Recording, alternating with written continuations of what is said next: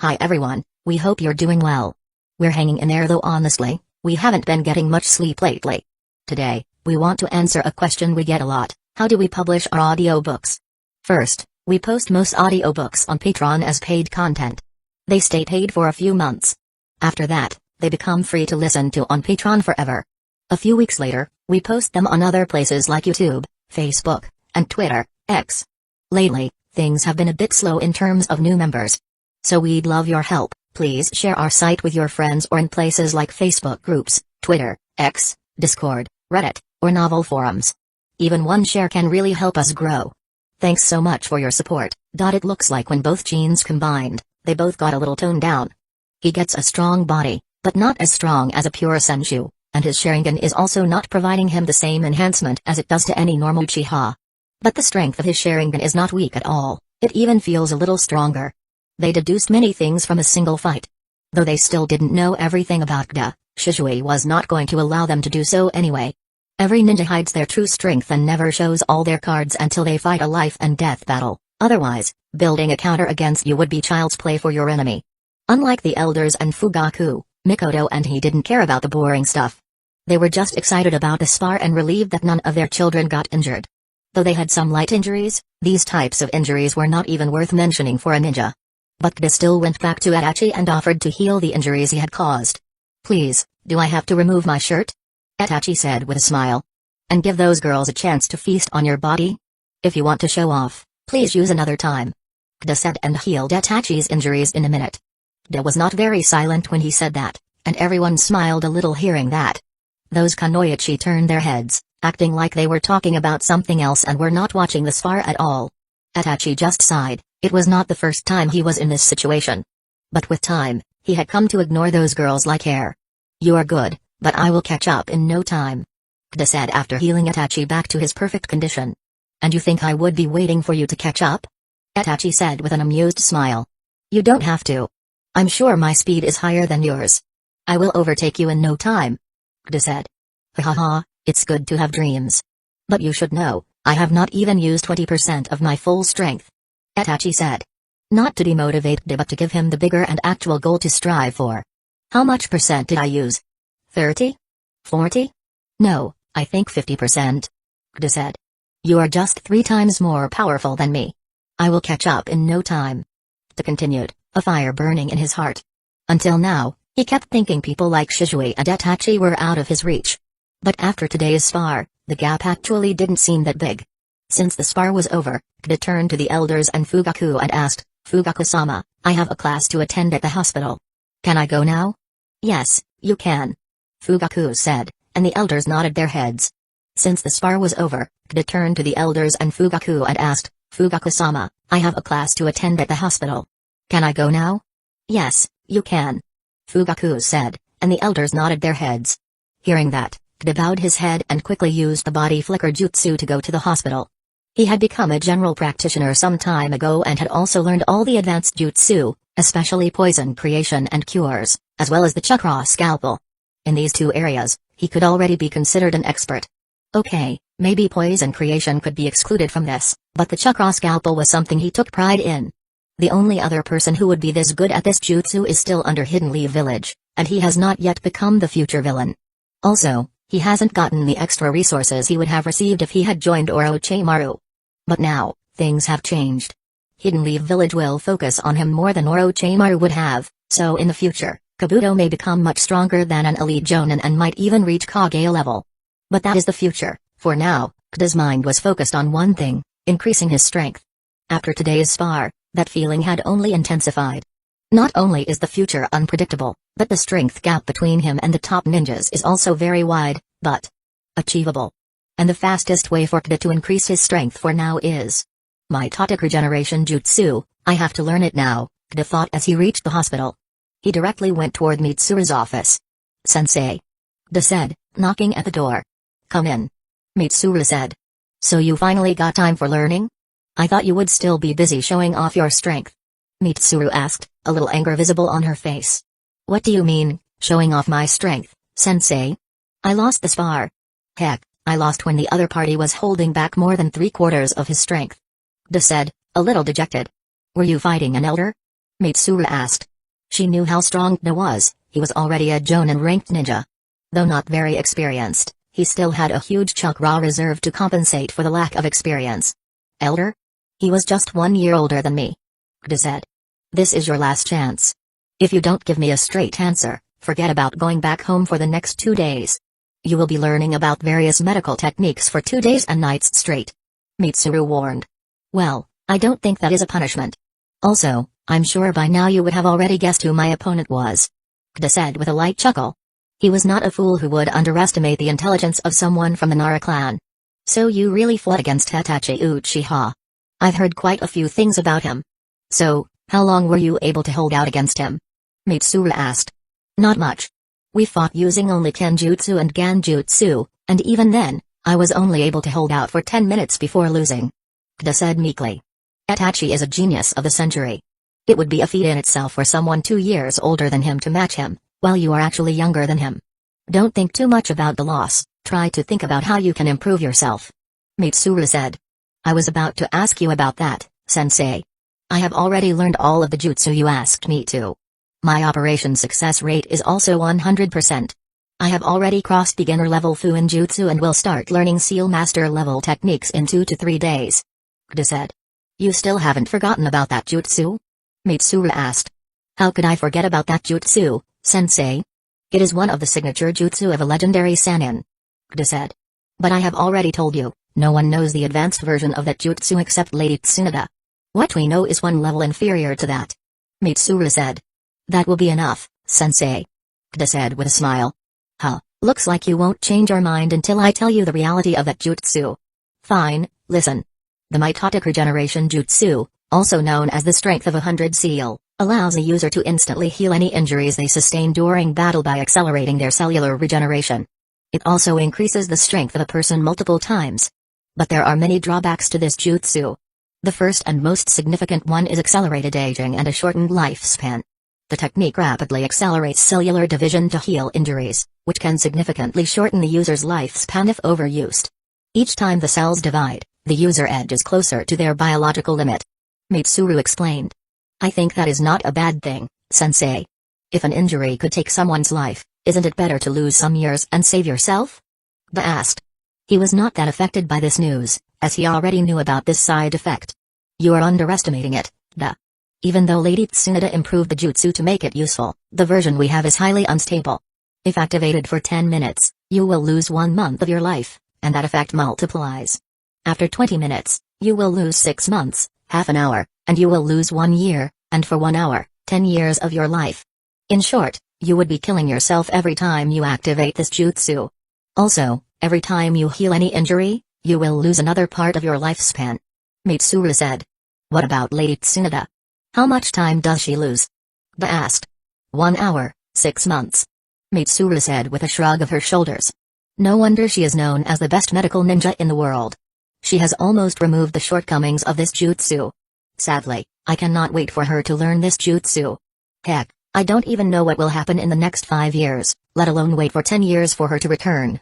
I will learn this version for now and modify it when I meet Tsunade in the future, Kda thought. I still want to learn this jutsu, sensei. Kda said. Huh, you are too stubborn for your own good. Fine, for the next month, I will teach you everything you need to know before learning this jutsu. As for Fuin Jutsu, I will tell you the concepts you need to master. Learn them, and we will start the process for you to learn that jutsu. Mitsuru said. Thank you, sensei. You are the best. Kda said with a wide smile. Mitsuru just nodded her head with a smile and gestured for Kda to leave. Kda bowed his head and left the office. Oh, I forgot to tell him about the pain part. Well, let it be a surprise for him, Mitsuru thought with a villain-like smirk on her face. Kda was rereading some of the books when a nurse came to him. Kda, Mitsuru-sama is calling you in room number 44. She said. Kda nodded his head and said. Okay, I will go now. Normally, the nurse would have to give Kda the same respect as any specialist, as he was a personal student of Mitsuru herself. But when Kda heard someone thrice his age calling him Kda-sama, he firmly refused and insisted everyone call him by his name. Everyone was actually happy that their new boss was going to be such a humble person. According to everyone, Kda was going to succeed Mitsuru as the head of the emergency response department for sure. Kda went to room number 44, where he once again saw a familiar scene in front of him. Mitsuru was standing in front of a stretcher, which was covered by a white cloth. "Sensei, are we once again going to practice on a corpse?" Kda asked. Mitsuru smiled and pulled the cover off the body, and Kda was a little shocked. The person was very much alive and horrified, his hands, legs, and waist tied to the stretcher. Even his mouth was gagged so that he could not make any sound. Chapter 221, Initial Preparation. This person is a bandit leader who has killed many innocent people, but that is not his biggest crime. He loves to kill newly married men and then rape their wives on their corpses. Mitsuru said, waiting for Kda's reaction. Kda only showed a little anger but nothing much. He had already witnessed such vile acts many times when he read the memories of so many bandits previously. "The reason I told you that is so that you won't pity him for what is going to happen next," Mitsuru added. Kda just nodded his head and went near Mitsuru. She directly started the class. "For my Tautic regeneration jutsu, you need a clear understanding of how a human body works, what each organ, skin tissue, bone, and blood is made of, and how you can reconstruct it. For that, we are going to use him," Mitsuru said. Kda nodded again as Mitsuru started putting on her gloves and took out a scalpel.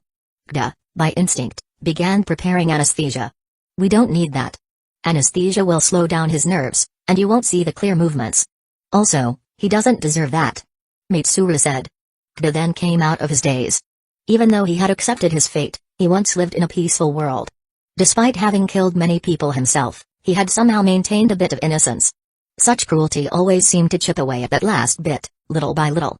After returning to normal, Kda decided to treat the bandit as a dead body and started paying attention to what Mitsuru was teaching. She cut open the bandit's stomach, removed a piece of the liver, and asked Kda to regrow it. Kda simply used the healing palm jutsu and regrew the liver, which only took him 35 seconds. Mitsuru nodded her head, then cut a section of the bandit's intestines. This time, Kda took a full 7 minutes to grow the intestines, and even then, they were not usable. "What did I do wrong, sensei?" Kda asked. "In reality, nothing. I simply asked you to do the easiest and most difficult tasks side by side without teaching you, just to show you the difference," Mitsuru said.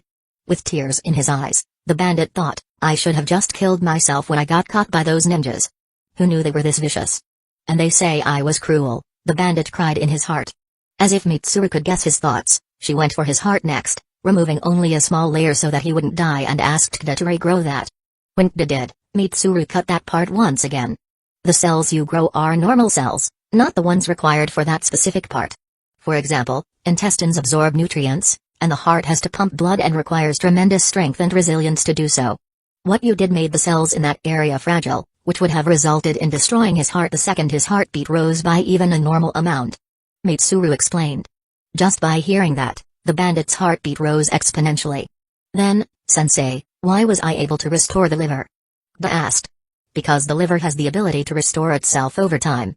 When you provided it with healing chakra and nutrients, it actively guided the nutrients to repair itself. Sadly, other body parts don't have this ability, so you will have to learn how to restore each part separately," Mitsuru said. Kda nodded, fully ready to devote himself to learning. Mitsuru was pleased to have such a dedicated student, while the bandit cried over his luck, promising any god that would listen that he would be a saint in his next life if he could just die painlessly now. He had no thoughts of escaping from this place at all. After learning until 4 p.m., Kda was able to restore an intestine a little better than before, but it was going to take time to fully restore the body parts to a normal state. Mitsuru stopped Kda and said, "That's enough for now. We'll continue this tomorrow. This is the list of things you should know in Fuinjutsu before even thinking about my Tautic regeneration jutsu," she said, handing Kda a piece of paper. Kda took the paper and said, "I will try to learn them as soon as I can, sensei." Mitsuru just nodded her head and left for her office. She was very happy that she didn't have to do any paperwork, otherwise, with how things were going in the village, even using every last bit of chakra to make shadow clones wouldn't have been enough to complete it, just like her coworkers. Now they were cursing themselves and their luck forever, suggesting that the position of Mitsuru if Kda didn't become a general practitioner, otherwise they would have to do Mitsuru's paperwork for 3 months. There was still some time before that deadline. As Mitsuru left, Kda read the list she had given him. 1.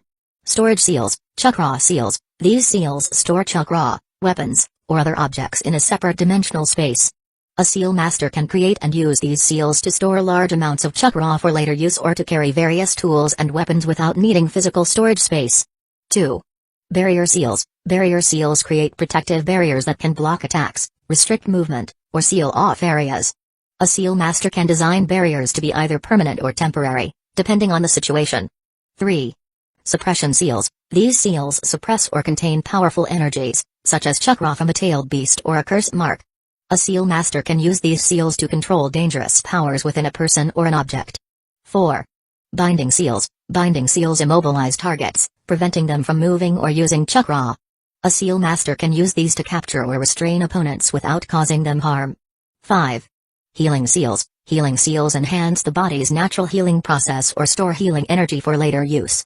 A seal master could use these in conjunction with medical jutsu to create powerful restorative effects. 6. Reinforcement seals. Reinforcement seals enhance the strength, durability, or efficiency of other seals or physical structures. A seal master could use these to make existing seals more powerful or to reinforce physical objects or barriers. 7. Curse seals. Curse seals impose restrictions or afflictions on a target. A seal master can use these to place powerful curses that can weaken, control, or track others. 8. Time-delayed seals. These seals are designed to activate after a certain period or under specific conditions. A seal master can create seals that trigger effects like explosions, traps, or healing after a set time. 9. Complex array seals. These seals are intricate patterns that combine multiple sealing techniques into a single, powerful array. A seal master would be capable of designing and utilizing these arrays for complex tasks, such as large-scale protection or multi-layered traps. You could easily guess why each of these seals was necessary for learning mitotic regeneration jutsu. Chapter 222, Necessity. You could easily guess why each of these seals was necessary for learning the mitotic regeneration jutsu. He took the paper and went to Sora's house. "Good evening, sensei," Gdo said. Sora was standing in front of him, his eyes swollen for some reason. "It's already 4 p.m. Damn, this is taking so much time," Sora said. "Sensei, you are learning a jutsu that will qualify you as a grandmaster in Fuin Jutsu, and you're treating it as something trivial?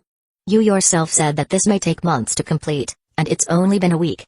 Why are you in such a hurry?" Gdo asked. "I'm not in a hurry, it's just that the effects are really exciting. I can't stop myself from working on it when I think about how the finisher array will look," Sora said. To become a grandmaster in Fuin Jutsu, knowledge of arrays and complex seals is not enough. You have to develop something new by yourself, and that innovation should benefit the community in some way. For example, the array that protects Sora's house was his father's invention, which made him a grandmaster in Fuin Jutsu. A grandmaster receives a huge amount of respect and a very high position in the village. Naturally, they have to work hard to reach that position. Leave that aside for now. Let's focus on you. I've been neglecting your progress for quite some time," Sora said. "How is that avoiding me? You always send one of your clones to look after my progress daily," Gdo asked. "I haven't taught you anything for the last 2 weeks. Luckily, you learned most of the basics on your own, and now we can start the next part," Sora said. "About that, sensei, there are some seals I want to learn before the others. Is that possible?" Gdo asked. "It depends on which seals you want to learn. Some seals can only be learned in sequence," Sora said. Gdo nodded and took out the paper Mitsuru had given him. Sora took the paper and skimmed through it. "You can learn these 8 seals without any prior knowledge, but this last one, complex array seals, is a very advanced concept and will have to be learned step by step. This is also the one that will take the most time for you to learn," Sora said, noting that an array that can combine multiple sealing techniques into a single, powerful array is a very difficult concept to master. It's also the first step for someone to start the journey to becoming a grandmaster. "Why do you want to learn these seals first anyway?" Sora asked, though he already had an idea. "Sensei, as I told you, I want to learn the mitotic regeneration jutsu. These seals are the ones I need to know for that," Gdo said.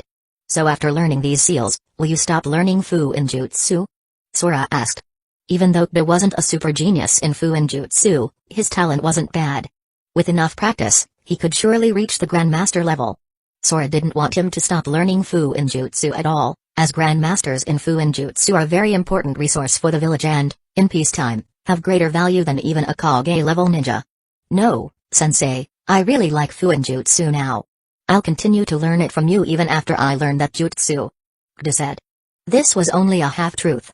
Even though he liked Fuin Jutsu, becoming a grandmaster in Fuin Jutsu is not easy at all. Sora, who was going to become a grandmaster at the age of 28 to 29, could be considered a once-in-a-century genius. Normally, every grandmaster is someone in their 50s. Giving that much time to Fuin Jutsu for a stable life would once have been good for someone who didn't know the future. Even though grandmasters were important for a village, in front of people like Akatsuki, Pain, and Madara, they would just become cannon fodder.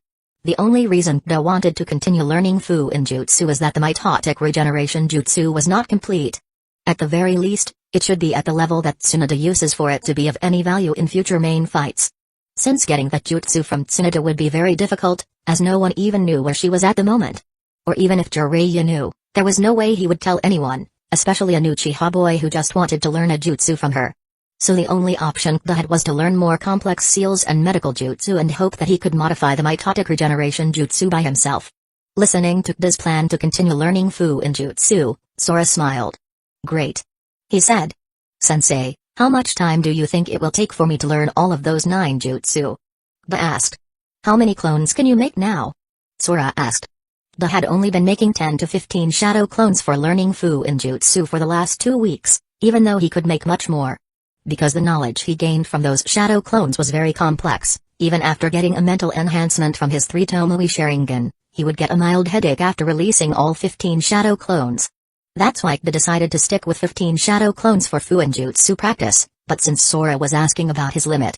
Sensei, I can only make 120 shadow clones at the moment, but according to my experience with the chakra reserve I have, I should be able to make more than 250. I asked my brother about this, and he said it was because my brain was trying to protect itself, and making more than this may cause permanent damage from information overload. Kida said. He's correct. And what do you mean only 120? I can only make 28 shadow clones, and that's my limit, and you call 120 only? Huh, this world is truly unfair. Sora said, shaking his head. Kida just smiled awkwardly. Since you can make 120 shadow clones, that means 30 shadow clones for Fuin Jutsu should be feasible for you. Sora said. Fuin Jutsu is a complex and challenging subject that requires higher mental capacity, which is why only 25% of the total shadow clones could be used to avoid information overload. Kida nodded his head, understanding that 30 should be his limit. So if you use all 30 shadow clones, you'll need 1 month for these first 8 jutsu at the very least, and for this last one, maybe 2 to 3 more months. Sora said. Kida nodded, understanding that it was already quite fast and didn't ask if he could learn it any faster. Even though Mitsuru had said that he would need 1 month to learn the medical jutsu, he could just perfect and practice it for the next 2 months before learning the main jutsu. Then, Sensei, can we start now? Kida asked. Of course. I also want to see what's so special about that jutsu that it requires so much preparation. Sora said. He was naturally interested in the jutsu formed by combining 2 different fields together. Sensei, as I said before, Mitsuru-sensei forbade me from sharing that jutsu with anyone. Kida said with a slightly guilty voice.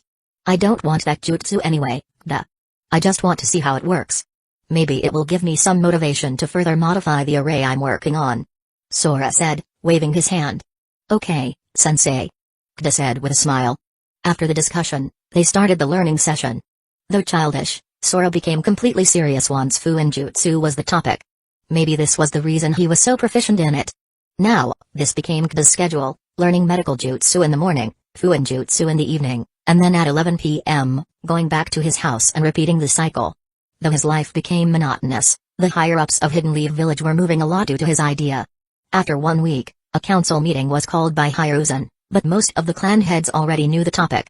Fugaku had made sure there would be no major obstacles in the meeting, and since he had the support of Hiruzen, things went well. Chapter 223, Council Meeting for Future. The council room was filled with the elders and clan heads of Hidden Leaf Village's various clans. Hiruzen Saratobi, the 3rd Hokage, sat at the main seat with Narashikaku beside him, occupying the seat of Jonin Commander. The atmosphere was tense, everyone aware that this meeting would bring about significant changes. Hiruzen began, his voice calm but authoritative. Thank you all for coming. Today's meeting is crucial for the future of Hidden Leaf Village. After careful consideration and discussions, we have made a decision regarding the balance of power within the village. We don't have to keep up the facade anymore. Everyone here knows about the undercurrents in the village for the last 2 weeks. He glanced at Fugaku Uchiha, who took that as his cue to stand. Shizue Uchiha will be joining the Anbu Black Ops, and to maintain the power balance among Hidden Leaf Village's clans, he will also be leaving the Uchiha clan. This decision was not made lightly, but it is necessary. We Uchiha want to fully cooperate with everyone from now on and expect the same in return. Murmurs spread through the room as the various clan heads digested the news. Many had already heard rumors, but some of the smaller clans and elders were still unaware. Yet, there was no dissatisfaction. Most saw this as a necessary step. Uchiha clan having 2 Kage-level ninja, along with their already massive ninja population, would be a thorn in the side for many present. If the meeting had ended here, everyone would have been satisfied, but Hiruzen had one more announcement. Additionally, Naruto Uzumaki will be placed under the care of the Anbu. Shisui, who is already one of our most powerful shinobi, will be personally responsible for Naruto's safety and upbringing.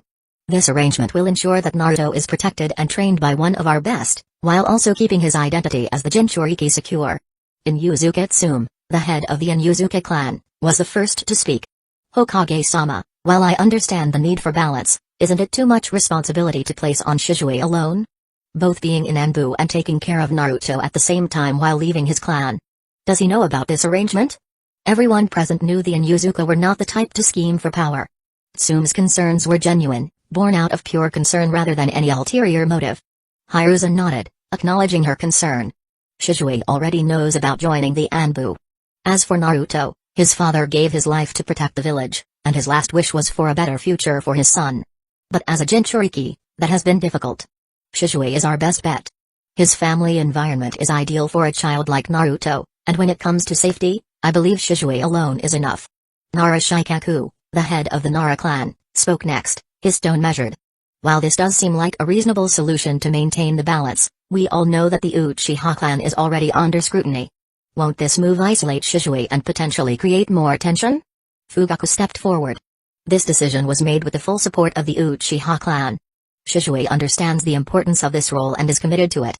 We believe that by placing him in Anbu and distancing him from the clan, we can help alleviate any concerns about the Uchiha's influence. Our strength is the village's strength. It doesn't matter where Shisui is, as long as he is in Hidden Leaf Village, the overall strength remains the same, and that's what matters to us. This carefully planned response, prepared by Hiruzen and Shikaku, portrayed the Uchihas making a sacrifice for the village, reducing opposition to the new decision significantly. Despite the clan head's acceptance, the village elders, Hamura Midokado and Koharu Udatane, were not as easily convinced. Koharu spoke up, her voice tinged with disapproval. Hiruzen, are you sure this is a wise decision? Allowing a Uchiha to be so close to Naruto, the Jinchuriki, could pose a significant risk. We should reconsider this arrangement. Hamura nodded in agreement. Shisui may be loyal, but the Uchiha clan's history cannot be ignored. We need to ensure that Naruto is protected, not used as a tool for any clan's ambitions. If eyes could kill, Fugaku's glare would have done so 100 times over. But before he could say anything offensive, Hiruzen intervened. Hiruzen's gaze hardened as he looked at the two elders. Why does this sound familiar? Ah yes, a certain snake used these same words to isolate the son of a hero, making his life miserable just so he could control the boy. And that was the lightest of his crimes. He paused, letting his words sink in before continuing. I'm not in the mood to even discuss this point anymore. We all know that if the Uchiha wanted to do anything, the day of the Nine Tails attack was perfect for that. Most of the village's forces were either dead or distracted, yet they helped us, even when we indirectly blamed them for being traitors.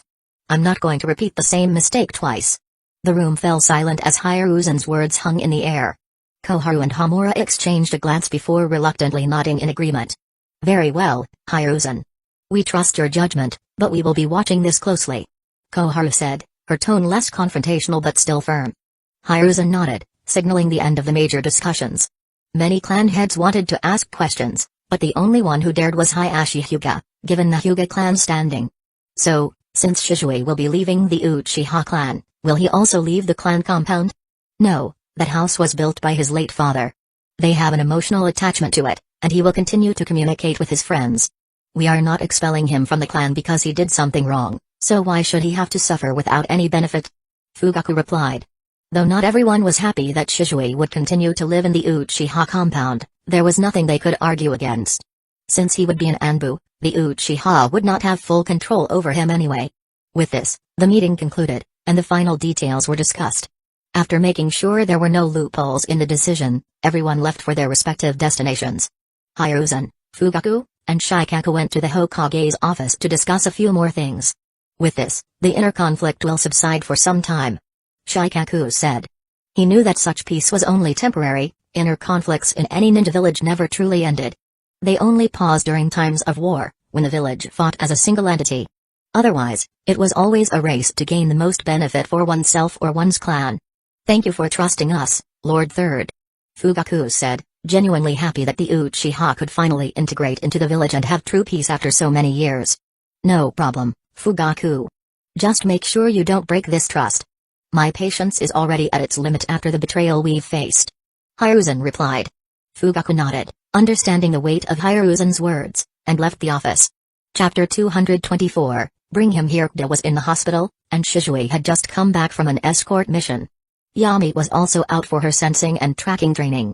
Shizue was resting in the hall when a messenger came and knocked on the door. Shizue, check who is at the door. He ordered. I just sat down, Shizue grumbled in his mind as he got up to see who had arrived. 1 p.m. was never an optimal time for visitors. Sir, Fugaku-sama is calling you to his office. The messenger said as soon as Shizue opened the door. Shizue already knew the council meeting took place today, which was why he had returned so quickly. Normally, he would have taken an extra day to come back. Okay. Shizue replied. After receiving confirmation, the messenger went back to the office. Seeing that the messenger was a regular worker from headquarters and not a jonin under the clan head, Shizue understood that nothing bad had happened during the meeting. Fugaku must be calling him to relay the results. Mom, I'm going out for a second. Fugaku-sama is calling me. Shizue said. Okay, but come back before lunch. He called out from her room. Good afternoon, clan head. Shizue greeted as he entered the office. I'm not your clan head from now on. Shizue, from today, you are no longer a part of the Uchiha clan.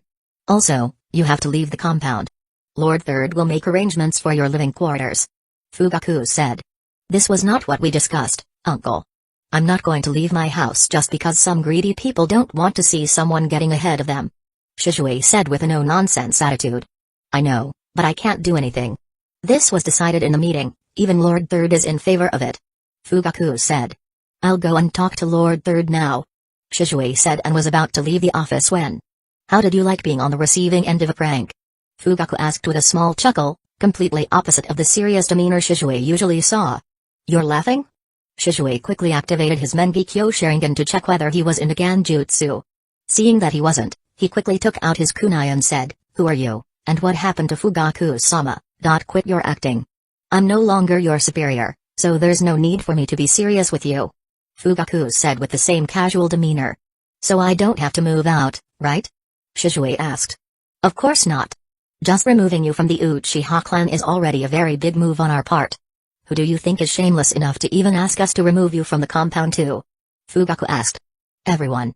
Shizue said without waiting a second. I mean in front of everyone. Fugaku clarified. No one. Correct. Also, Lord Third has allowed you to take custody of Naruto. You will be responsible for his safety and upbringing from now on. Fugaku said. No one objected? Shizue asked, as this was his major concern. Naruto is a very important asset to Hidden Leaf Village, there's no way the Uchiha would be allowed to keep him under their wing. Why would they object to leaving him under the care of an Anbu? Fugaku asked. Great. Shizue said, understanding that the plan had worked. Great. So I'll bring him to my house right now. Shizue said. As you wish, but first, go to the Hokage building and register as an Anbu. Even though this is just a formality, we don't want anyone to use this against us. Fugaku said, knowing that some higher-ups could be quite petty. Shizue nodded and left the office. First, he went home to tell his mom about the new arrangement. She was obviously happy about it and asked Shizue to bring Naruto as soon as possible. That boy had already suffered so much, there was no need to let him stay there any longer than necessary.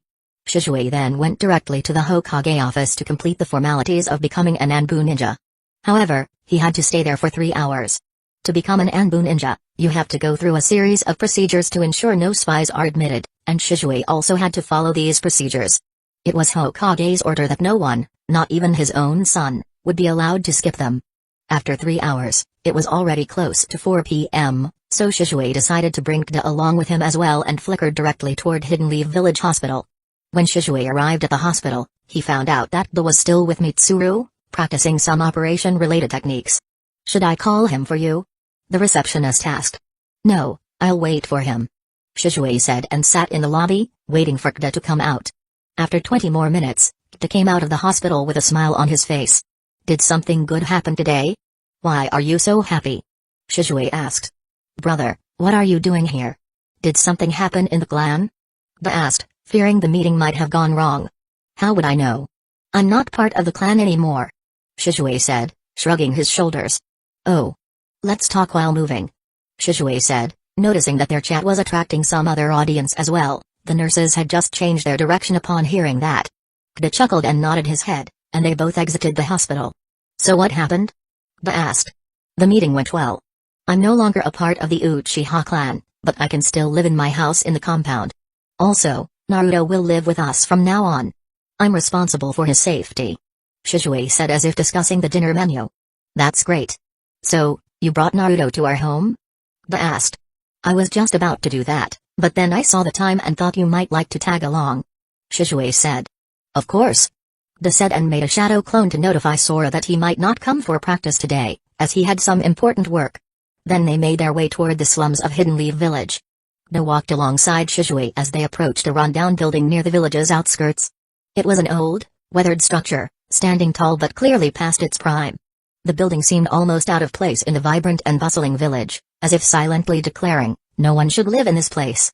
This was where Naruto Uzumaki, the son of the fourth Hokage, had been living.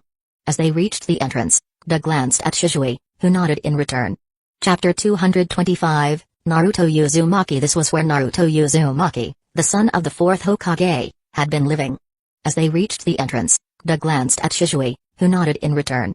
Shizue knocked on the door, the sound echoing through the empty hallway. A moment later, the door creaked open to reveal a small, blonde boy with bright blue eyes that were wide with fear and uncertainty. Naruto had grown accustomed to being alone, and visitors were rare, especially those who looked like shinobi. The reason for his fear was that sometimes, ordinary people would hit him to release their frustration, even when he had done nothing wrong. Since shinobi are far stronger than regular people, if they decided to hit him, it would surely hurt a lot. Fortunately, Kda and Shizue did not hear his thoughts, otherwise, someone from the neighborhood would have gotten the beating of their life. Shizue crouched down to Naruto's level, offering a gentle smile. Hello, Naruto. My name is Shizue, and this is my brother Kda. We've come to talk to you about something important. Naruto stepped back slightly, his small hands gripping the doorframe as he eyed them warily. What do you guys want? He asked, his voice trembling. Kda, noticing the fear in Naruto's eyes, knelt beside Shizue. We're not here to hurt you, Naruto. We're here to tell you that, from now on, you'll be living with us. We will be family from now on. Naruto's eyes darted between the two, his mind racing. He had heard many things about the Uchiha, some good, some bad, but he had never expected them to come to him like this. His life had been filled with loneliness, the stares of the villagers like they were looking at some type of monster or a disgusting thing, the whispers behind his back, and the fear that always seemed to follow him. He didn't understand why they were here, why they cared. Why? Naruto whispered, his voice small and unsure. Why do you want me to live with you? Shizue's expression softened, and he reached out to gently place a hand on Naruto's shoulder. Because no one should be alone, especially not someone as small as you. You deserve to be loved and cared for, just like everyone else. Kda smiled warmly. For a moment, Naruto hesitated, his eyes still filled with doubt. But as he looked into Shizue's and Kda's eyes, he saw something he hadn't seen in a long time, kindness, warmth, and genuine care. Slowly, the tension in his small body began to ease, and he let go of the doorframe. He was just a small boy who had only suffered in his life until now. When someone said they would take care of him, his heart first doubted the reality, but seeing that they were actually showing so much genuine care for him, he simply let go of any doubt in his mind. Really? Naruto asked, his voice barely above a whisper. Shizue nodded. Really? We're here for you, and we will always be with you from now on. Tears welled up in Naruto's eyes, and before he knew it, he had thrown himself into Shizue's arms, clinging to him as though he were a lifeline. Shizue held him close, his arms wrapped protectively around the small boy, while Kda gently patted Naruto's back, offering silent support. It's okay, Naruto. Kda said softly. Naruto sobbed quietly, overwhelmed by the kindness and warmth he had so desperately longed for. He had been so scared, so alone, but now, in the arms of his new family, he felt a glimmer of hope, a hope that maybe, just maybe, things would get better. After a few moments, Naruto pulled back, wiping his tears with the back of his hand. He looked up at Shizue and Kda, his eyes still red but now filled with a tentative smile. Thank you. Naruto whispered, his voice shaky but sincere. Shizue smiled, ruffling Naruto's hair. No need to thank us, Naruto. We're family now, and family takes care of each other. Da also smiled at Naruto. Come on, pack your bag. You're coming with us right now. Da said. Naruto quickly nodded his little head and ran back inside to pack his belongings. Da and Shizue initially smiled at the sight, but as Naruto started packing, the smiles on their faces vanished. He took out an old cloth bag, mostly used to deliver food, and placed an old bowl and chopsticks in the bag. Then, he took off his clothes, which were most certainly washed by him, as they were still dirty. He was about to place his clothes in the same bag when Da said, Naruto, leave those things. You don't need them anymore. Why? Oh, don't worry, I'll wash them clean afterward. They won't dirty your house, believe it. Naruto said with a resolute expression. Da and Shizue were speechless at Naruto's reply. Da just sighed and thought, maybe Denzo deserved some more hours of torture. I may have released him too soon. Shizue shared the same thoughts. No, since you're going to be the youngest member of our family from now on, I have to give you some gifts, right? Shizue said, picking up Naruto like he was as light as a feather. Naruto had a questioning look on his face. Shizue just smiled and took Naruto out of his house. Da gave a quick glance around the room to see if there was something important to Naruto. The most significant thing Da found that Naruto might miss was the bowl of noodles. He just sighed and followed behind Shizue. They went to a nearby shop to buy some new clothes, but as soon as they entered, the shopkeeper gave Naruto a disgusted look, like he was seeing something rotten. Seeing the look in the shopkeeper's eye, Naruto remembered how everyone usually behaved toward him. He quickly hid his face in Shizue's shoulder. Seeing this, Shizue sighed and passed Naruto to Da. Take him outside and buy him some candy. I have something to discuss with the shopkeeper. Da nodded and went outside. Once they were gone, the smile on Shizue's face disappeared. He turned to the shopkeeper, his eyes dark red with the 3 tomoe of the Sharingan spinning. He grabbed the shopkeeper by the collar. Listen, you piece of shit. That boy you just gave that disgusting look to is my brother, and if you ever do that again, I will personally show you what true hell looks like. Am I clear? The shopkeeper was so frightened that he couldn't even speak. He just frantically nodded his head. Even though he didn't know who the young man standing in front of him was, just seeing the 3 tomoe of the Sharingan was enough to instill fear. A Jonin, and that too from the Uchiha clan, there was no way a civilian like him could even think of offending him. I don't want to have to tell everyone in this area. Make sure you inform them that Naruto is now Shizue Uchiha's younger brother, and I will not tolerate any rude behavior toward him. Am I clear? Shizue asked again. Shizue Uchiha. The Shizue Uchiha. The shopkeeper finally lost it, and his legs gave out. Shizue let go of his collar and said, Get up. I'm not going to do anything to you. Just make sure you don't mistreat him anymore. Yes, sir. I won't even do it in my dreams. As for getting up, please give me a minute. The shopkeeper said. Shizue maintained his stern demeanor and went out to bring Da and Naruto back.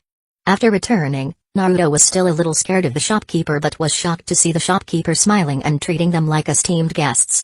Is it because I have a family now? Naruto thought. Shizue and Da picked out some clothes for Naruto and then went on a shopping spree, buying everything from shoes, socks, and a toothbrush to toys. This was the first time in his 4 years of life that Naruto was this happy. Chapter 226, Family. Shizue and Da picked out some clothes for Naruto, then went on a shopping spree, buying everything from shoes, socks, toothbrushes, etc. They also bought some toys for Naruto too. This was the first time in 4 years of his life that Naruto was this happy. After getting everything they needed, Shizue and Da made their way toward the Uchiha compound.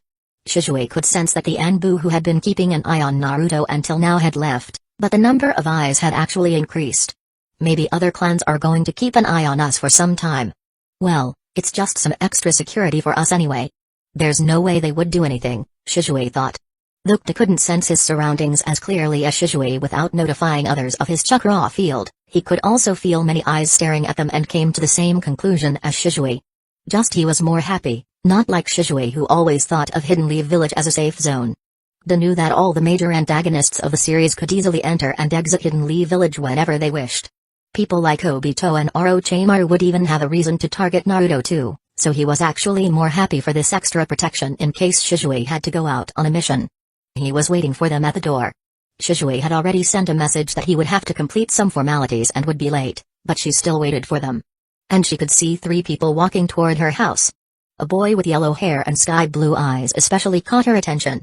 In that little boy, she could see the image of another young boy who once became a beacon of hope for all of Hidden Leaf Village and at last gave his life for the same village.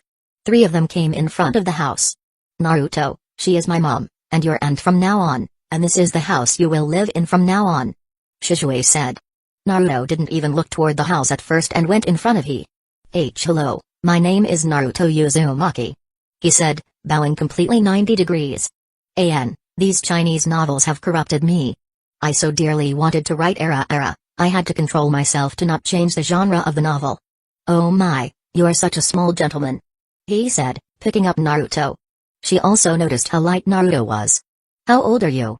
He asked with the same smile, but with a little curious tone in her voice. I am 4 years old, ma'am. Naruto said with his characteristic smile, with all of his teeth fully visible. Shizue and Da had already told him about he and Yami, and since he was also so kind toward him, he became a little relaxed. You can call me Auntie, Naruto. What do you eat normally? He asked, a little worried now. Naruto was way too light according to his age. Akiraku ramen. Aside from that. He smiled, every child loves to eat that once in a while. Different flavors? Naruto asked. No, I mean, what do you eat as food daily, like rice, curry, fish? He asked. Only Akiraku ramen. I once tried to eat in a different stall, after saving some money from my pocket money, but they kicked me out, saying I was not allowed to eat there. Naruto said with his face down. So you only eat ramen, and nothing else? He asked, a little shocked, also changing the topic a little. She knew what type of things happened to him until now. Naruto nodded his head but then said, oh. I am also learning to make instant ramen myself. Ayame-san, Ikiraku's daughter, is teaching me. Naruto said, once again becoming cheerful. Sigh. Well, it's thanks to Akiraku that he even ate anything, and I could not actually help Naruto too much otherwise Root may have taken action against him. Also, it's thanks to his excellent genes and Kurama that he is not so malnourished, otherwise, we would have been taking care of a skeleton, Kida thought but didn't say anything. He also knew what was going to happen next. Come inside, I had prepared lunch for everyone. He said. Though it was already 5 p.m., all of them were still hungry. Gr. Naruto's face became red. Well, it was not in his control anyway. The smell of he cooking was already coming till the gate, and everyone was already hungry. I was hungry too, let's go. Shizue said, entering the house. He also put Naruto down, and all 3 of them followed Shizue to the dining room. The table was full of food, bread, curry, fried chicken, and even fish. When Naruto saw all that, a pond of drool went in his mouth. He was about to sit on a chair when he said, wait a minute, Naruto. Naruto froze in his place, fearing he may not be allowed to sit with them, or he would get something else to eat, and this was not for him. His experience until now had made him quite paranoid. This is a 4-year-old Naruto, who has still not become the prankster we all knew. He is just a small child who everyone just bullied. If not for fear of Kurama coming out of Naruto, he may have been beaten to death a few times too. I know this is absurd, but this is what I think about Denzo. Before his mind could form any more theories, he continued, before eating, you have to wash your hands. Oh, yes. Naruto quickly face went back to normal from the fearful expression, but Shizue and Da already noticed that, though they didn't do anything, Naruto would naturally become accustomed to the family with enough time. Now that he was going to live with them, there was no reason to rush things. After washing his hands, Naruto joined Shizue and Da at the table, and he started serving food to Naruto. Naruto quickly picked up chopsticks and started eating the food, but he was not very good at it and spilled a little on his clothes. Wait, Naruto, let me help. He said, picking up Naruto's rice bowl and started feeding him. Sob sob. It is delicious. There, no need to cry. He said, patting Naruto's head. Da and Shizue just smiled, not saying anything and letting he deal with Naruto. She was much better than them at that anyway. After sobbing a little, Naruto once again started eating, and to everyone's surprise, he ate twice the amount Shizue or Da would normally eat. Were you guys starving this poor boy, on your way back? He asked. No, we bought him some snacks when we were coming here. Shizue said, still a little astonished about the appetite of such a small. He once ate 30 bowls of ramen in the anime, so eating this much food should be normal for him, Da thought with a small chuckle which went unnoticed by he. After finishing the food, he removed all the plates and said, Naruto, your clothes are a little dirty, and your hair is sticky too. Come, I will bathe you. He said, rubbing Naruto's hair. No aunt, I will take a bath on my own. Naruto said with a red face. Chapter 227, Family, Part 2, No, and, I can take a bath on my own. Naruto said, his face turning red. Look at him, getting all shy. Okay, you go and take a bath with Shizui. I'll prepare your room in the meantime. He said. Naruto kept his head down to hide his embarrassment and only nodded, while everyone else laughed at his expense. Shizui led Naruto to the bathroom, where the bathtub was already filled with hot water. He removed his clothes and then moved to help Naruto with his. Naruto unconsciously resisted. Shizui, thinking he was just being shy, removed Naruto's shirt and was shocked once again when he noticed bruises on Naruto's back. And Naruto, when did you get these injuries?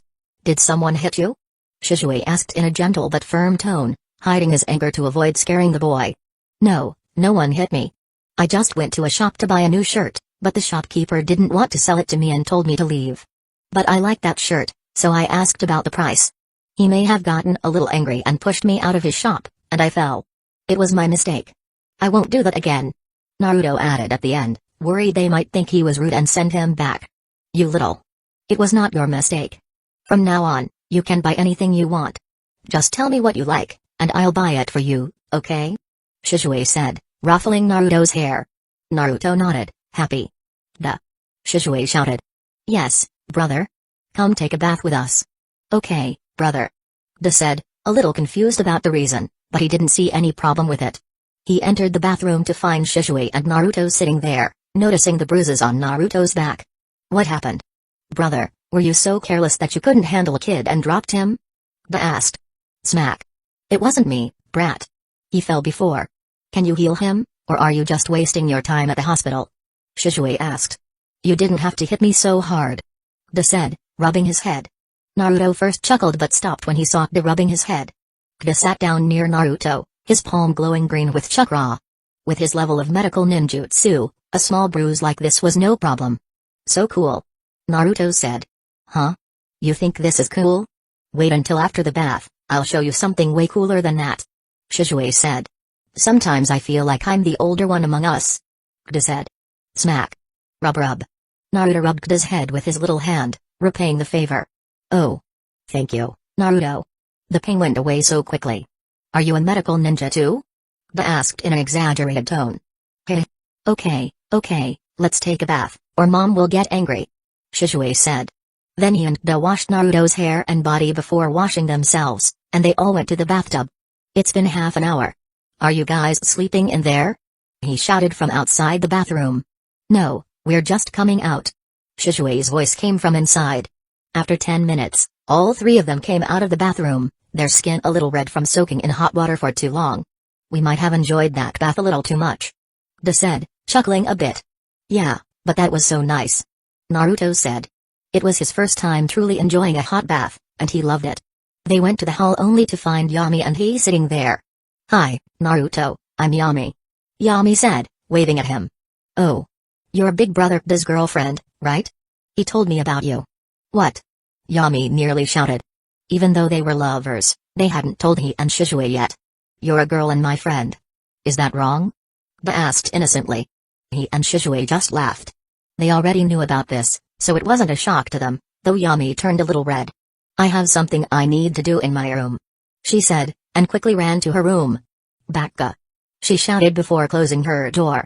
Everyone chuckled except Naruto, who was a little confused about what had just happened. Oh. I almost didn't recognize you now, Naruto. You're looking so cute. He said, focusing on the trio. Thank you. Naruto said shyly. Come on, let me show you your room. He said, leading Naruto to his room, which was right next to hers. The room was decorated for a small boy by he. It had everything, a bed, a chair, a table, an almirah, and a big mirror on the wall, all adjusted for a small boy. Do you like it? He asked. I love it. Thank you, Auntie. Naruto said, bowing a little. I wish my son were as well-mannered as you, Naruto. He said, sighing a little. Mom, I can hear you. Shizui said, sounding hurt. I wanted that, so you can learn a thing or two from your little brothers. He said. Don't worry, Aunt. I'll teach him well. De said, patting his chest. Smack. One is already affected by him. He said, sighing once again. Naruto, make sure not to learn their behavior. He said, pointing her finger in Kida and Shizui's direction. Somehow, I feel like we're being treated as bad influences. Shizui said. Such sharp intuition. Are you using your Mangekyo? De said, as Shizui was pointing out the obvious. Smack. If this were a cartoon, Kda would have 4 to 5 bumps on his head by now from all the punches he got from Shisui. Naruto and he just chuckled, seeing all this. Chapter 228, Devil? Great, so from now on, this will be your room, Naruto. The room next to this one is mine, so just call me whenever you need anything, okay? He said. Yes, Auntie. Naruto replied with a big smile on his face. After that, Kda spoke up, since everything is settled, I'll head back. I've got Fuinjutsu to study. Shisui and he nodded in agreement, and Kda left to return to Sora's place to continue his Fuinjutsu lessons. The next few days were wonderful for Naruto. He now had 2 brothers, a sister, and a mother-like aunt, almost a complete family. Gradually, his old, sad memories began to fade, replaced by new, happier ones. Shisui played with him in the mornings, and Yami joined him in the evenings. He had many children's storybooks to read, toys to play with, and everything else a child could wish for. Finally, Naruto felt like he was part of a real family. The number of spies watching Naruto gradually decreased each day, until finally only 3 remained, 2 Anbu ninjas and 1 from the Hyuga clan. These 3 were responsible for keeping an eye on the village's only Jinchuriki. The Hyuga were particularly suited for this task, as they could see through walls, doors, and had a wide range of coverage, making them invaluable for surveillance. One of the Anbu stationed there was also a Hyuga, a decision made to maintain vigilance without being too intrusive. One day, on his way to the hospital, Kda had an interesting thought. Naruto never really had a true drive to become stronger. He just wanted a family, someone who loved him, so he wouldn't be lonely anymore. Hiruzen manipulated him into believing that becoming Hokage would help him achieve that, so Naruto set that as his goal. But what if the Uchiha massacre happens? Just like Sasuke, Naruto might also seek revenge.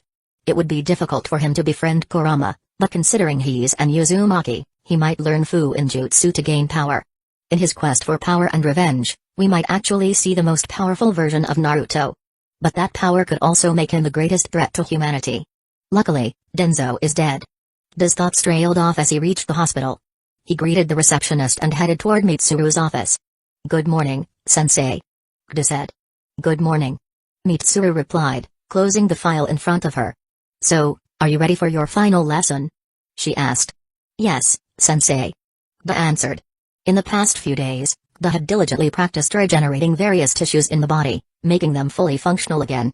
Now, only the brain remained, the most complex part of all.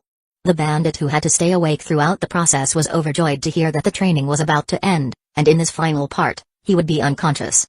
Sensei, I've been meaning to ask, why has that bandit been so cooperative all this time?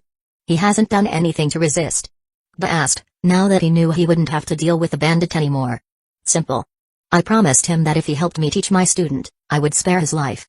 He would just be sent to work in the mines and live a normal life as a miner. Mitsuru said, shrugging her shoulders. Are we really going to let him live after what he did, just because he helped me? Kda asked, clearly unhappy with the idea. When did I say that? It was just an excuse. Don't you think it will be interesting when I tell him it was all a joke? Mitsuru said with an innocent smile on her face. But Kda felt a chill run down his spine. He could almost see a devil's face behind Mitsuru's innocent expression.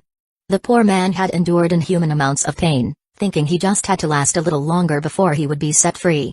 When he found out it was all a lie, he might die of a heart attack. For a moment, Kda actually felt pity for the bandit. Enough of that. Let's go. I don't have all day for this. Mitsuru said, changing the subject. Sensei, you do have all day. The other chiefs are handling your work. Kda pointed out. And? I finally got a chance to live a normal life. Do you think I'm going to spend these 3 months sitting in the hospital? If it weren't for emergencies, I wouldn't even be here now. Mitsuru said, stating it as a matter of fact. She stood up and started heading toward the room where the bandit was kept, with Kda following silently, unsure of what to say. The final part of the training involved regenerating brain tissue, the most complex tissue of all. This could only be done in certain areas. If the hippocampus, where memory is stored, was damaged, it couldn't be regenerated. Even if it were regenerated, the person would end up as an empty shell, a newborn in an adult body. That person would essentially be dead. However, other parts of the brain were equally important, and if treated incorrectly, it could result in slower thinking and decision-making abilities, a death sentence for a ninja. They reached the room, where Mitsuru administered a drug that knocked the bandit out. She then used special tools to cut open the man's skull. Now, Kda, pay attention. This part of the brain is the cerebrum, and its function is. Mitsuru began, going into great detail about each part of the brain, what type of tissue it was made of, what its function was, and whether the tissue could be repaired. They paid full attention to everything she said. She also explained which parts were especially important, and if damaged, there would be no going back. This knowledge wasn't only crucial for medical ninjutsu but also in other areas, such as understanding which parts of the head to protect in a fight or how to incapacitate an enemy with precise blows. After explaining every detail about the brain, Mitsuru began demonstrating how to heal specific parts by causing slight damage and then repairing it. After 2 hours of learning, they finally got the chance to practice. Mitsuru damaged the cerebrum, the part we typically picture when we think of the brain, that white, spongy-looking mass, and they had to repair it. They failed in his first attempt. The tissue he regenerated was completely useless, unable to pass the necessary signals, as if all the neurons in that area were dead. No problem. Try again. Mitsuru encouraged. Again. Again. Again. This continued for 6 hours, but in the end, they finally managed to regenerate functional brain tissue. Good. Now, I've taught you everything I needed to. From now on, it's up to you to master everything I've taught you. You should be able to do this with your eyes closed if you want to learn the mitotic regeneration jutsu. Mitsuru said. Okay, sensei. I'll try to master it as soon as possible. They replied. How many seals have you learned so far? Chapter 229, I really like those dumplings. Okay, sensei. I'll try to master it as soon as possible. They replied. How many seals have you learned so far? Sensei, I've learned the storage seal and am working on the suppression seal. They're taking more time than anticipated. Sora-sensei said that once I get the hang of the basic idea, the learning will become easier, but so far, the progress is so slow. They said. Initially, Sora had told him that it would only take a month to learn 8 seals, but it had been almost 3 weeks, and he was still stuck on the second one. This jutsu has the capability to give you healing abilities on par with the first Hokage. Do you think it will be easy to learn? If that were the case, hundreds of ninja would be roaming around the village with this jutsu, and Hidden Leaf Village would be so strong that all the other villages combined wouldn't be a match for us. Mitsuru said. They nodded. He knew that learning it wouldn't be easy, but with his medical training almost finished and Fu-in Jutsu barely starting, he worried it might take him a year to learn even an incomplete version of the mitotic regeneration jutsu. That too, only because he had such a large chakra reserve. No wonder others didn't learn this jutsu. Mitsuru understood why Kba felt that Fu-in Jutsu was taking so long, but she simply chuckled. You think you've learned the medical part of the requirement, right? Mitsuru asked. More or less, sensei. I just have to practice what I already know until I perfect it. I don't think it will take much time. Kba said. You're so wrong. Until now, you've only been able to heal small cuts and tears. When actual damage occurs, you'll have to regrow most of that area and ensure it works perfectly. I once worked on a case where a ninja was slashed at the waist, and most of his intestines were damaged and poisoned. I had to remove 60% of his intestines and then regenerate them. It was almost impossible, even for me. That's the level you need to achieve before even thinking about learning this jutsu. Because this jutsu can heal a lethal injury as if it were just a scratch, but for that, you need to be able to do the same. Mitsuru said. Does that mean I'll need to focus on this for a few more months too? Kba asked. If you're lucky. I had to practice continuously for 6 months before reaching that stage, but I didn't have your chakra reserves, so who knows? Maybe you can do it in 2 to 3 months if you're lucky. Mitsuru said. They just groaned. Nothing is easy in this world. From now on, you're responsible for finding your own patients. Either talk to the 3rd Hokage for criminals or go capture some bandits yourself. Also, when he wakes up, inform me. Mitsuru said, pointing toward the bandit. Sensei, did he somehow offend you? Kba asked, curious why Mitsuru wanted to torture the bandit both physically and mentally instead of just killing him. There was an old man who used to sell dumplings from a cart when he came to Hidden Leaf Village from time to time with his village. This bastard killed that man last month. I really like those dumplings. Mitsuru said before leaving the room. The shreds of pity Kba felt for the bandit suddenly vanished after hearing that. Now, even he was looking forward to telling the bandit about the best joke of his life. Since it was almost time for the medicine's effect to wear off, they decided to get some practice done, especially with the most difficult part aside from the brain and heart, the intestines. They were a very important part of the body, responsible for absorbing nutrients from food. If they were destroyed and a medical ninja messed up in their recovery, the patient would die a very slow and painful death, similar to starvation. So they decided to focus on this first. After an hour, the bandit woke up groaning, only to find his belly cut open and a boy healing his intestines. He started mumbling and shouting something, but since his mouth was sealed with tape, he couldn't say anything. He was at least able to attract D's attention. "Oh. You're awake. Sorry about this. My sensei said we have to let you go now, but since you were unconscious anyway, I thought you could help me one last time before leaving. Thanks for your help. I'll go and call sensei," D said and left the room. The bandit's mumbling continued as he tried to say, "Bastard, at least close my belly before leaving. That brat is also a demon, just like that bit." But he didn't have to wait long. D soon returned with Mitsuru. "Oh. You're awake, good. Now, as per our deal, you'll be sent to the mines and live as an ordinary person. You can have a normal life, but I'll send ninja to monitor you from time to time, so don't even think about running away," Mitsuru said in a tone like a big sister from the neighborhood teaching young children. The bandit snorted in his mind, already thinking about running away to another village as soon as he got the chance to resume his old work. "Did you think I would say that? Ha ha ha." Mitsuru started laughing, seeing the hope on the bandit's face, and then enjoyed every bit of the despair that followed.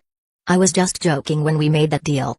You'll suffer the same fate until the day you die," Mitsuru said, her expression becoming more and more frightening for the bandit. He started thrashing around, forgetting about his open belly, only to stop when pain shot through his mind. "Oh. You're trying to resist? Do you really think you have the capability to do so? How cute," Mitsuru said and then made some hand seals before placing her hand over the bandit's head. A black symbol appeared on his head, and now, even if the bandit tried to move his body, it wouldn't budge an inch. It was as if he was in someone else's body, unable to control it. "Juinjutsu?" D asked. "Sensei is good at everything.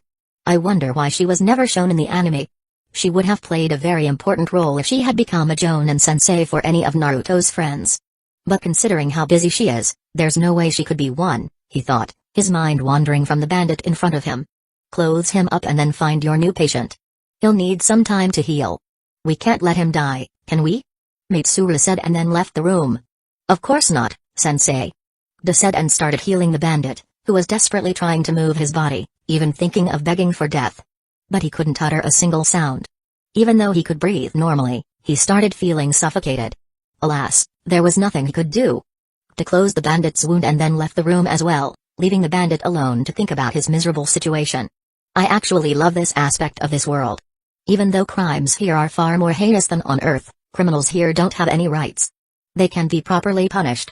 On Earth, some people might have come forward to protect this bandit with human rights or something. Hee, I would love to see such people here. They would most likely join that bandit in that room," D thought as he headed towards Sora's house to continue his Fuinjutsu lessons.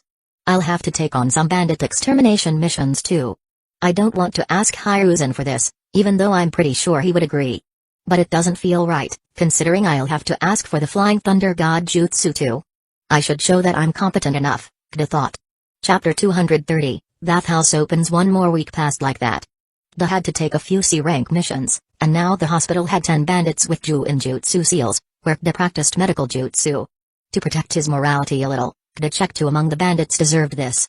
The rest were sent to the village created by the Uchiha clan for bandits after their memories were removed and they were placed under semi-permanent Genjutsu. Since it was his own idea, D decided to contribute some more men for that village. There wasn't much progress in his learning aside from finally mastering 3 seals and working on the 4th one, but today something important happened. Finally, this bathhouse is about to open. This took so much time and money. Shizue said, taking his morning tea. "I am sure it will all be worth it, brother," D said, following Shizue and taking his cup. "Which bathhouse?" Naruto asked, coming out of his room.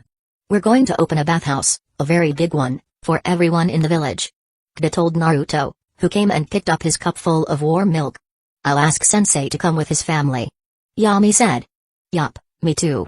Sora Sensei will definitely come, but I'm not sure about Mitsuru Sensei.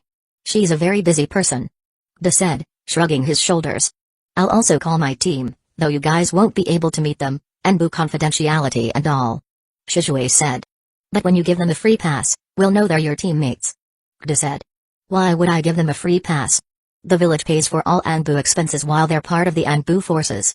They don't have to pay for anything, so it's actually free for them anyway," Shizue said.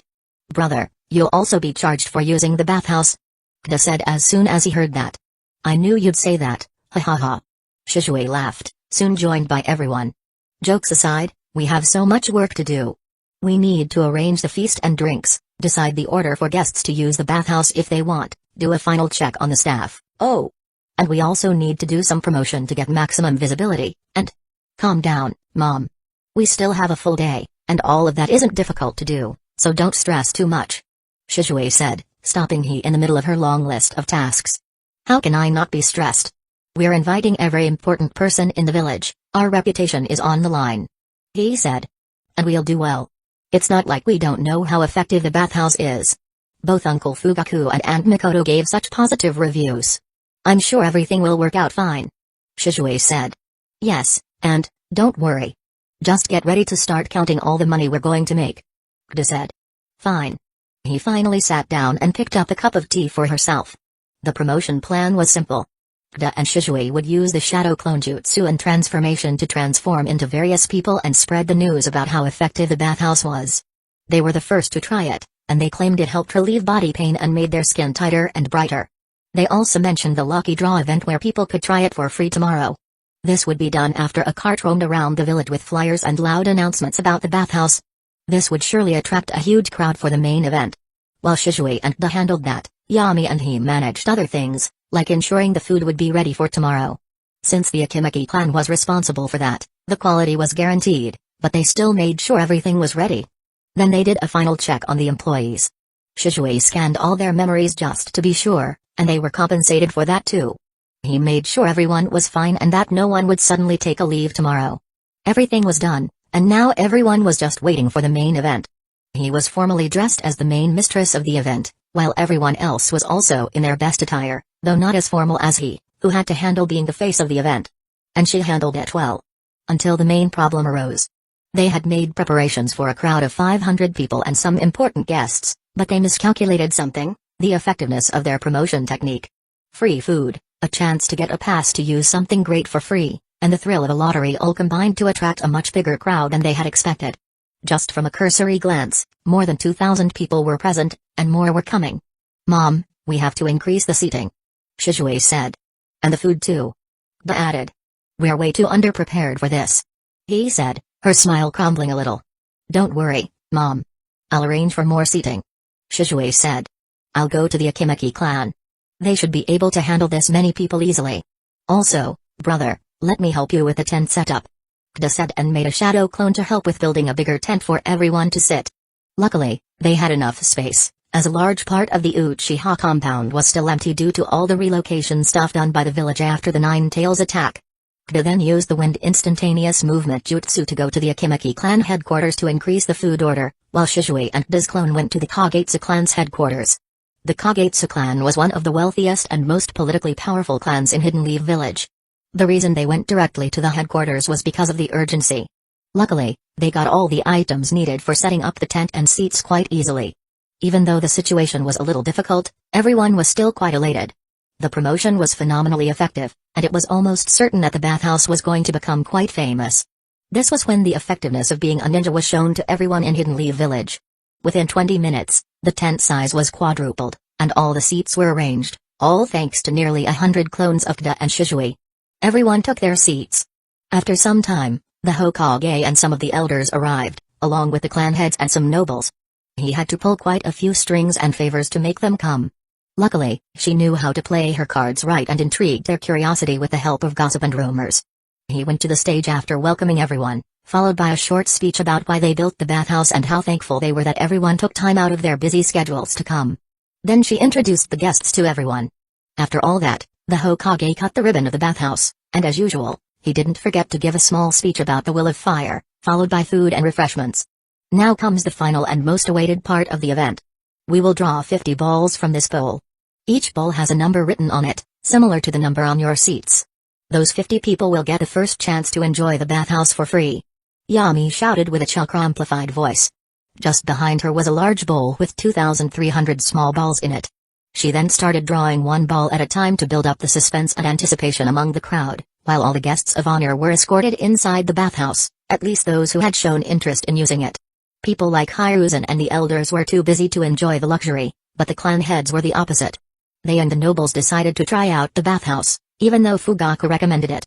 Though Fugaku never actually did that, what could he do about the accidental rumors spreading around Hidden Leaf Village?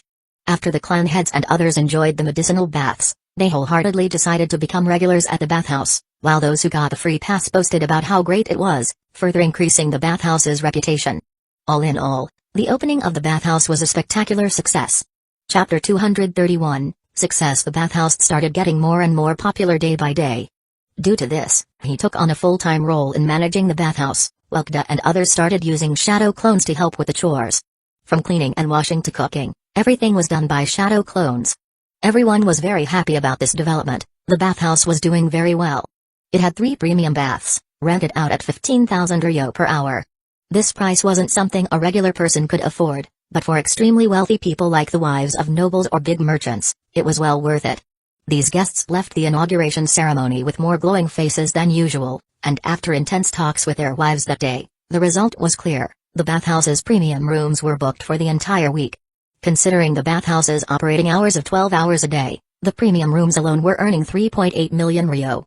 After deducting the cost of all the medicine used in the premium rooms, the net profit they generated was 2 million ryo from just 3 baths in a week.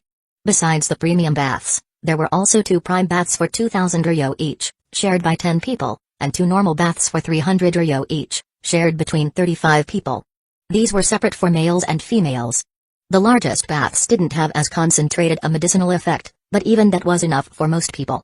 All in all, the bathhouse became so famous that the net profit in just 1 week was 3.5 million ryo, a sum no one was expecting.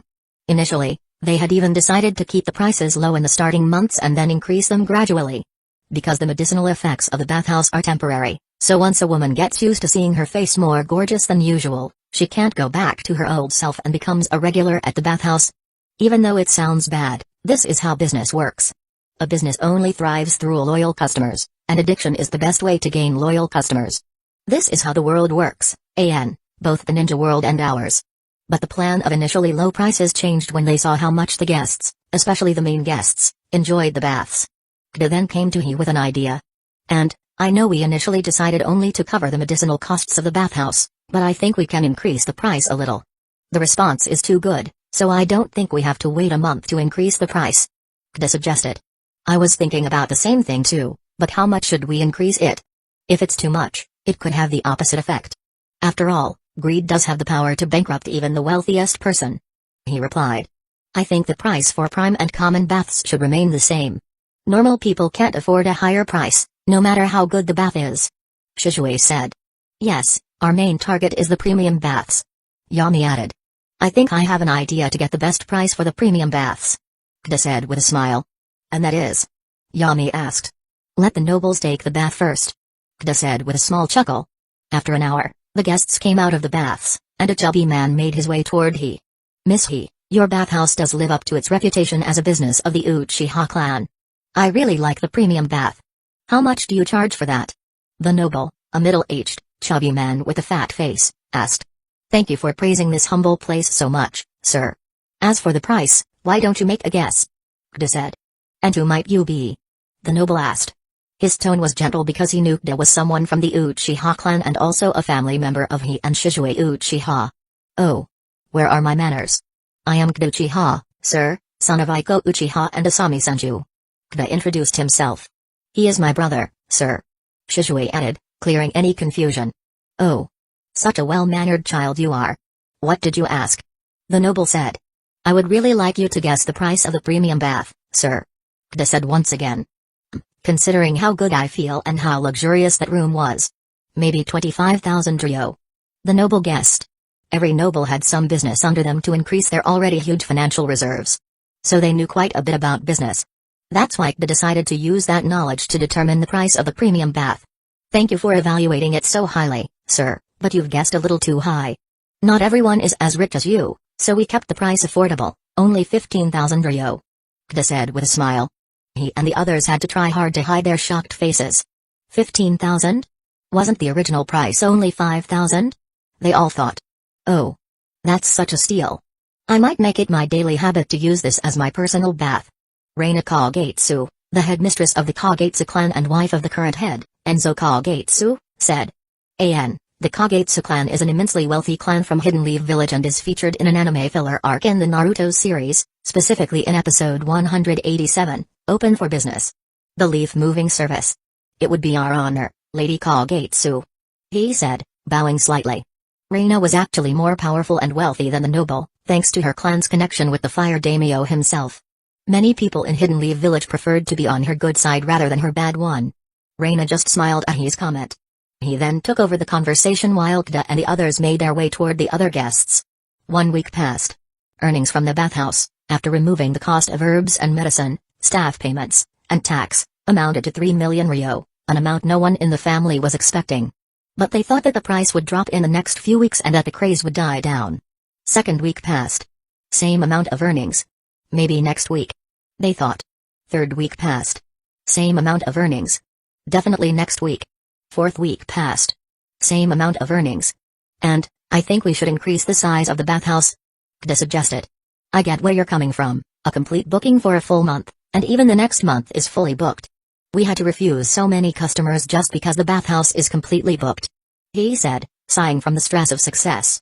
That's why I think we should increase the size of the bathhouse, at least double the current size. Kda said. At least we're not short on funds. Shizue chimed in. I was thinking the same thing. Shizue, go and ask Fugaku-sama if we can buy land near the bathhouse. If yes, how much? He said. Right now? Shizue asked, lounging lazily on the extra comfortable sofa that came from the Kagetsu clan, in exchange for the right to book one of the premium baths for an entire month. Not right now, but when you're free from doing your important work of being lazy. He said. Fine, I'll go now. Shizue said. Are we going to buy all of the land near the bathhouse? Kda asked. Yes. The bathhouse is becoming a hot spot for all types of people to meet, wealthy and common alike. There are so many options for more business in that area. Even though we're focusing on the bathhouse at the moment, we can buy the land for future ventures. He said. I am so lucky she is handling the business. I guess money will not be a problem in the future, Kda thought. Fine, and, then I'm going to the hospital. Kda said and headed toward the hospital. In the last month, Kda hadn't been sitting idly, watching the bathhouse's success. No, he was diligently practicing both medical and fuinjutsu. In that time, he had already learned 7 seals and was working on the 8th one before moving on to the last and most difficult one, the complex array seal. As for medical jutsu, it was also coming along fine. Just as Kda was about to enter the hospital, a fist came straight toward his gut. His reflexes kicked in, and Kda swiftly jumped to the side, activating his 3 Tomoe Sharingan, going fully alert for the fight, only to find Ryota standing where he had been just a few seconds ago. You betrayer. I thought we were friends, and you didn't even invite me to the party for your new business. Ryota said. Hey, I called you and even went to your house twice. It's not my fault you had to go on a month-long mission right during that time. Kda said, dodging another punch. Before either of them could do anything, Kiba came up behind Ryota and began pulling him back, by biting his trousers. Here's the revised version of your scene with some grammatical corrections and minor adjustments for clarity. You're protecting him?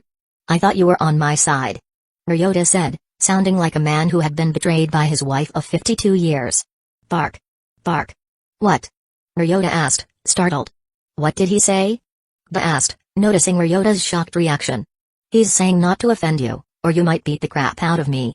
Ryota said angrily, turning his head to glare at Kiba. Well, at least one of this duo has some intelligence. Kda said, sitting down and patting Kiba's head. Come on, you might have been a genius before, but I've been learning ninjutsu for the last year and a half while you've been wasting your time on medical jutsu. I'm pretty sure I can beat you now. Ryota boasted.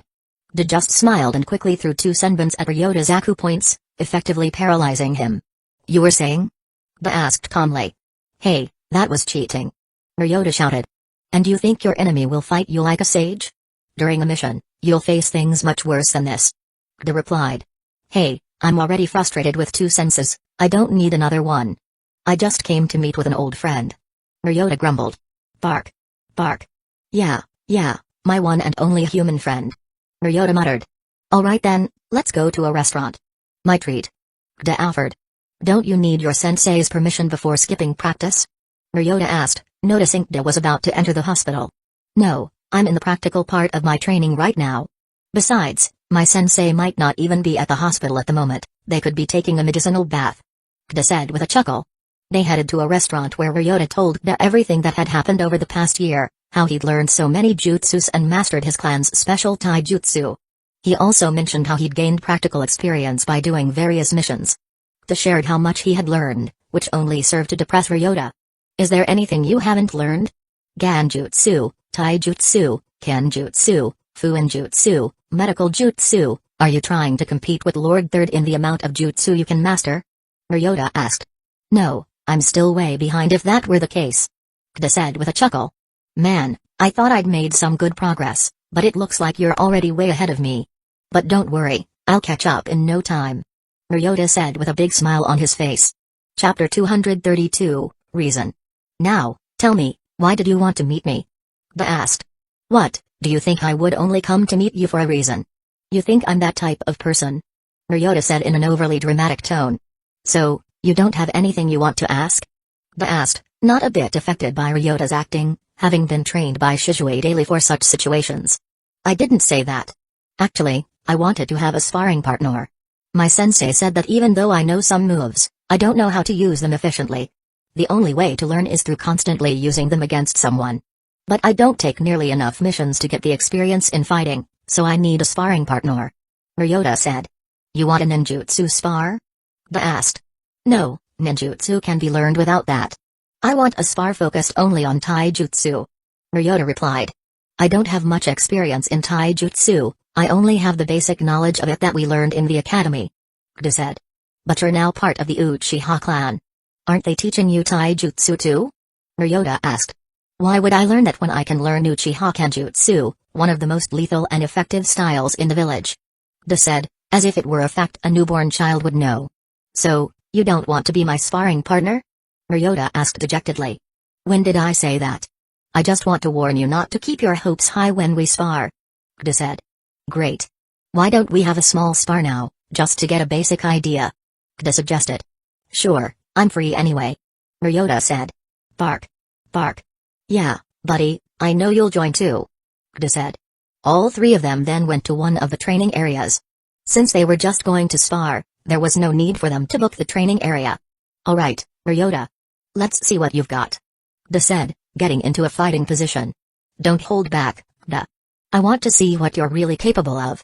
Ryota said, both he and Kiba getting on all fours, ready for a burst of speed. Okay then, I'll go all out, and you don't pull any punches. I can heal most lethal injuries now, broken bones are no problem at all. Kida said. Ryota grinned and then charged forward, his fists raised. Kida dodged to the side, then delivered a powerful chakra-enhanced kick aimed at Ryota's leg. Ryota blocked the kick with his shin, but Kida's momentum carried him forward, allowing him to land a punch on Ryota's shoulder. Ryota grinned. Not bad, Kida.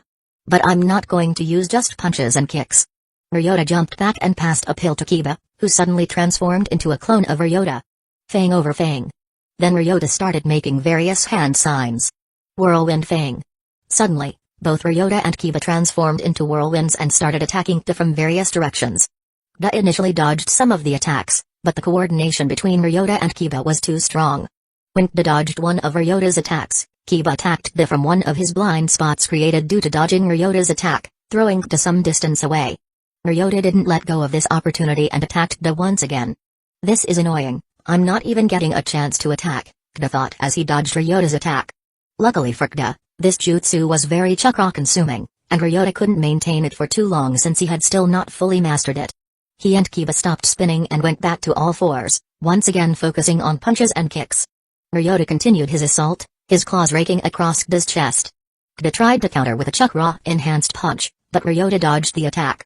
At that moment, Kiba distracted Ryota with a bite toward his leg.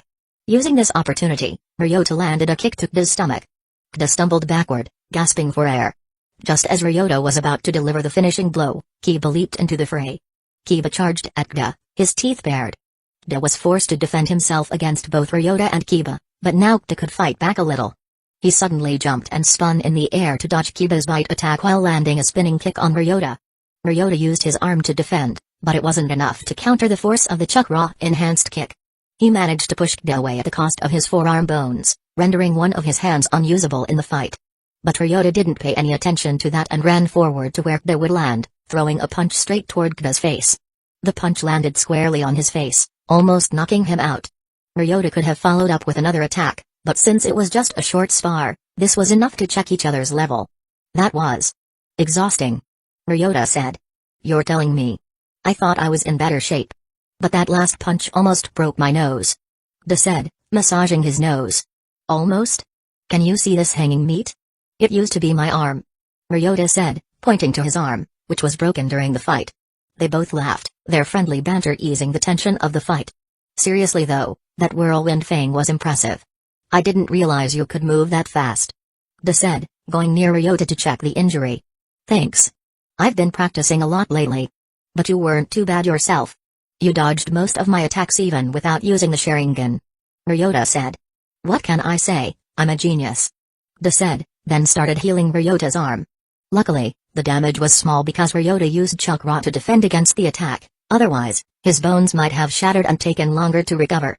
I went a little overboard there, De thought when he considered the consequences. Genius? I think you're forgetting that I won. Ryota said, raising his head. So what? I'm not focusing on taijutsu anyway. Want to have a kenjutsu spar? De asked, finishing healing Ryota's arm. No thanks, I'm still not crazy enough to go against an Uchiha in kenjutsu. Ryota said, moving his arm to check if it was fine. Don't move it much. Rest for a few hours before doing anything major with that hand. De said. You're starting to sound more and more like a doctor now. Ryota said. Thanks. That wasn't a compliment, but whatever.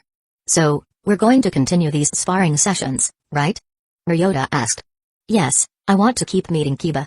De said, patting Kiba's head. When are we going to have spars then? Ryota asked, knowing fully well that De was usually very busy. I go to the hospital at 8 in the morning, so we can have a spar at 7. That way, if you get injured too badly, I can get you fixed up at 8. Chapter 233, 3 months with sparring with Ryota and medical jutsu training at the hospital in the morning, Fuinjutsu in the evening, and spending time with Yami and Naruto during night walks. 3 months slowly passed. However, the effects of those 3 months were monumental in Kida's life. Firstly, he perfected every medical jutsu required to learn the mitotic regeneration jutsu. He also learned every seal except for the last one, the complex array seal, which he had not yet perfected. Mitsuru firmly declined to begin teaching him the mitotic regeneration jutsu until all of the basics were complete. Due to that, they decided to focus entirely on the last array seal. Now, all 30 of his clones were focused solely on the complex array seal, while his daily spars with Ryota were also in full swing. Although his taijutsu was still not at the same level as his kenjutsu, it was becoming more refined day by day. The win-loss ratio against Ryota was now equal for Kida. He was able to win quite a few matches against Ryota, but considering Ryota was not even at Jonin level in taijutsu, it was not a major feat. Kida was tempted a few times to go to Guy for taijutsu training. Considering he was now acquainted with Kakashi, getting along with Guy would be easy, but he decided to put that idea on hold until he learned the mitotic regeneration jutsu, one thing at a time. The bathhouse business was also in full swing. They tripled the size of the bathhouse in 3 months. After increasing the size of the bathhouse by 3 times, they stopped, because some of the baths were starting to be empty from time to time, meaning increasing the size any further was unnecessary. He bought all of the nearby land too. The area surrounding the bathhouse was transformed into a beautiful garden, enhancing the overall appearance of the bathhouse. He was also planning on opening some shops nearby. The number of people visiting the bathhouse daily was not small by any means, and a shop that complemented the bathhouse would undoubtedly be great. They had still not decided which shop they would open first. After a family discussion, they came up with 3 shop ideas: beauty and skincare shops, cafes or tea houses, and nail salons or hair salons. All of these were great, and in the next month, they would open one of the shops. The monthly revenue of the bathhouse was 8 million ryo, which was the reward for some lower S-rank missions. Everyone in the family was happy about this except Kida. For him, this much money was not enough. With the plans he had in mind for the future, money would be a crucial part of them. But still, it was a good start, and with this, the initial fund for something very important could be gathered. However, Kida was becoming more restless day by day. There were many people he wanted to add to his ranks, people like Kimimaro, who could fight Gaara and Lee alone, and that too when he was almost dead due to his disease. Then there was Karen Uzumaki and her mother, who should also be alive at this time. There was also Haku, if he had not already been found by Zabuza. The reason Kida was getting restless was that in just half a year, Orochimaru would find Kimimaro, and in 2 years, Karen's mother would also die due to the overuse of her healing abilities. If Kida wanted these people, he had to take action soon. But the problem was that Kida was still too weak. Yes, he was at Jonin level, but Kimimaro was in a land of water, and it would be very dangerous for a Uchiha to be spotted there. But out of all the people, Getting Kimimaro before Orochimaru was of utmost importance. Orochimaru was already too powerful, he didn't need people like Kimimaro, but Kida did. Kimimaro had almost as much potential as Itachi. When he was brought back to life by the Edo Tensei Jutsu, he was in a class of his own. So, Kida was planning on taking some missions to find Kimimaro first. Even though Haku was also about to be found by Zabuza, if given a choice, Kida would definitely choose Kimimaro over Haku, because a Kimimaro trained by Might Guy would most likely be a Kage-level ninja. The same could not be said about Haku. Though if he got the chance, Haku would also be added to his team. But for all this to happen, he first needed to learn the mitotic regeneration jutsu. This would be a fail-safe if things went south during the missions. If all went well, Kida should start learning it in a month. Good job, Kida. Now try to make that array smaller. If it's that big, it will lose its purpose. Sora said. But sensei, if I make it any smaller than this, it will become unstable and disperse easily. Kida asked. Yes, and you have to find a way to prevent that. Sora said. Even though he could teach Kida how to do that, doing so would limit his future potential. A Fuinjutsu seal master and grandmaster should know how to improve a seal according to the requirement. Okay, sensei. Kida said, then began focusing on shortening the length of the array slowly. After reducing its size to 75%, the array became unstable and dispersed. The array itself was nothing great, it was a simple concealment array formed using many concealment seals, but it was used to make a perfect concealment. With all light, sound, and smell concealed at night, no one should be able to sense the person inside this array normally. This was the use of arrays, combining many seals into one singular structure that worked together to produce results greater than the sum of individual seals. They could already see how this would be important for the mitotic regeneration jutsu. Keep working on this. Make sure to reduce the size of the array by half while maintaining its stability. Sora said. Yes, sensei. Kida said, then began practicing again and again. With him and 30 clones working, the progress rate was astounding, to say the least. Sora nodded his head, then left to complete his array as well. He was at the last step on his way to becoming a grandmaster, and seeing Kida making progress so swiftly, he was also motivated to complete his array as soon as possible. Though Kida was interested in the array Sora was developing, Sora said it was a surprise, and he would only tell Kida about the array when it was fully completed.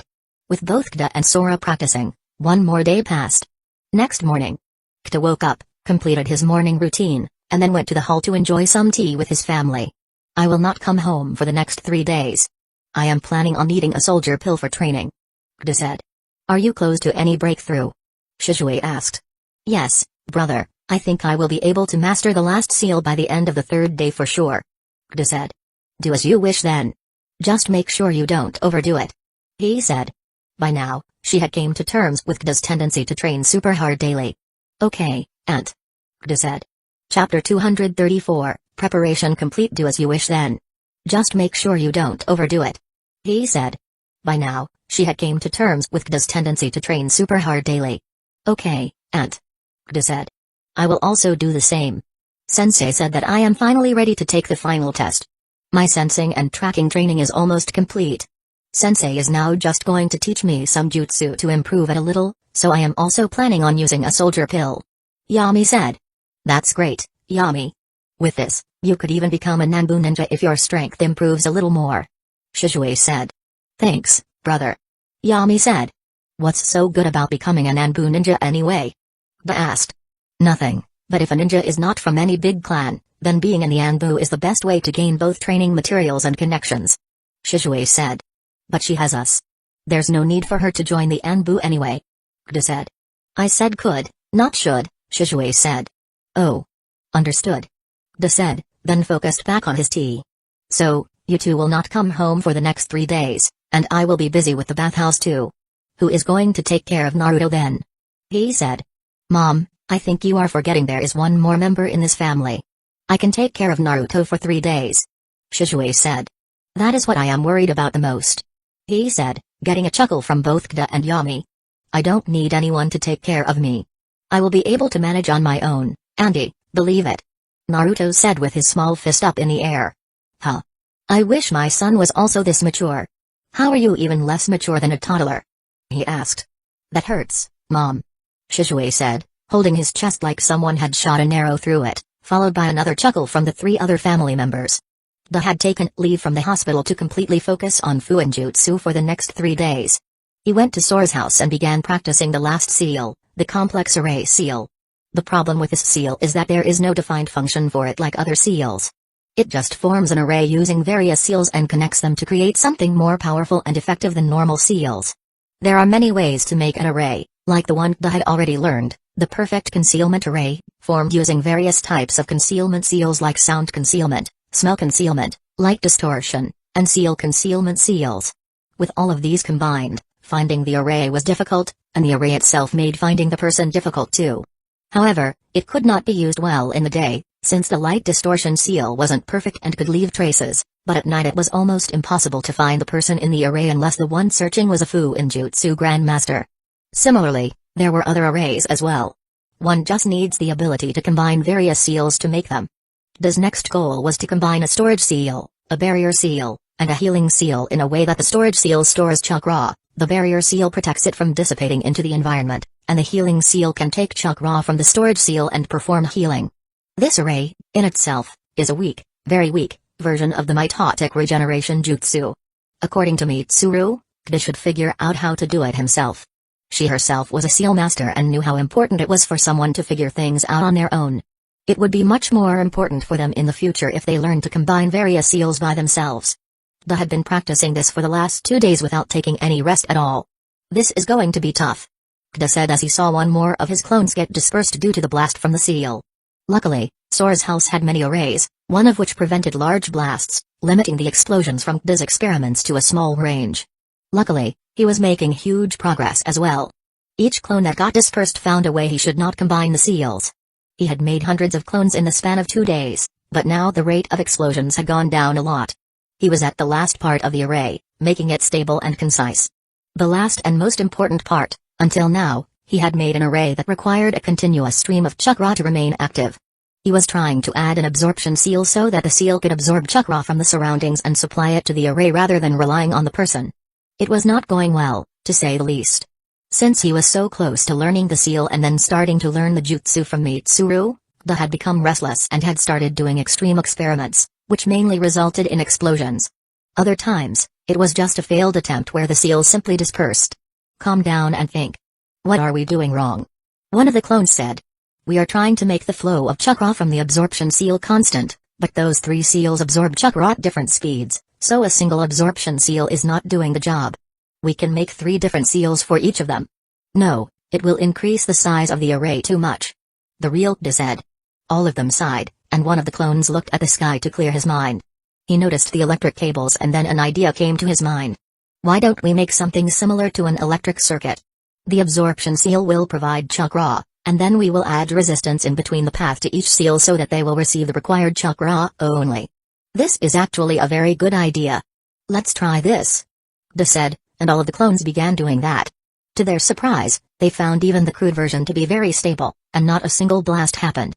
Looks like I can start learning mitotic regeneration jutsu once I wake up from sleep, Kida thought, knowing he would need much needed rest after the effects of the soldier pill ended. His head was aching so much that Kida even took a pill from the hospital for it, but he didn't stop making clones. As for the headache, some medicine and meditation did the trick, helping him not fry his brain from all the information coming from the clones. At the end of the 3rd day, Sora came out to check on Kida's progress, only to find 5 clones working on seals and Kida sitting in a lotus position, meditating, with a vein popped on his head. Don't tell me he actually practiced for 3 days straight using so many clones, Sora thought. Even he would need many breaks when using shadow clones for practice because of the information overload when his clones dispersed. In Kida's case, he often received clone memories without any notice because of the blasts, which increased his headaches. If not for his 3 Tomoe Sharingan, which had enhanced his mental capacities, he might have even bled from his nose and ears because of all this. You guys can stop now, Sora said as he inspected the seal Kida had created. Saying he was impressed was an understatement. Almost everyone who made such seals would use many absorption seals to stabilize the array, increasing its size too much. What Kida had done was not something new, but it was also not something everyone did on their first try. Most of the time, their sensei would teach them how to reduce the size of the array after they created a crude version themselves. I was correct, he is great at Fuinjutsu, Sora thought before going to Kida and saying, this much is enough, Kida. You can stop your training now. Kida opened his eyes, halting his meditation. But sensei, I still have 3 hours left before the effects of the soldier pill end. Kida said, wanting to keep improving the array further. No need. Also, you are not in good shape to continue. The array you have created is enough. I will teach you the correct one now because, from here on, it is not about creativity, but time and trials. You have to try many combinations to find the best one. That will do nothing other than take more of your time, so it is better for me to teach you. Sora said. Chapter 235, Sensor Ninja No Need. Also, you are not in good shape to continue. The array you have created is enough. I will teach you the correct one now because, from here on, it is not about creativity, but time and trials. You have to try many combinations to find the best one. That will do nothing other than take more of your time, so it is better for me to teach you. Sora said. Okay, Sensei. Da said, and one by one dispersed all of his clones, though it increased his headache some more. Sora then began teaching Da how to combine the seals he was working on perfectly, well, near perfectly. When Da asked whether it was the best way to do it, Sora said, No, Da, this is the best way we know. There is a very high chance that a better way exists, and we just haven't found it yet, but this one is at least twice as effective as yours. Da wasn't sad about that at all. The upgrade was done by many Fuinjutsu grandmasters through years of research.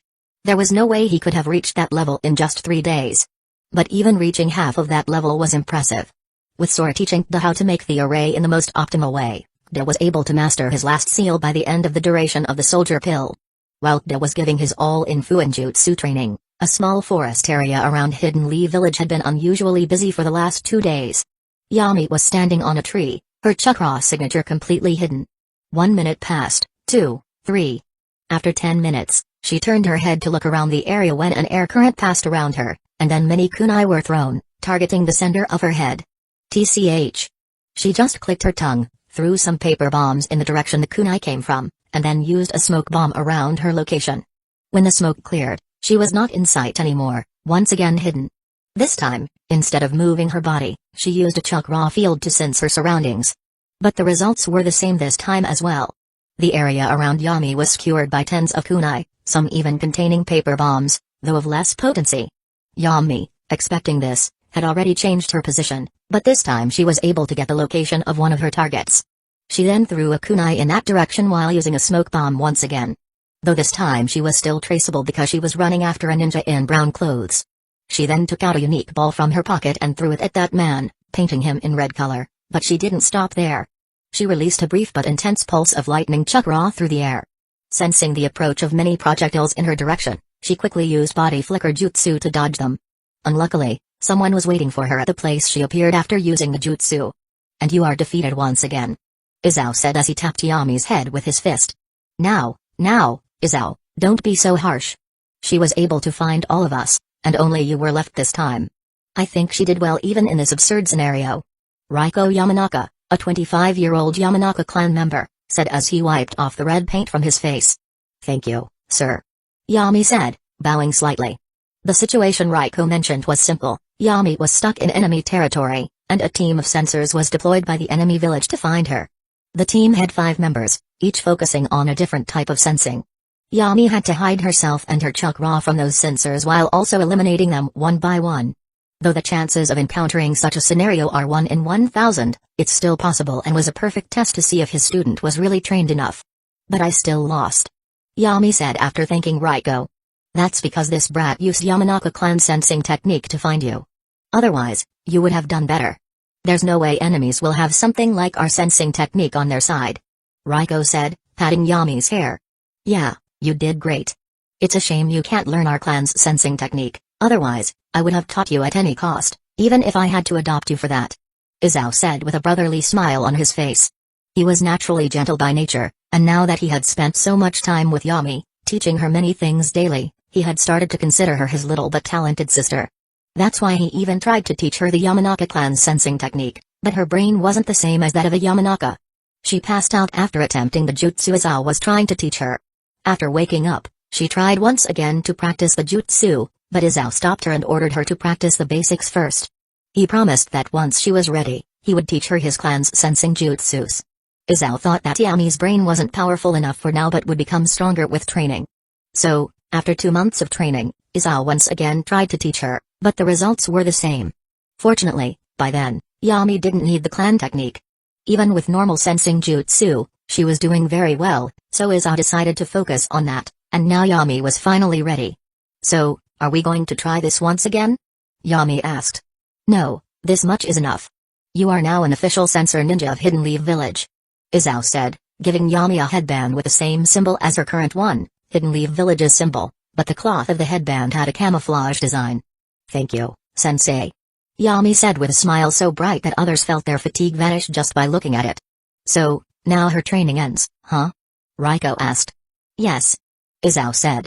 Then you'll have nothing to do from now on for quite some time. Looks like you're going to join the barrier maintenance team this time for sure. Raiko said. Only her training ends, I'm still not done teaching her. I will be taking some missions from now on to get her real-life experience of what it means to be a sensor. Izao said. It's just an excuse to evade the duty. You can prove nothing. Izao said, turning his face to the side. Yami just shook her head.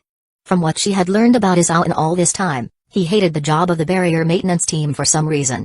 According to him, it's like a civilian job, from 8 to 6, and not something a ninja would love to do anyway. You can go back now, Yami. The effect of the soldier pill will end in 2 to 3 hours, so go get a hearty meal and then sleep tight. You'll have a month off to rest and spend some time with your family because when we start going on missions, you will have less and less time to meet them. Okay, sensei. Yami said, thanking everyone who had helped her in the last 3 days, and then headed toward her house. Hey Yami, how was your training? Ba asked as he met her on the way home. It was great. I am now an official sensor of Hidden Leaf Village.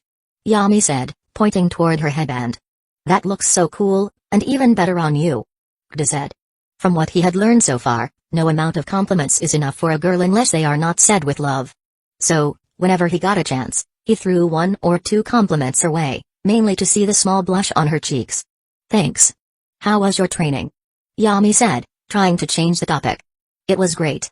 I can finally start learning the mitotic regeneration jutsu. Gda said. Yami could feel the relief in his voice, and she was happy for him. She had seen how much Gda had trained to learn this single jutsu. Chapter 236, I will do it. Oh. Shit, I'm late. Gda shouted as soon as he woke up, then ran toward the bathroom for an urgent reason. Due to focusing too much on Fu in jutsu, Gda hadn't eaten well in 3 days and had been relying on soldier pills. That's why, when he finally returned home, he ate enough food to feed 10 people before heading straight to bed, but not before telling everyone how happy he was about completing all his preparations and how he was going to learn the best medical jutsu soon. Obviously, everyone else in the family was happy too. Gda had taken 4 days off from the hospital, and 1 more day remained. Due to all the growth he had experienced in recent months, the amount of sleep he usually needed had decreased to 16 hours. So, when Gda went to sleep, he thought he would have 10+ hours before the hospital opened. But there was one thing he had severely underestimated: the mental fatigue he had accumulated over the last 3 days came crashing down on him, and he ended up sleeping for more than 26 hours. Even when he woke up, he was still feeling a slight headache. No wonder not many people used shadow clones to learn things. This method is too mentally exhausting for learning Fu in jutsu. I don't even want to think about how much worse the pain would have been without the 3 Tomoe Sharingan, Gda thought as he came out of his room and went to the kitchen, only to grab a glass of milk before heading straight toward the door. Young man, shouldn't you at least inform us before leaving? He said from the hall, where she, Naruto, and Shizue were sitting. Sorry, and I forgot. Gda said. No problem. Best of luck with learning that regeneration or something jutsu. He said with a smile. Thanks, Aunt. Gda replied. Best of luck, brother. Naruto added, even though he didn't know why he was saying that. Thanks, bro. Gda said, ruffling Naruto's hair a little. Now you can run. Shizue said, waving his hand in a shooing gesture. Gda just nodded after looking at the clock and went directly to the hospital. Knock, knock. Come in. Good morning, sensei. Gda said meekly, entering Mitsuru's office. Barely. It's almost noon. You're getting quite relaxed now, aren't you? Mitsuru said, looking up from the book she was reading. I'm sorry, I just woke up. This time the effects of the soldier pills were too severe. I'm still having a mild headache. Gda said. It's not the effect of the soldier pills, you brat, it's your masochistic training that's at fault. Mitsuru said like a big, angry, but caring sister scolding her little brother. I'm sorry, sensei. Gda wanted to refuse, but even he knew it was true. So, how was the result of your training? Mitsuru asked, changing the topic. It was great, sensei. I finally mastered all the seals you told me to learn. Kta said. Show me the last one, then. Mitsuru said. Kta wasted no time and quickly took out his Fuinjutsu set to start crafting the array. In just 3 minutes, Kta made a near-perfect replica of what Sora had taught him. I don't want to see this, brat. Make the one you created yourself. Mitsuru said, dismissing the array because she knew there was no way Kta could have made such a refined version so early. Even a once-in-a-century genius of Fuinjutsu wouldn't be able to do that. Kta just nodded his head and started making the version he had designed. If the previous version of the array was like freshly bought earphones, then this version was like earphones that just came out of a pocket, a jumbled mess. Even though both were basically the same, it would be very awkward to use those jumbled earphones, right? When Mitsuru saw the version Kta had made himself, she nodded her head in approval. So, you finally did it. I was actually hoping that you would stop this absurd idea midway since the requirements are just too difficult, but you actually did it. So, I'll keep my word and teach you the mitotic regeneration jutsu. That will cost you 15 million ryo, though. What? Kta suddenly shouted after hearing the last part. Sensei, that much money is enough to issue 2 low-ass rank missions. Aren't you expecting too much from your poor student? I'm not asking for that money for myself, brat. We'll need the help of 2 Fuinjutsu Grandmasters during the process, and not just any Fuinjutsu Grandmasters, but ones who have enough experience in the medical field too. In Hidden Leaf Village, there are only 3 such Grandmasters, including Lord Third, but we can only count on the other 2. Usually, they wouldn't help anyone even if you had money. Lucky for you, I know them personally and can ask them to help you. And you think they should help you for free? Mitsuru asked. But, Sensei, where would I get 15 million ryo from? Please give me a loan. Kta said, bowing 90 degrees. Brat, that bathhouse of yours is already earning you tens of millions of ryo each month. Just take out some money from that stash of yours. Mitsuru said, as if she were talking to some cheap landlord. Kta's mouth opened and closed a few times, he had actually forgotten about that completely. Okay, Sensei, I'll ask Auntie about this, but I'm sure she'll agree.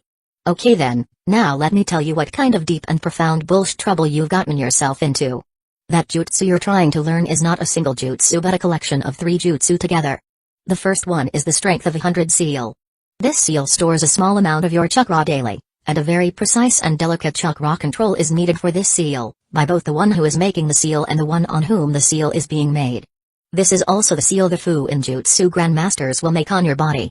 The second is Yin Seal Release. This will release the chakra stored in the first seal. Seal marks will cover your body, providing you with chakra to heal yourself. This will also be done with the Grandmaster's help, but you will play a major role in the process. And lastly, Creation Rebirth, a jutsu created by Lady Tsunade herself. This jutsu uses a very large amount of chakra but has the capability to heal any injury, no matter how lethal. One could say you'll become semi-immortal after you activate this jutsu. But this is the most gruesome part, and the final chance for you to back down one last time. Mitsuru said. In this part, you'll have to suffer injuries to each part of your body and then heal those injuries yourself. The healing seal will be made to perform that same thing once chakra is provided, so during battle, healing will become automatic. But you'll have to heal yourself while feeling the pain of various injuries to get the actual method of healing since, during a fight, you will feel pain from your injuries.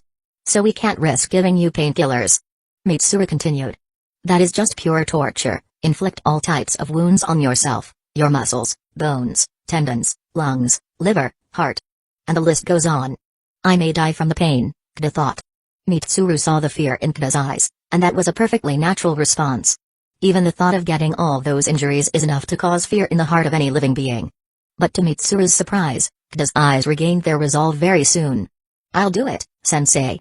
Kta said, while his thoughts were, I've invested too much time in this to back off now just because of some temporary pain. I can surely bear this much pain, not knowing how wrong these thoughts were. Chapter 237, Now I'll do it, Sensei. Kta said, while his thoughts were, I've invested too much time in this to back off now just because of some temporary pain. I can surely bear this much pain, not knowing how wrong these thoughts were. Very good, then let's start. Mitsuru said, standing up from her chair. Now. Don't we need to prepare before that? Kta asked. I am all the preparation you will need. Heal yourself, and I will make the healing seal for you. There is nothing to prepare for. Mitsuru said. Then at least give me some time to mentally prepare myself, Sensei. Kta said, backing away a little. The more you think about it, the more difficult it will seem. Mitsuru said, laughing mischievously. She was having a good time seeing Kta scared like that, acting like a child for the first time. But before Kta could say anything else, Mitsuru was standing right in front of him. No buts. Either you want to learn it, or you don't. There is no middle ground here. Mitsuru said. Okay, sensei, let's start. Kta sighed. There was nothing he could do anyway. Very well, let's go. Mitsuru said, and they went to the room where the bandit was initially placed. Kta was lying on a stretcher, with Mitsuru standing in front of him, instructing him on what to do. We will first start with the easy part, skin and muscles. I will make some cuts and bruises on various parts of your body. Heal them normally so that I can create an all-purpose seal for every type of injury. Kta just nodded his head. He had suffered many types of injuries, and there was nothing he could do except pray that it wouldn't hurt as much as he was thinking. The reason Kta had to endure various injuries was because the treatment changes slightly for each type. If you have a cut, the treatment is to bring the two parts close together and heal them so they join. But if you get shredded by a mace or a powerful punch, the treatment is completely different. Mitsuru took a scalpel and made a small cut on Kta's hand. It was a simple cut, and Kta didn't even feel it. He simply passed his yang chakra through the area, and the wound healed at a speed visible to the naked eye. Too slow, brat. You have to use medical jutsu, not normal chakra. The speed should be instantaneous. Mitsuru said. Kta nodded as he received another cut. This time, he used something similar to the healing palm jutsu but with normal chakra. The speed of healing increased by 2.5 times. Still slow. Do it one more time. Mitsuru said, once again making a small wound on Kta's hand. Sensei, you're not enjoying this, right?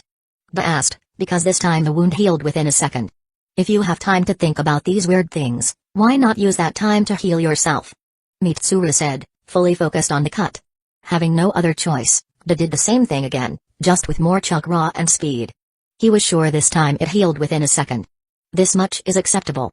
Now do it one more time. Mitsuru said, creating another wound on Kta's hand. She took out a brush, white and blue in color, and for some reason, Kta thought of Lady Katsu, the slug. But he had other things to focus on. Once again, he healed the cut on his hand in record time. Mitsuru passed her chakra through his body and started making a seal on his hand. Without saying anything else, she used a senbon and inserted it into Kta's hand. The senbon contained a small amount of paralyzing poison as well. Kta simply focused on healing himself as fast as he could. It took him 2 seconds to remove the poison from his hand and heal the wound, but Mitsuru was not satisfied with that. So after 3 more tries, Kta managed to do it in 1 second. Mitsuru then continued the seal she was making. From the procedure, Kta was praying that the next step wouldn't be what he was thinking, but reality doesn't work on prayers. Mitsuru picked up a small hammer. Smack. A small chunk of flesh was removed from Kta's biceps. It was a very common type of injury that medical ninja had to heal, so there was no way they would ignore this. But this one was different from normal injuries. The others didn't hurt as much. Kta was drenched in sweat because of the pain. Focus, Kta. Otherwise, we would have to do it the second time. Mitsuru said, completely serious. Motivated like hell, Kta began using medical jutsu to heal the wound. To Mitsuru's surprise, the wound healed in 1 second. She was expecting 2 to 3 seconds, but Kta simply used the Sharingan and its precise chakra. I am a fool. Why was I not using this from the start? Kta thought as he used the Sharingan to increase his chakra control and divide the chakra into yin and yang as fast as he could. With his 3 Tomoe Sharingan activated, his speed was 3 times the normal. Now she used an electric discharge and burned his hand. The pain was so sudden that his hand jolted away, only remaining in place because of the straps Mitsuru had placed at the start. At least warn me before doing something like this. Sorry, I forgot you're such a delicate princess. Now heal yourself. Since there was nothing to say, Kta just focused on healing his hand. This speed is good. Keep this up. Mitsuru said and completed the healing seal for his hand, then moved toward the other hand. We have to do this for every other part of the body too? Kta asked. Yes, now focus. Mitsuru said and once again made a cut on Kta's other hand. But this time, Kta healed himself very swiftly, and there was no need to redo everything like before. Afterward, his legs and torso were also covered in healing seals, and finally, his face too. Having a Sharingan is such a cheat. I had to suffer so much for this when Tsunade-sama was helping me. Mitsuru said, then shook her head. I was planning on only doing skin and muscles for today, but it got completed quite early. What do you say? Should we continue with bones too? Mitsuru asked, seeing that it had only been 2 hours. Kta, though desperately wanting to say no, said, okay, sensei. The anticipation of how difficult this would be was hard to bear the longer he waited. So, I will need to break 10 major bones in your body and make a seal that will target the bones in the area near those 10 major bones. Once completed, you should be able to heal your broken bones by just passing chakra to those seals. Mitsuru explained. Did just nodded his head, wanting to get this procedure over with. If he had known about this before he started preparing to learn this jutsu, he would have surely left the idea of learning it in a dustbin or something. Just like Mitsuru had said, she opened various parts of Kda and broke some of his bones. Kda had to heal the bones and not the skin so that Mitsuru could apply the seal. Though difficult, it was doable with some concentration and the help of the Sharingan. After 2 more hours, the process ended. Kda was fully covered in sweat, his body aching so much that it was difficult to describe. Even though he had healed himself, a fraction of pain remained, like phantom pain. Take a rest tomorrow and also discuss the money-related problem with your parents. We will complete this the day after tomorrow, and then I will call those grandmasters to help you. Mitsuru said. Yes, sensei. Kda said, limping out of the room. Make a shadow clone and go back using that. Also, stop behaving like a patient, you are perfectly fine. Mitsuru said, shaking her head. She had checked twice to see if there was any minor injury left behind that they had missed, but there was no such thing. Kda was perfectly healthy. It was just that his brain had processed so much pain recently that he felt like he was not well. Kda just nodded his head and made a shadow clone to go back home. Chapter 238, Torture started. Make a shadow clone and go back using that. Also, stop behaving like a patient, you're perfectly fine. Mitsuru said, shaking her head. She had already checked twice to ensure there were no minor injuries left behind that they might have missed, but there was nothing. Kda was perfectly healthy, it was just that his brain had processed so much pain recently that he felt like he wasn't well. Kda just nodded his head and made a shadow clone to go back home. I don't want to do anything now. Let's just go back and sleep, Kda thought as he went directly to his room. By constantly using the Sharingan and healing himself from so many injuries, his chakra was at rock bottom. Combined with the mental fatigue of performing perfect healing on different wounds each time, he was completely drained. Although his family members wanted to know what had happened at the hospital after seeing Kda return so early, they decided to save their questions for dinner, given the look of utter exhaustion on his face. After sleeping for 8 more hours, Kda came downstairs. It was already nighttime, and from the sweet and savory aroma in the house, he knew dinner was ready. He headed directly to the kitchen. We were waiting to see when you'd wake up, sleepyhead. Came Shishui's voice from the hall. Kda understood that everyone was in the hall, so he changed his direction from the dining room to the hall. Sorry for the wait, everyone. Kda said. It's all right, Kda, but what happened at the hospital today? You looked so exhausted when you came back, even though you were quite early. He asked. We started the process of learning that jutsu, and it was quite a different experience. I can't share the details because I promised sensei. Sorry. Kda said. Don't worry about such things. Now, let's have some dinner. He said, waving her hand. Before that, I want to ask something. Kda said. Go ahead. He replied. Sensei said that to learn that jutsu, I would need the help of 2 Fuin Jutsu grandmasters. How much money is required? He asked with a smile on her face. She had guessed from what Kda had said that he needed something. 15 million ryo. Kda said. This will be a little difficult. We have 10 million in liquid funds at the moment, the rest is already invested in expanding the bathhouse and securing the nearby land. We can take a loan, Mom, and with the revenue from the bathhouse, the loan could be paid off next month. There's no need for that, brother. The procedure we're doing now will take at least a month to complete, so there's no urgent need for money. Kda said. He had already discussed this with Mitsuru, and she had said that his body would need some time to familiarize itself with the seals. They could start the procedure next month anyway, so there was nothing to worry about. In that case, there's nothing to worry about. I'll send the money directly to Mitsuru's account next month. He said. Thank you, Aunt. Kda said, bowing slightly. Why are you being so thankful all of a sudden? He said, giving Kda a forehead flick. He. Came a chuckle from Naruto and Yami. Let's go. The dinner is getting cold. He said. So, what is the effect of this jutsu you're learning? Yami asked. Nothing big, I can just do this. Kda said, and he made a cut on his hand, which healed within a second. Isn't that something you were able to do before as well? Though your speed has increased, I don't think it's as impressive as you made it sound till now. I didn't do anything this time, Yami. Before, I had to use medical jutsu and concentrate on healing. Now, I can just supply chakra, and the wound will heal automatically. When the jutsu is complete, I will become semi-immortal once I activate it. Kda said. That's so cool, but are you sure there's no side effect? Because that sounds too good to be true. Shishui chimed in. Everyone was taking a night walk before bed. It had become quite common for the family in recent days to take a small night walk where they would discuss how their day went. This was also the only time Kda was spending with Yami. Considering how Yami was going to take many missions from next month and how they might not see each other much, Kda had decided never to skip these walks, no matter how busy he was. Yes, brother, it has a side effect, aging. The more injuries I heal through this jutsu, the more I will age. Kda said. Acceptable price for something that will save your life in dire situations. Shishui said. Yeah. Brother, let's eat ramen. Naruto said as soon as he saw a small stall in the Uchiha compound. You just ate dinner, you brat. How can you even think about eating so soon? Shishui asked. There's always some space left in my belly for ramen. Naruto said, patting his little bloated stomach. But that one is not as tasty as a kairaku ramen, so save that ramen space. We'll go to a kairaku soon, then you can fill that space. Kda said. Nice idea, brother. Naruto said, giving a thumbs up.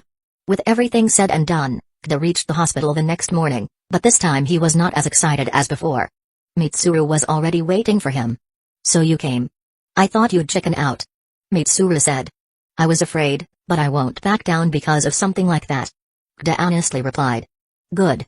Now, let's go. Mitsuru said. Kda was once again lying on the stretcher, and Mitsuru stood near him. From today onwards, we will target a single organ in your body every day and slowly complete the seals. Mitsuru said. Heart as well? Kda asked. He was sure it would be difficult as hell to heal his own heart, especially in the case of different types of injuries.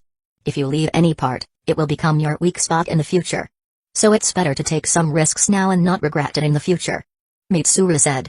Initially, she didn't want Kda to learn this jutsu because of how difficult it was, but now that they had started, Mitsuru wasn't going to leave any loose ends. So Kda's days of torture began. Chapter 239, Safe? Kda's days of torture began. For the next 15 days, his body was subjected to a grueling routine. Each new organ within him was cut, maimed, and burned, forcing him to heal while enduring immense pain. This was a level of pain he'd never experienced before. The normal pain of cuts or even broken bones was manageable, but the pain of internal organ damage was something entirely different. His brain wasn't prepared to process it all at once, especially when they reached his heart. Kda nearly died from a heart attack, and Mitsuru had to leave everything to help him survive. She even suggested skipping the heart and focusing on other parts. However, Kda knew that would leave a weakness. He was determined to give it one more try, unlike Chinese novel protagonists who recklessly endanger their lives for a little extra power. His life wasn't technically in danger, so he decided to push through. With his body now accustomed to the procedure, he was able to endure the second round of heart torture and complete it successfully. One unexpected benefit of this suffering was an increase in his pain tolerance. In previous fights, Kda always had the upper hand, so he'd never had to suffer major injuries. This meant he'd never had to fight while in pain. But he knew that wouldn't always be the case, so having high pain tolerance would allow him to think clearly in dire situations. With this unexpected gain, Kda's days of torture ended on the last day of the month, marking the completion of his training for this jutsu. Finally, it's complete. You're a monster brat. I took 3 months to complete this, even with Lady Tsunada's help. Mitsuru said. Then maybe you're better than Lady Tsunada. Kda replied weakly. No matter how many times the procedure happened, he always felt a mental fatigue afterward. I wish. Mitsuru said. I really think the village should forcefully add Uchiha to the medical division. Having a Sharingan and not using it for medical jutsu should be a crime. Kda had used his Sharingan throughout the process. The result was not only his record-breaking healing time but also the precise amount of chakra used to heal each injury. This would be beneficial when using the mitotic regeneration jutsu, as there would be no wasted chakra during the healing process. Sensei, when will we start the next part? Kda asked. Now that the most painful part was over, he was eager to complete the jutsu as soon as possible. I'll ask the Grandmaster when they're free and schedule an appointment. You can rest at your home until then. Mitsuru said. Okay, Sensei. Kda said, standing up. Before going home, he suddenly bowed to Mitsuru. Thank you for helping me so much, Sensei. He said. There was no need for Mitsuru to do this much. Even though she had said she would reward him with a jutsu, what Kda asked was a bit excessive. It was like asking for an S-rank jutsu for a simple reward. But Mitsuru didn't back down from her word and actually helped him. Kda was truly thankful for that. Seeing Kda suddenly bowing and thanking her, Mitsuru just smiled and waved her hand, dismissing him. De returned home, but he was alone. He was at the bathhouse with Shishui because a big noble from the fire capital was visiting today. Yami had taken Naruto out for ramen. He knew all this because they had left a note in the dining room along with some food. I also want to eat some ramen, De thought and headed to a kairaku ramen. I also want a regular bowl, De said, sitting next to Naruto, who was already on his second bowl of ramen. Yami was also eating her second. Both of you are going to get fat if you eat this much, he said. Ayam just chuckled and went inside while Yami and Naruto looked to the side and continued eating. So is it finally over? Yami finally started speaking when her bowl was empty. Yes, now we only need some help, and I'll finally learn my first S-rank jutsu, De said. That's great, Yami said with a smile. Why did you decide to come here all of a sudden then? De asked as their bowls arrived. My sensei sent a message that we're leaving for a month for border training. I won't be able to eat such things for 1 month, Yami said, diving into her third bowl. So you're going to leave? De said slowly, then started eating his bowl too. Naruto had been focusing on his ramen bowl all this time. There was nothing he could add to their conversation, so he just decided to focus on his food. Yeah, Yami said. When are you going to go? De asked. A day after tomorrow. It's so sudden, right? Yami asked. Let's go out tomorrow. I wanted to try something out. De asked Yami for a date in a very simple and indirect way. Oh. Are you asking me for a date? Yami asked, not wanting to lose this opportunity. Initially, I wasn't, but it's a nice idea. Yami, do you want to go on a date with me? De asked, making eye contact with Yami. Normally, Yami might have blushed at this point, but she had kind of gone numb to these types of antics due to living with him for so long. Maybe. I'll tell you after thinking, Yami said and went back to eating her ramen, but De could see a small amount of blush on her cheek along with a small smile. Then I'll be waiting for your reply, De said, and he also focused on his food. De luckily got a message from Mitsuru that they would be completing the jutsu after 3 days. He actually forgot about this when he asked Yami for the date. It would have been embarrassing to fix a date and then have to say he was busy. Now, with no surprise, Yami graciously agreed to go on a date with De the next day. They did some shopping, went on an eating spree, and then went to a park to relax. When are you going to come back? De asked at the end. I don't know. Sensei said that we will stay there until the new part of the sensor is replaced. We may have to stay there for a full month before we come back, or we may come back in 1 week. Yami said. Is the management so bad? How the hell don't they even know when the replacement will come? De asked frustratingly. Oh. Are you already missing me? Yami teased De a little. Yeah, but that's not the reason I'm saying that. This just shows how mismanaged the whole situation of those outposts is. They're not actually safe at all. De replied. There will be 50 plus ninja guarding that outpost along with 5 jonin. If that outpost is not safe, no place in Fire Country other than Hidden Leaf Village is safe. Yami said, trying to calm De down. Yeah, I'm just being immature. De added. And I like that. Yami said, giving De a shoulder bump. And that's how their small date came to an end. Chapter 240, Urgent Need for Strength. The next day, Yami was getting ready to leave for the border outpost. The whole family was out to bid her farewell. Make sure you eat on time and take proper care of yourself, he said, hugging Yami tightly. Okay, Aunt. Yami replied, returning the hug. If things get too hectic there, just use my name and come back. I'll handle the rest. Shishui added, patting her head gently. Yes, brother. Bye, sister. Please come back soon. Naruto exclaimed. I'll be back before you even notice I'm gone. Yami assured him with a smile. Bye. Was all De said. Bye. Yami echoed before heading outside, where she found Ryota waiting for her. Are you here to say farewell to Yami? De asked. Ryota had become a regular guest at the house because of his frequent sparring sessions with De. No, I'm here to take my partner. I'm also going to the outpost as part of the sensing and tracking unit. Ryota replied, followed by the familiar sound of barking. Bark. Bark. Yes, along with Kiba, of course. Ryota added with a grin. Oh. Thankfully, I won't be alone at the outpost. Yami said, patting Kiba, the Inuzuka hound. Yeah, I was also relieved to hear that you'd be coming with us. Ryota said, smiling at her. It's great you're going too. De said, feeling slightly more at ease about Yami's safety. Having sparred with Ryota regularly, the new Ryota was at mid-jonin level when fully powered. At least, they'd be able to escape if something went wrong. Over the past week, De had repeatedly told Yami to run if her life was ever in danger. He was confident she'd heed his advice unless, of course, something extreme happened, like if her sensei was taken hostage. He knew Yami might choose to fight rather than flee in that case. But these were just worst-case scenarios swirling in his mind. Being aware of the world's harsh truths, they couldn't help but worry. With Yami, Ryota, and Kiba on their way to the village gates to join their team, the morning ended quietly. They had one more day off, staying home with Shizui and Naruto, while he went to the bathhouse. Their plans to expand the bathhouse business were temporarily put on hold due to the sudden expenses related to this training. But there was no rush. Even earning 10 million ryo per month was a great achievement. With the bathhouse gaining popularity, others had considered entering the same business. However, no clan dared openly compete with the Uchiha. To do so would be a subtle acknowledgement that the Uchiha were superior. No one wanted to admit that. He was skillfully leveraging the Uchiha name to suppress any competition. In 3 more months, their dominance would be solidified. With low prices and excellent service, it would be nearly impossible for anyone to overtake them in this field. The day passed, and finally, it was time for Kida to complete the jutsu training he had been working on for months. Learning the mitotic regeneration jutsu wasn't a priority at the start of his journey, but over time, it became crucial. The reason Kida had chosen medical jutsu was simple: it was the easiest and most guaranteed path to obtaining an S-rank jutsu.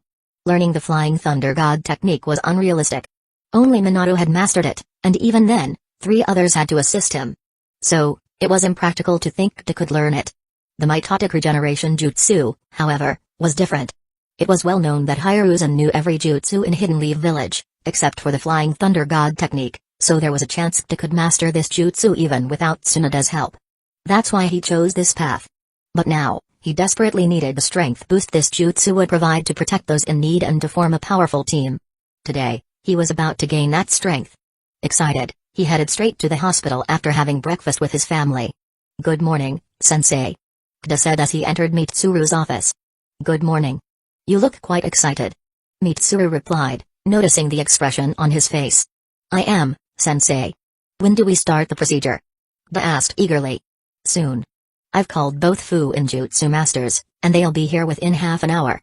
You have some time to rest until then, because once the procedure starts, there won't be much time for that," Mitsuru explained. "Okay, sensei."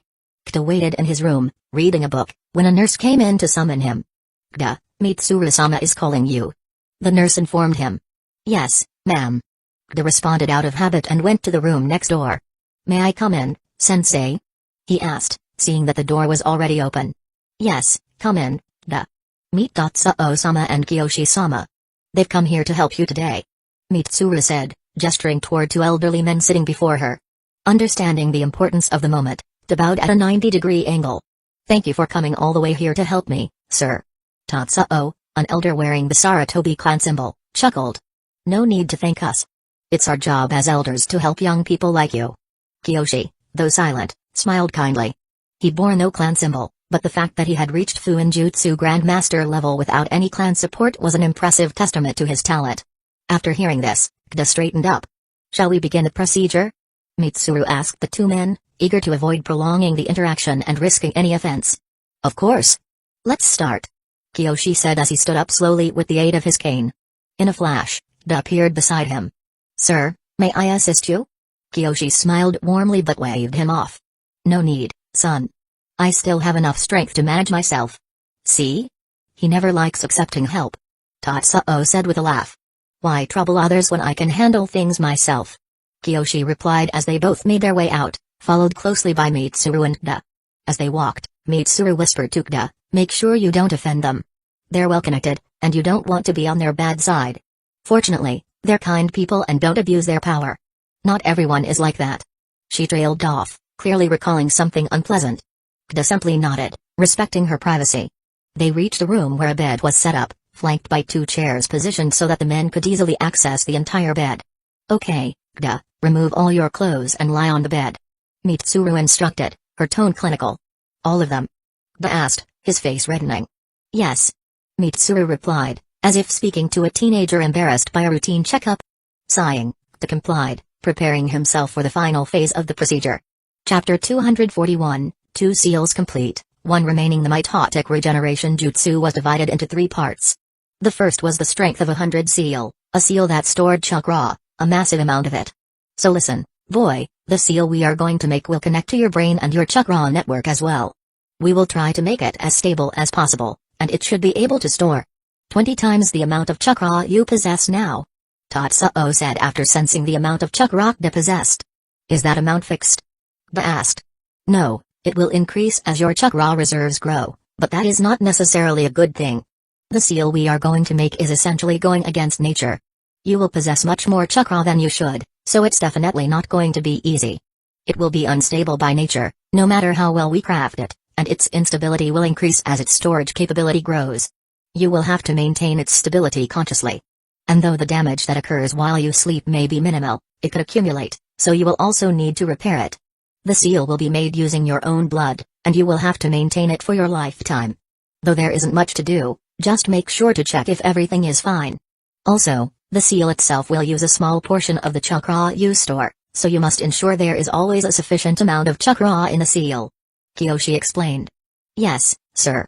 Kdo said. Mitsuru had already told him about this. Since there was not much to do, and the repairs could be completed in 5 minutes, it wasn't really a problem. Okay then, let's start. Tatsuo said as Mitsuru handed them the same brush she had used previously while creating the healing seals on his body. Stay still, boy. Don't move during the process. Tatsuo added as he and Kiyoshi began making various strokes on Kda's body. Initially, they used normal ink, but then they channeled chakra into the brush, causing its bristles to harden and prick Kda's skin with each stroke. Kda realized how they were going to use his blood for the seal. After enduring the torture of the past month, these little pricks didn't bother him much. He remained perfectly still during the process. After about 3 hours of drawing various strokes, the process ended. Kiyoshi stood up and moved to Kda's head while Tatsuo moved to his legs. They began channeling their chakra into the seal, making hand signs. Slowly, all the seals shifted toward Kda's forehead, and the same mark as Tsunoda's appeared on his head. Both Tatsuo and Kiyoshi were visibly tired from the process, and their chakra was almost completely drained. This seal is as tough as always. Kiyoshi said. Yeah. Tatsuo agreed. Thank you for your hard work, sir. Please take some rest in my office. I've arranged some refreshments for both of you as well. Mitsuru offered. Yeah, we could use that. Until then, boy, try to fill the seal as much as you can. It will be important for the next part. Tatsuo said. Yes, sir. Kda replied. He remained in position, focusing on filling the seal. It felt odd, like his chakra was flowing into a hole. Since there was no mechanism to use that chakra yet, it almost felt like he was wasting it, but he knew better and continued filling the seal. Tatsuo and Kiyoshi left the room with Mitsuru, leaving Kda behind. He kept filling the seal, but when he had transferred almost 30% of his chakra, he felt something, like a repulsion. Initially, it had been easy to store chakra, but as he continued, it became harder. He had to concentrate intensely, and his speed slowed. However, with nothing else to do, Kda decided to force more chakra in, especially since he had a cheat up his sleeve. Slowly, his eyes began glowing red, and 3 tomoe appeared within them. 3 tomoe Sharingan. By the time he had transferred 75% of his chakra into the seal, the others returned. How is it, son? Were you able to make any progress? Kiyoshi asked patiently. Sorry, sir. I could only send 70 to 75% of my chakra into the seal. The more I filled it, the harder it became. Kda admitted. Yes, that's the limitation of the seal. Since it's an organic seal, it works somewhat like a magnet. You have to force your chakra in the first time. Now that you've transferred 70%, if you empty the seal and refill it, it will be significantly easier. Tatsuo explained. So only the first time is difficult? Kda asked. Yes, and with your speed, it should be quite easy for you. Normally, a person would only be able to transfer 40 to 50% of their chakra into the seal on the first day. 70% is quite impressive. Kiyoshi said. Kda wanted to say he wasn't at his limit yet, but he held back, thinking it would sound like boasting. He wasn't the type to brag about his talents like a typical Chinese novel protagonist, especially since he had used the Sharingan during the process. We should move on to the next part, then. Tatsuo suggested. Are you ready, boy? Or would you like some rest? Kiyoshi asked, concerned about Kda since he had just been poked all over his body. It was quite painful, and the same process would happen again. No, sir. I'm perfectly fine and ready for the next step. Kda replied, excitement evident in his voice. Haha, youth. Fine, let's begin. Kiyoshi said. From their discussion, Kda deduced that, Even though both Tatsuo and Kiyoshi were grandmasters, Kiyoshi seemed to be the senior, not just in age but also in position for some reason. Kida thought it would be the opposite since Kiyoshi wasn't from any clan, or at least wasn't wearing any symbol. Maybe he is from a clan and just not wearing the symbol, Kida thought, but the respect he felt for Kiyoshi remained the same. Despite his power, Kiyoshi was gentle by nature, and Kida admired that. Now, Mitsuru and the others began preparing for the second part of the seal, the Yin seal release. If the previous seal was like a tank to store chakra, then this one would be the valve and pipes to move the chakra to the necessary parts when required. Mitsuru stepped forward and began marking Kida's body, using ink of various colors. From the location of the marks, Kida understood the reason. The healing seals Mitsuru had made earlier were completely invisible. Kida could feel them in certain locations but couldn't see them. Since they needed to make the second seal to supply chakra to the healing seals, knowing their locations was important. Mitsuru marked the positions, using different colors if the seal was present inside the body or on the organs. Clench your teeth, boy. This is going to be painful. Kiyoshi warned, his face completely serious, devoid of the grandfatherly smile he usually wore. Kida nodded, understanding the gravity of the situation. Kiyoshi and Tatsuo nodded in return and began channeling their chakra into the seal. Chapter 242, Complete Clench Your Teeth, Boy. This is going to be painful. Kiyoshi warned, his face completely serious, devoid of the grandfatherly smile he usually wore. Kida nodded, understanding the gravity of the situation. Kiyoshi and Tatsuo nodded in return and began channeling their chakra into the seal. After accessing the seal, both of them began making more seals, each taking the left and right sides of Kida's body, as if they were creating some type of symmetrical painting on Kida's skin. Once again, Kida's body was covered in seals from head to toe. This time, both Kiyoshi and Tatsuo placed their hands on Kida's head, and all the seals began shrinking into the main seal. Kida could instinctively feel the chakra he had stored inside it diminishing at an alarming rate. Within seconds, the chakra he had stored was almost completely used, leaving only 20% of it behind. By the end of the process, all of the seals scattered across Kida's body completely submerged into the rhombus on his forehead. My chakra reserves are almost 3 times that of a normal Jonin, and this used half of it. That means 2 Jonin level chakra reserves are required just to make this seal. Considering how minuscule the amount of chakra needed to make those arrays was, these seals are on a completely different level from what I can do. For now, Kida thought. Maintain it for some time. I need to catch my breath. Kiyoshi said, removing his hands. Tatsuo became visibly more tense and started supplying more chakra into the seal. This time the seals was to make a passage and hole in a dam which store chakra. It was a very delicate process and needed quite a high amount of concentration and chakra, that's why both Kiyoshi and Tatsuo were tried from just this much once again. But after just 2 minutes, Kiyoshi returned and passed his chakra into the brush. The bristles once again became hard. He started drawing a straight line emerging from the rhombus on Kida's forehead. Slowly, he covered each point on Kida's body that represented the healing seal on the surface of his skin. But as soon as he completed that, the bristles, already hard, turned into something resembling small knives. Much like chakra scalpels, they began making seals inside Kida's body while leaving the skin intact. It was a very dangerous process, which is why a Fuinjutsu Grandmaster was required, otherwise, the chakra pathways in the body could be damaged. After completing the seals on the skin, Kiyoshi began creating the lines to supply chakra to the seals inside Kida's body, on his bones and organs. At that moment, Kida understood why Kiyoshi had told him to clench his teeth. As soon as Kiyoshi made the first line, Kida screamed so loudly that even the people outside heard him, though the room was soundproof. It felt like his organs were being scratched with a sharp knife. The pain he had felt before when Mitsuru was making seals was from small cuts and burns, but this time the damage was far more severe.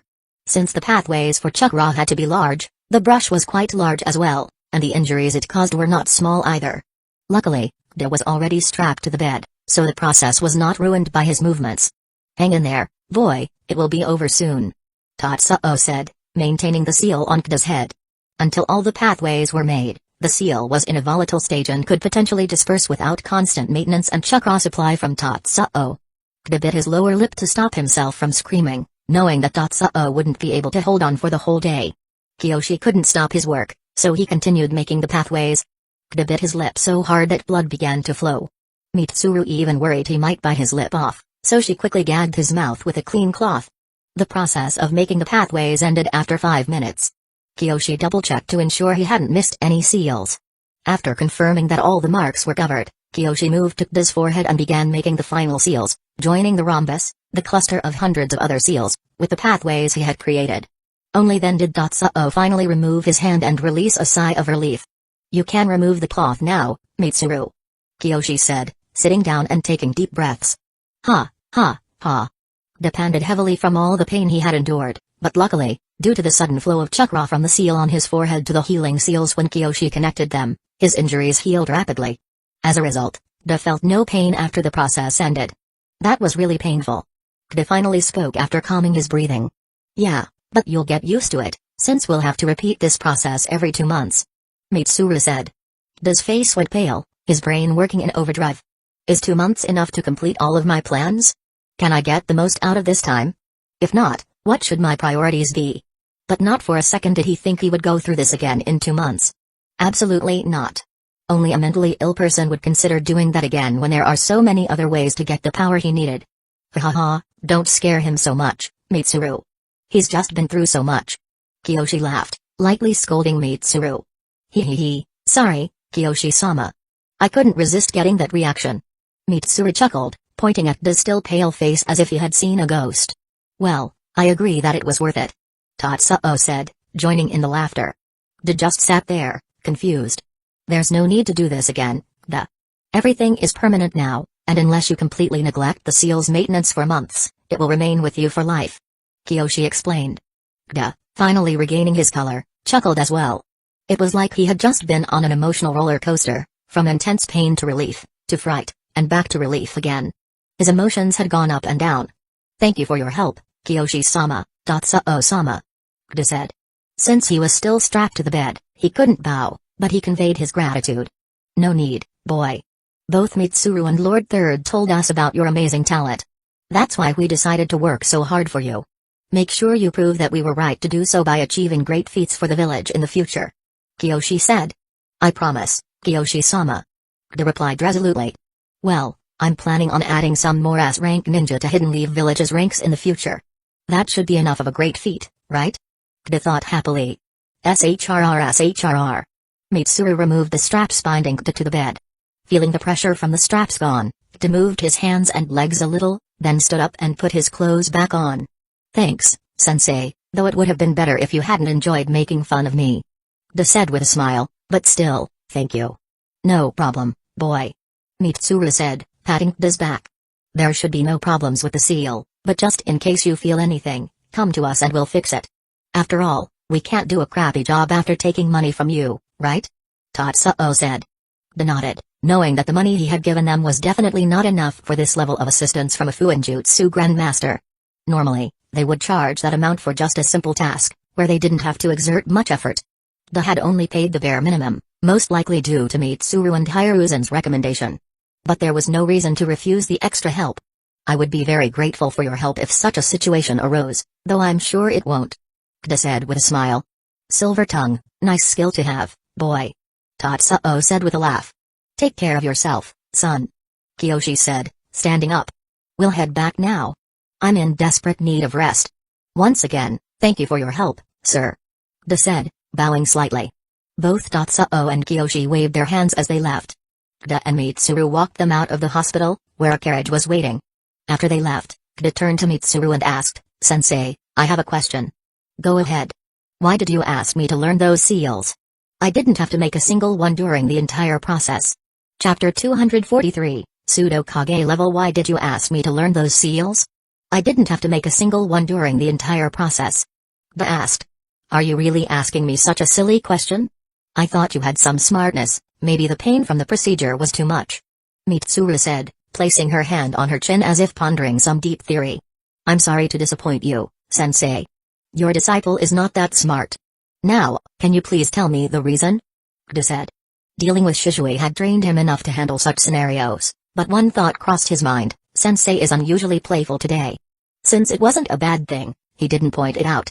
"Simple. When I was making seals on your body, did you know which type of seal I was making?" Mitsuru asked. "Yes, sensei.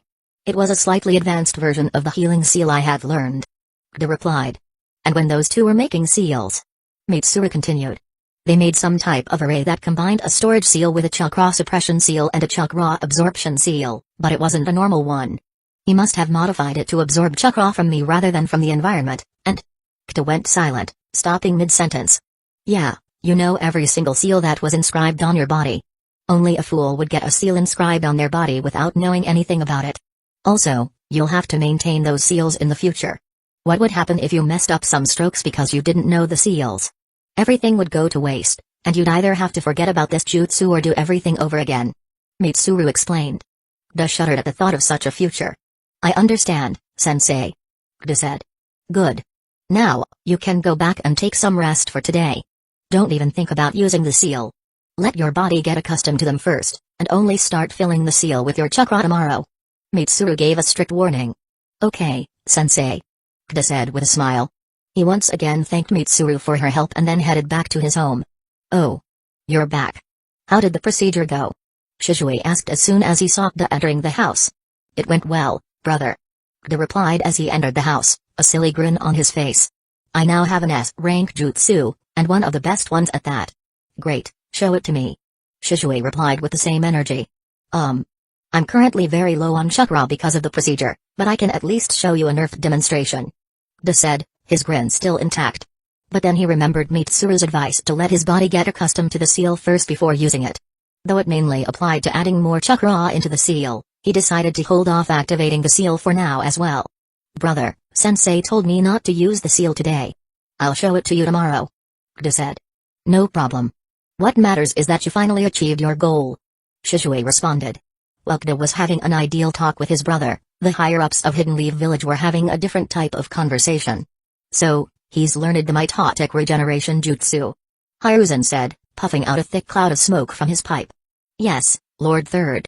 As per your orders, Lord Kiyoshi and Lord Dotsuo themselves made the process as perfect as possible. Both of them are resting at the moment because of the fatigue, but according to them, the process went seamlessly and the results were perfect too. Though it's not at the same level as Lady Tsunade, that boy now has the second best healing jutsu in Hidden Leaf Village. The Anbu reported. Do you think it was a good idea to teach that boy something so precious, and without even asking Tsunade, since this is her jutsu? Hamura asked, adjusting his glasses. There's no need for me to ask permission from my student. As for that boy's qualifications, his talent is his qualification. Having a 3-Tomoe Sharingan, going toe-to-toe with Itachi and Kenjutsu, and possessing specialist-level medical jutsu capabilities, not to mention his progress in Ganjutsu and Fu-in Jutsu, he might be the most versatile ninja among the younger generation right now. So, if he wanted to learn something, what reason did I have not to let him? Hiruzen asked, releasing more smoke from his pipe. Because he's an Uchiha. Koharu added with a tinge of annoyance in her voice. And? I'm still waiting for the reason. Hiruzen said. Don't play games, Hiruzen. You know the power balance will be shattered if the Uchiha get their hands on this jutsu. Koharu argued. And how will they get this jutsu? Will they dissect that boy and break through the concealment seals made by 2 of Hidden Leaf Village's best Fuinjutsu grandmasters? And that too, when I've given him my protection? Hiruzen asked, as if he had just heard some kind of joke. We don't know. They might try. Don't you remember just a few months ago they were showing rebellious tendencies? Who knows, maybe their curse of hatred is awakening again. Koharu warned. We both know the reason for that, Koharu. Denzo forced them into that position, killing so many Uchiha and giving them all life-threatening missions under my name. How do you expect them to behave? Hiruzen asked. Why are you taking their side so much, Hiruzen? Hamura chimed in. It was unusual for Hiruzen to support the Uchiha so strongly. I'm not supporting them. You two are just trying to portray one of the most important clans in our village as villains. Just imagine if the Uchiha weren't part of Hidden Leaf Village. Our village would lose a quarter of its strength. Hiruzen stated. It was a bold claim, as comparing a clan to a quarter of the village's strength meant Hidden Leaf Village depended on them. Even though Koharu and Hamura wanted to deny it, deep down, they knew it was true. The Uchiha, with their high number of Jonin and their Dujutsu, were a crucial part of Hidden Leaf Village's strength. But that was also the problem, everyone was uncomfortable with how powerful they were. This resulted in the ambiguous situation where everyone knew the Uchiha were important for Hidden Leaf Village, but they didn't want them to grow any stronger. That boy will also join the Anbu in the future. He's not only an Uchiha but also a Senju, so don't worry too much. Hiruzen said, understanding what the 2 elders really wanted to express. Fine. Koharu said simply. Even if they had more to say, Hiruzen's tone in his last sentence left no room for further discussion. After they left, Hiruzen turned to the corner of his office. What do you think? It's good for the village that we now have a pseudo-S-ranked ninja. Shikaku finally spoke, having been silent throughout the discussion because there was no need for his input. Pseudo-S-rank. Quite a new term there. Hiruzen commented. He is not really Kage level at the moment, but if he activates the mitotic regeneration seal along with his 3 Tomoe Sharingan, he may reach that level for a short period of time. But that's it. It's not permanent, and considering the side effects, he won't be able to use it often either. So, he's not truly a Kage level ninja, not even low Kage level. But he could reach that stage. That's why I call him a pseudo Kage level ninja. Shikaku explained in detail. Fine, but I wasn't asking about that. Hiruzen said. The Chunin exam? Chapter 244, Silent Struggles of Hidden Leaf Village. Hidden Leaf Village was devastated after the Nine Tails attack. Not only had they suffered in the war, but they also lost thousands of ninjas, a Jinchuriki, and a Hokage in the attack. But even that wasn't the end of Hidden Leaf Village's losses. There was one more thing a ninja village needs besides power: trust. The trust of their people and other countries in their power. The trust that they were powerful enough to help them was lost. A village that can't even protect the people inside their walls, how will they protect us? This was the general sentiment among people, and it began to spread. The other 4 big ninja villages seized this opportunity to spread the agenda as much as they could. And what did Hidden Leaf Village do to retaliate? Nothing. Nothing at all. They didn't have the strength at that moment to do anything. The result? Hidden Leaf Village lost 40% of their mission revenue every year after the Nine Tails attack. Hidden Leaf Village suffered in silence while trying to rebuild its strength. The academy was filled to the brim with students, anyone who even had a shred of potential to become a ninja. Even if they would remain genin for their entire lives, Hidden Leaf Village desperately needed to rebuild. If everything had gone according to the original story, they would have needed another year to stabilize enough to address their damaged image. However, recent events changed things. Initially, Denzo hid the number of ninja Root had under his command, the number of Jonin, and especially the number of talented ninjas that he had almost ruined. Now, Hiruzen had a complete understanding of Hidden Leaf Village's situation. Even though they had lost yet another S-rank ninja and the shadow of Hidden Leaf Village, which further reduced Hidden Leaf Village's strength, somehow, the situation looked better than before. The Chunin exam? Shikaku asked. Yes. We've now recovered 70% of our strength. Even though the number of ninjas is the same as it was before the Third Great Ninja War, most of them are genin and would only become cannon fodder if war broke out. But the number of Jonin we initially thought we had was wrong. By adding the root ninjas to the Enbu, we've now increased our number of Jonin by 1.5 times, and Chunin by 2-fold under your command. Shikaku said. Hiruzen nodded, already knowing these details. There was something else he wanted to hear. Even though we've recovered a lot, it still only brings us back to the starting line. Shikaku said. Yes, we're now at the same strength as when the Third Great Ninja War ended. Considering how even Tsunade left the village, it's slightly less than at that time. Hiruzen replied. And if we go ahead with the Chunin exam, it will be like showcasing our power to the other ninja villages. Though we may be powerful in one-on-one situations, we can't go against them if they combine forces, like in other ninja wars. Shikaku said. They can't do that right now. Hiruzen responded. Yes, Hidden Mist is entangled in a civil war, Hidden Sand Village is our ally at the moment, and even if they aren't genuine, they won't be able to join the opposition in a war. As for Hidden Stones Village and Hidden Clouds Village, they're tough, but manageable. Onoki is famously known as a fence-sitter, so we don't need to worry about him initiating a war. Shikaku said but paused. I know we don't need to take this risk now. In 3 to 4 years, we'll be back to peak strength, and it would be most optimal to act then. Hiruzen said, releasing a puff of smoke from his freshly lit pipe. One major reason they weren't as desperate as in the original timeline was the root. Root was an economic black hole for Hidden Leaf Village. Denzo had been siphoning off every last Ryo he could without collapsing the village, claiming it was for training new root ninjas and maintaining peace. He was also leveraging the other elders to take as much as he could. The result? Hidden Leaf Village often found itself near bankruptcy. If not for other income sources like the Akimaki food businesses, Uchiha mineral mines, and Nara medicine trade, the village wouldn't have survived. But now, with Denzo dead, that black hole had vanished, and the resources Denzo had hoarded for his grand plan after becoming Hokage were under Hiruzen's control. This alleviated a lot of pressure from the village's shoulders. If not for that, they would have had to take risks, and like in the anime, Itachi would have demonstrated his talents in the next year's Chunin exam, crushing his opponents and proving that Hidden Leaf Village was not weak. Because the Chunin exam isn't just a normal exam, It's also a way for villages to showcase the strength of the next generation, as well as a source of entertainment for nobles. But in the last few years, Hidden Leaf Village had been performing subpar in exams hosted in other villages, trying to remain as unnoticed as possible. Even now, staying mediocre for a few more years to build strength and then counter with full force was an option.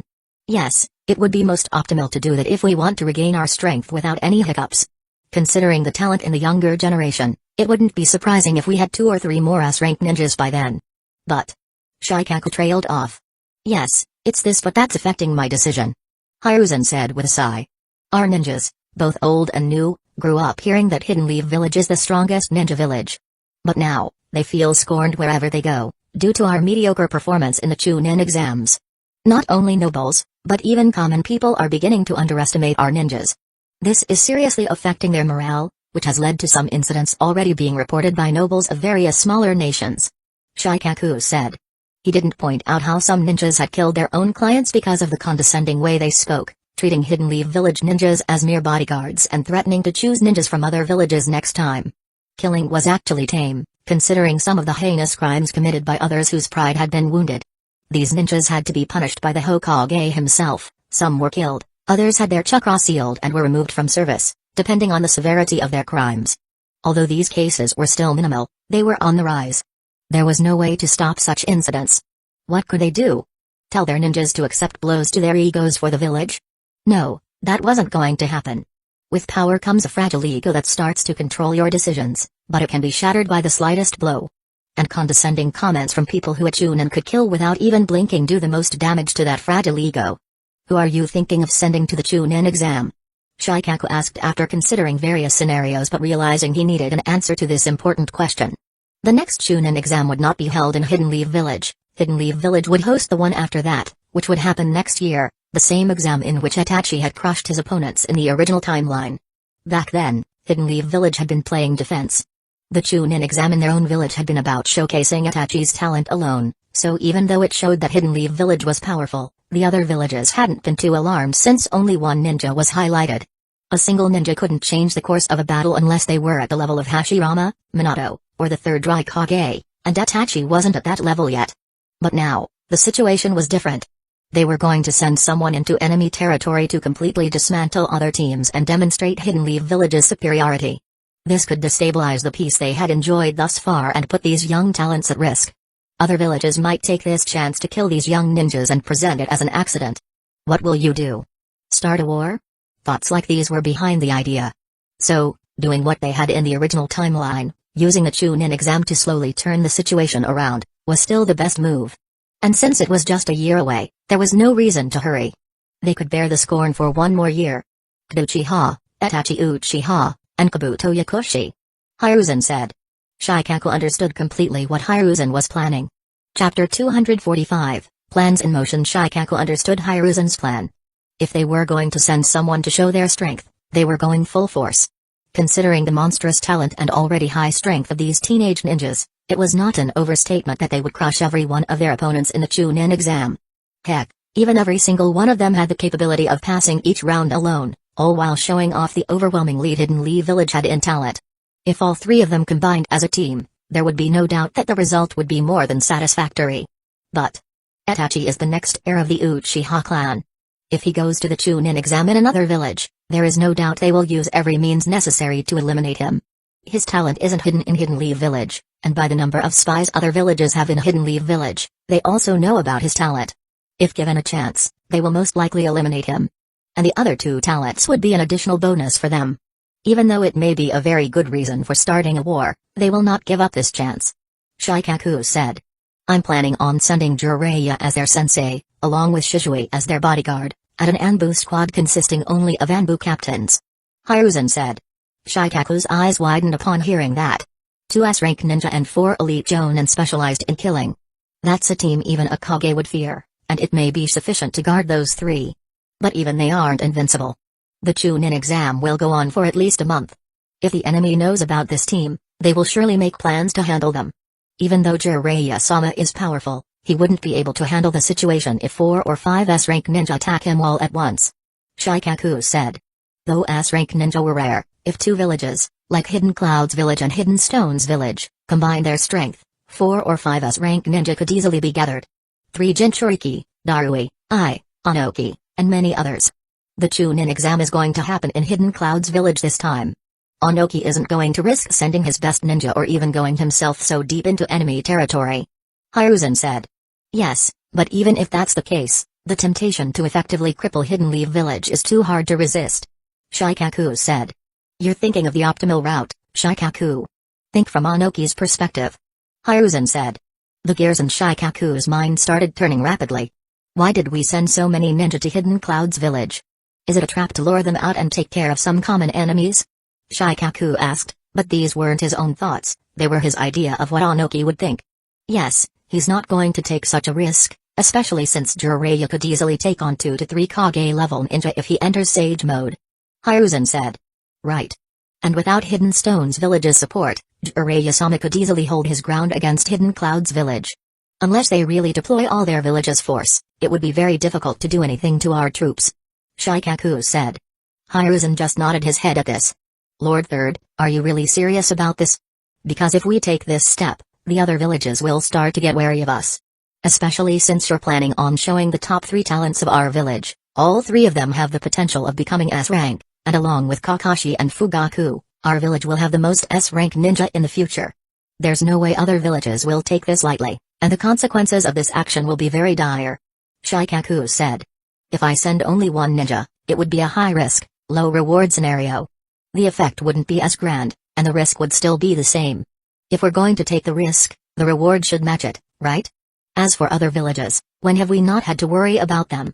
They'll cause trouble for us, one way or another. As a leader, it'll be my responsibility to handle those situations.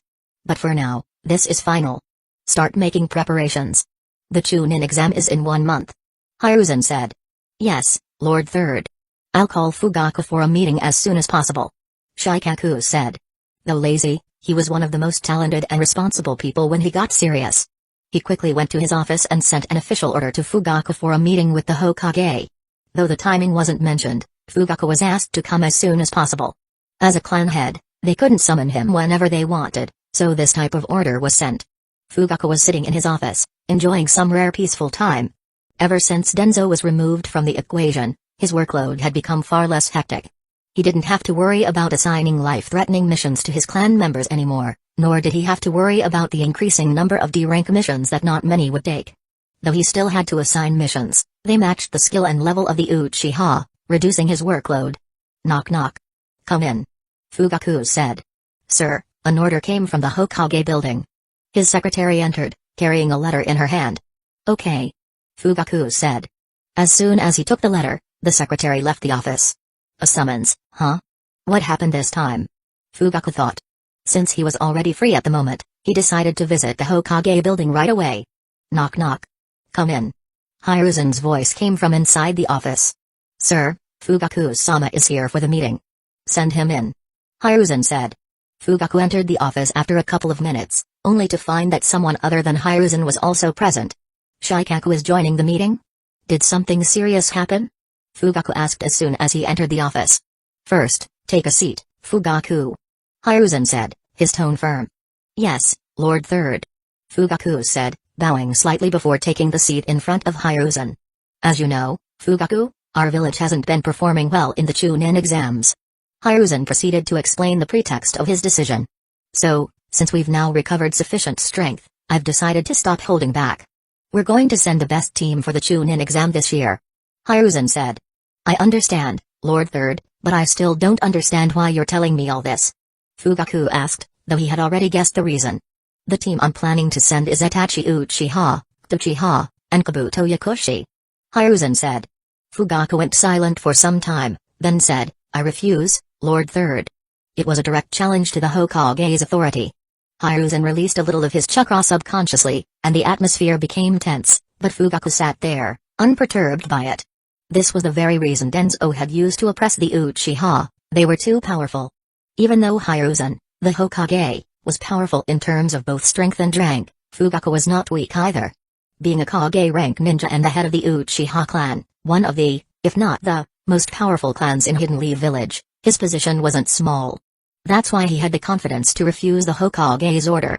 If there were any other clan head in his place, They would have to accept the order, whether they wanted to or not.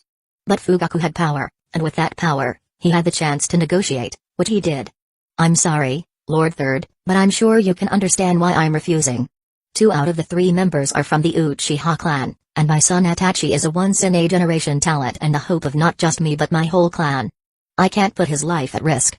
Then there's Kda, a young prodigy just like my son. He's on the same level of talent. If something happens to them, not only the Uchiha clan but the entire village will face a huge loss. Fugaku said, trying to explain his reasoning. I know what you're thinking, but don't worry. Their lives won't be in danger. Jiraiya will take responsibility for their safety. I'll also send an Anbu squad consisting only of Anbu captains, and Shizue will accompany them as well. If this doesn't guarantee their safety, then nothing will. Hiruzen said. Fugaku's face hardened. On the surface, it looked like a perfectly good idea, but for him, it was a double-edged sword. 3 of the most promising next-generation ninja of his clan were going into enemy territory to crush their young ninja and showcase their talent. If, by any chance, something bad happened, Hidden Leaf Village would face a monumental loss, but the Uchiha clan would be the most devastated. Still, there wasn't much he could do. I agree, Lord Third, but just to be on the safe side, I would like to send an Uchiha squad with them as well. Fugaku said. I don't have a problem with that if the heir of the Uchiha clan takes his bodyguards with him. Hiruzen replied with a smile. Thank you, Lord Third. Fugaku said. They will leave in 1 month. You can use this time to train your son a little more. As for Kda, tell him to come and meet me tomorrow. Hiruzen added. I can take care of his training as well, Lord Third. Fugaku offered. He is already a strong Uchiha, but not yet a strong Senju. Let the boy try to maximize his full potential, Fugaku. Hiruzen said, his tone gentle, though Fugaku knew there was no room for argument now. He simply accepted the order. As you wish, Lord Third. I will send him here tomorrow. Fugaku said. Okay. Fugaku bowed and left the office. The Uchiha are becoming a little autonomous. Shikaku noted. I'm not some mind-controlling monster, Shikaku. It's good to have someone who can question your decisions once in a while. That role used to be filled by Denzo, but now maybe Fugaku will take it. Hiruzen said, puffing out smoke from his freshly lit pipe. You should stop doing that, Lord Third. You're getting old, and it's not good for your health. Shikaku advised. Yeah, I'll quit tomorrow. Hiruzen said, waving his hand dismissively. Now go and send a letter to Jiraiya. Tell him to come back as soon as he can. Hiruzen ordered. Chapter 246, Beyond the Limits of the Sharingan. Now go and send a letter to Jiraiya. Tell him to come back as soon as he can. Hiruzen ordered. Lord Third, we lost contact with him after he completed his last mission. Shikaku reminded Hiruzen. That brat, always taking time off, even in such situations. You can go now, I will contact him myself. Hiruzen said. Shikaku bowed his head and left. Hiruzen then wrote a note on special paper and made some hand seals. Poof. Oh, Hiruzen, you're aging very rapidly. It feels like just yesterday you were such a small human child. Said a small toad that appeared suddenly in the Hokage's office. It's nice to meet you as well, Kakusama. I have an urgent message for Jiraiya, could you please deliver it to him? Hiruzen said respectfully. The toad in front of him was more than twice his age and quite powerful. Though not at Kage level, it could handle some Jonin level ninja on its own. Considering it was just a messenger toad, this spoke volumes of its strength. Don't worry, I'll deliver it within an hour. Kaku said, taking the paper from Hiruzen. Thank you, Kakusama.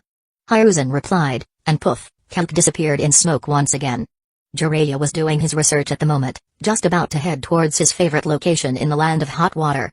It was a spot where he could directly see inside his study area. But before he could take a look. Poof. Jiraiya boy, long time no see. What are you? Jiraiya quickly closed Kaku's mouth, but it was already too late. The ladies inside the bathhouse ran out, brandishing various weapons ranging from mops to knives. I'm going to kill that pervert this time. One young girl shouted. No, first we'll torture him. I want first dibs. Another one said. Okay, I'll take second place then. A third chimed in. Cold sweat dripped from Jiraiya's forehead. I think you should run now. Kaku said, still in Jiraiya's grasp. Without wasting a second, Jiraiya ran at full speed. After running across the village, he stopped at a natural hot spring, a little away from the village. So, Kakusama, why did you ruin my research this time? Jiraiya asked. Clearly, this wasn't the first time this had happened. Though I'd like to point out that what you were doing was not research, There's no point in arguing. I'll get to the main reason I'm here. Hiruzen sent this letter for you. Kalk handed the letter to Jiraiya. Jiraiya took the letter, ignoring Kalk's earlier remark. I hope this letter finds you not in the middle of research at some questionable bathhouse. If you are, please consider this an urgent reminder that peeping does not count as a diplomatic mission. We both note Tsunade would throw you across the continent if she found out. Now, to the main topic, I need you back in the village in 2 days. Make sure you take this seriously, or I will personally come for you with Tsunade. She is still mad about the earlier incident, but I'm sure there will be no need for that, right? The letter ended. Sensei is unusually forceful this time. Did something happen in Hidden Leaf Village?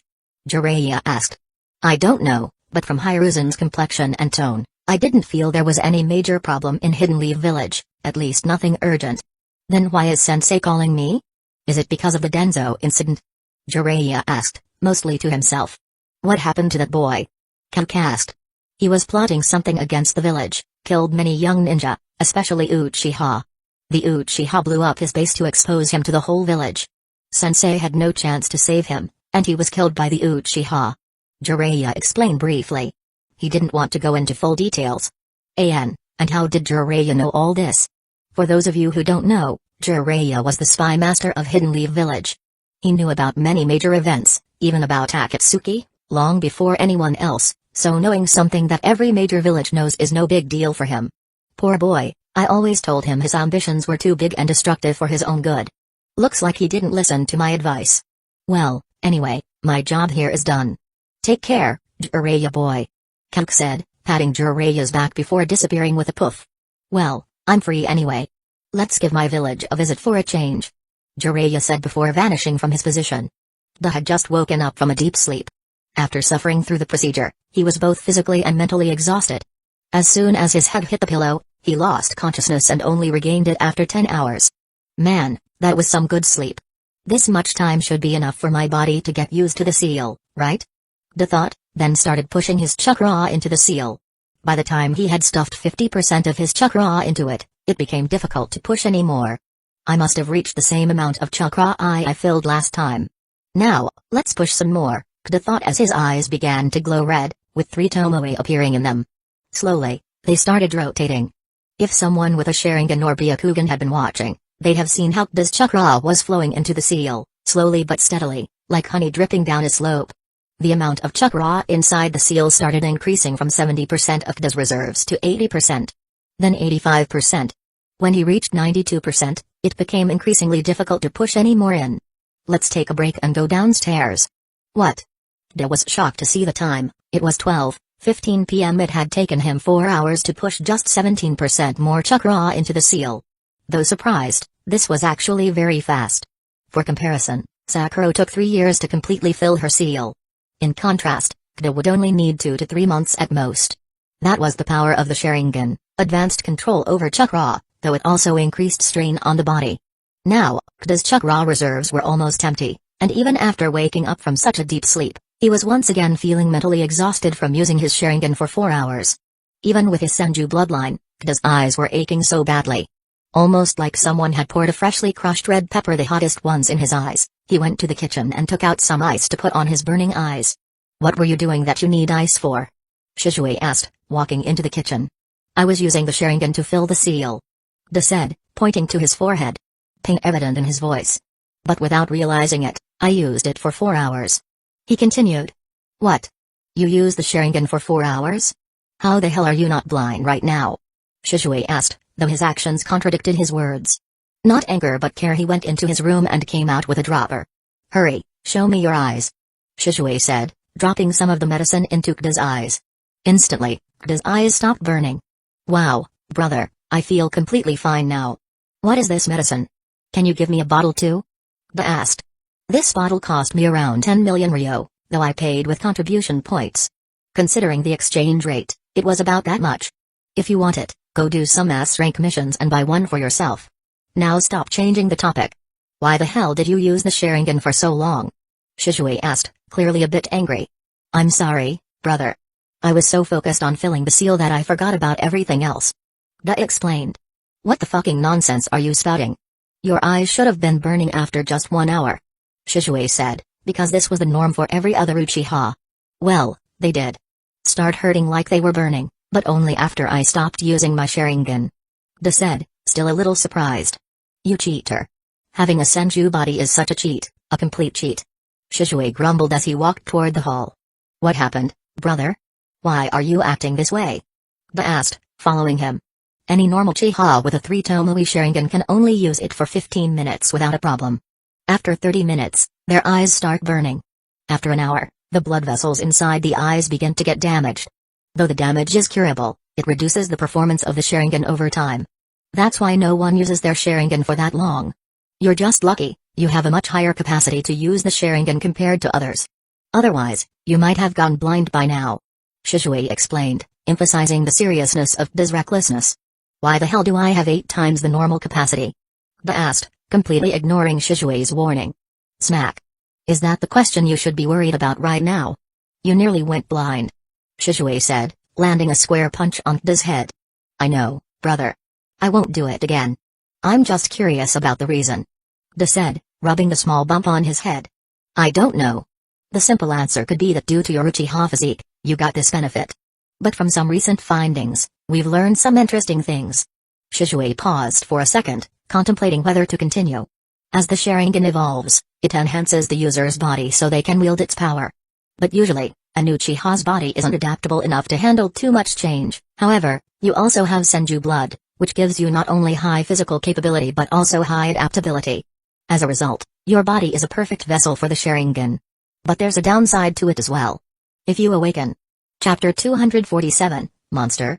As the Sharingan evolves, it enhances the user's body so they can wield its power. But usually, a new Uchiha's body isn't adaptable enough to handle too much change. However, you also have Senju blood, which gives you not only high physical capability but also high adaptability. As a result, your body is a perfect vessel for the Sharingan. But there's a downside to it as well. If you awaken the Mangekyo Sharingan, it will be a very huge problem. Normally, the Sharingan strengthens the emotions due to which we awaken it. Until the 3 Tomoe stage, it's still manageable. Since you awakened your Sharingan because of anger and grief, those 2 emotions were strengthened and further amplified when it upgraded to 3 Tomoe. But since it's still within a normal range, you may or may not have felt that. But once you awaken the Mangekyo Sharingan, these emotions leave the realm of normal. Your anger will go through the roof, and you'll do anything to stay away from grief because it will also be many times stronger. And since your body is adapting quite well to the Sharingan, maybe, just maybe, your other emotions may also get strengthened after that. Shizue explained. But brother, I still don't understand why this is such a big problem. If it's just anger, I just have to manage it well, and everything will be alright, right? De asked. You are underestimating it quite a lot. Let me give you a scenario. Your friend went to a village to deliver a package, a simple D-rank mission, right? Shizue asked. De nodded. But later you find out that the sender of that package was an enemy spy who was sending hidden leave village ninjas to their deaths. Your friend is now dead because some people in the village were also collaborating with the enemies and poisoned your friend. But we can't find them among the many people in the village. What will you do now? Shizue asked. Is this some kind of interview question to check my personality? De thought but kept those thoughts to himself and simply gave the answer he thought was appropriate. I will kill that spy first. Because of him, my friend died. His death won't be painless. Then I'll go to the village, read the memories of those who are already suspects, and eliminate all the enemies. De replied, feeling that this was the most logical course of action. There is nothing natural about that. Now I'll tell you what a normal, non-Uchiha ninja would do. They would raise a formal complaint to the Hokage's office if they knew about the spy. Then it would be the village's job to handle it. Regarding the villager, reading memories with the Sharingan damages the brain, so that would be the job of someone from the Yamanaka clan. And, obviously, the spy would die, but through a procedure. What you're saying is the result of many deaths by your hands, combined with the effect of the Sharingan. Alone, both are manageable, but together, they change a person's mindset. Shizue explained. Kta went silent, deep in thought. Was the first time I killed someone influenced by the Sharingan? No, at that time, it had just awakened. I couldn't have instantly switched some flip inside me. So I was already a killer from the inside, and the Sharingan just amplified that part of me? Am I becoming a monster, brother? De asked. Why would you think that? Shizue asked, amused by De's conclusion. As soon as I got power, I started killing those weaker than me. Isn't that something only a monster would do? De asked, his eyes downcast. Well, if that's the case, Recite the list of names of the people you've killed, who you think were innocent. Shizue challenged. See, there's not a single person. Duh, as a ninja, I've done many atrocious things. Why? Because that was my mission. I still feel the guilt of doing those things, but I know they were important. So, what makes me different from the monster you're speaking of? Shizue asked. The guilt? Duh asked, unsure? Yes, but not completely. It's the values I hold in my life. There was a time I had to kill civilians to avoid a war between two small villages. Those innocent people didn't do anything wrong, but to save many lives, their sacrifice was necessary. So, I completed the mission. When I was about to kill the mother and daughters sleeping peacefully, my hands shook. Those same hands never shook when I killed tens of enemy ninjas during the war. And that shaking makes me different from a monster. There are many people in this world who have already let go of their values of right and wrong, and they may have become the monster you're speaking of. But you haven't, and I'm sure you won't either. Shizue said with a smile. But brother, who decides what's right and wrong? Who decides whether it's right to kill someone or not? Duh asked, getting more confused. No one. No one can decide that. But you can think of the consequences of your actions. What would happen when you kill that person? If you kill a bandit, it'll save many lives. If you kill a doctor, you won't just kill that person, but also hundreds of others that doctor would have saved in his life. There's no right killing, just the right intention. Shizue said, rubbing his hair. Don't push yourself too hard. Think about it carefully, there's no need to rush. Okay, brother. Duh replied. Now go take a bath. You're stinking. Shizue said, pinching his nose. No, I'm not. Duh protested. Maybe your nose suffered along with your eyes. Shizue teased. Fine, I'm going. Duh said, heading to his room to bathe and freshen up. Shizue looked at a letter placed on the table in the hall. Your life is about to get interesting, brother. He said to no one in particular. Duh emerged after half an hour. Oh man, I'm super hungry now. Mom kept food in the fridge for you. Warm it up and eat. Also, here's a letter for you. Shizue said. A letter? Duh took the letter and opened it, surprised to see it was from the Hokage's office. Why does Lord Third want to meet me? Duh wondered aloud after reading the letter. Shizue pointed his finger at Duh's forehead. Because I learned an S-rank jutsu? But he agreed to it. Duh said. Why are you thinking negatively? Maybe he wants to congratulate you. You're almost at elite Jonin level, and that too before reaching the age of 10. Shizue said. I'm not that strong, brother. The effect of this seal is temporary, and without it, I'm not that strong. Duh said. Do you know who you're talking to? I'm much more experienced than you, have the Mangekyo Sharingan, which increases chakra reserves by 5 times, and still, you, cheater, have nearly the same chakra reserve as me. And you think you're not strong? Just think, if by any chance you awaken the Mangekyo Sharingan, you'll be among the top-level ninjas, not just in the village but in the world. Shizue said. Well, if you put it that way, maybe I am just too awesome. Duh said, placing his hand on his chin. Still not as awesome as me. Shizue retorted. You're petty, brother. Duh pointed out. So, when do you have to go to the Hokage's office? Shizue asked, ignoring Duh's comment. At 4 p.m. Then what are you waiting for? Go eat your food. Shizue said. Yes, brother. Duh said, once again reminded of his aching stomach. Hiruzen, as usual, was looking at reports sent by spies, censors, and scouting teams, thinking about the various undercurrents in the ninja world and how they might affect Hidden Leaf Village. With Denzo now dead, he also had to think of ways to alter events in Hidden Leaf Village's favor. Suddenly, 4 Anbu ninjas appeared around Hiruzen, protecting him from the sudden intruder sitting at the window, face hidden by a hat. How many times do I have to tell you to use the gates instead of the windows? Hiruzen sighed. Chapter 248, Master and Student. How many times do I have to tell you to use the gates instead of the windows? Hiruzen sighed. With Hiruzen's casual tone and finally seeing the intruder, the Anbu guard platoon of the Hokage took a sigh of relief. What's the fun in that? This way, we can check whether these guys are taking their job seriously or not. The intruder said, lifting the hat from his face, revealing a cheeky grin. You guys can leave now. Hiruzen said, taking out his smoke pipe from his drawer. Upon receiving the orders from the Hokage, the Anbu ninjas suddenly disappeared from the office, but Jiraiya followed their movement with his eyes. This simple move was a testament to Jiraiya's strength. Following the movement of a ninja using the body flicker jutsu was not an easy feat. One could only predict the point they would appear, but once you reach a certain stage, it becomes easy to sense the fluctuation of chakra caused by using this jutsu. So, Care to explain why you took 4 weeks to return to the village when you completed your mission in 1 week? Hiruzen asked. Because the mission had an estimated time expectation of 2 months for completion, and I still have 1 more month. Jiraiya replied, picking his ear. That was the estimated time for others, not you. How do you always find such creative excuses anyway? Hiruzen asked, taking a puff from his smoke pipe. This is the talent that helped me become the best author in the world, known as creativity. Jiraiya replied. Okay.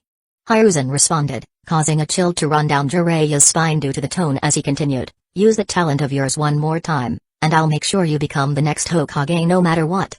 Even if I have to break your legs to keep you from running away. I'm sorry. I won't do it again, sensei.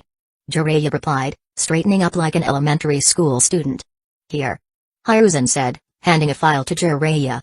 If you called me here for a mission, it's such a waste. You could have just sent the file to me. Jiraiya was saying as he opened the file.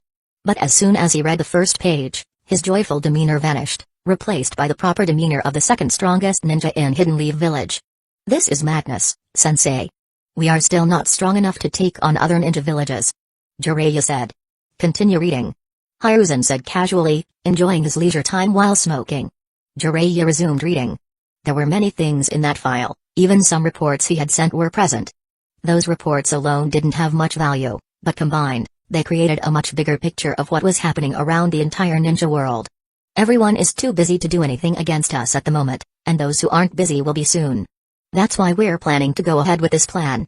Hiruzen said. You're planning to initiate a war between 2 small villages just for this? Jiraiya asked, looking at Hiruzen as if he were seeing his true face for the first time. I'm not starting that war, brat. That war is inevitable. I'm just pushing it forward by a month and planning to save various orphans. If this war was going to happen no matter what, what's wrong with getting some benefit out of it? Hiruzen asked. But that's not how Hidden Leaf Village does things. Jiraiya said. No, that's how I didn't do things. When Denzo was alive, it was his role to handle such matters. But now that he's gone, I've taken on that role. Hiruzen said, taking a deep puff of smoke. Don't be too hard on yourself, sensei. It wasn't your fault, there was nothing you could have done. Jiraiya said, fully understanding the weight of losing a friend who had faced countless life and death situations with you. For a second, Orochimaru's image flashed in his mind. Let's leave that topic aside. You understand your role, right? Hiruzen asked, regaining his serious demeanor. Becoming a sensei of 3 again, how nostalgic. Well, if these are your orders, there's nothing I can do other than follow them. Jiraiya said. If you're ready to handle this, you'll be training one of the ninjas yourself. Itachi is going to be trained by Fugaku, so you can choose between the other 2.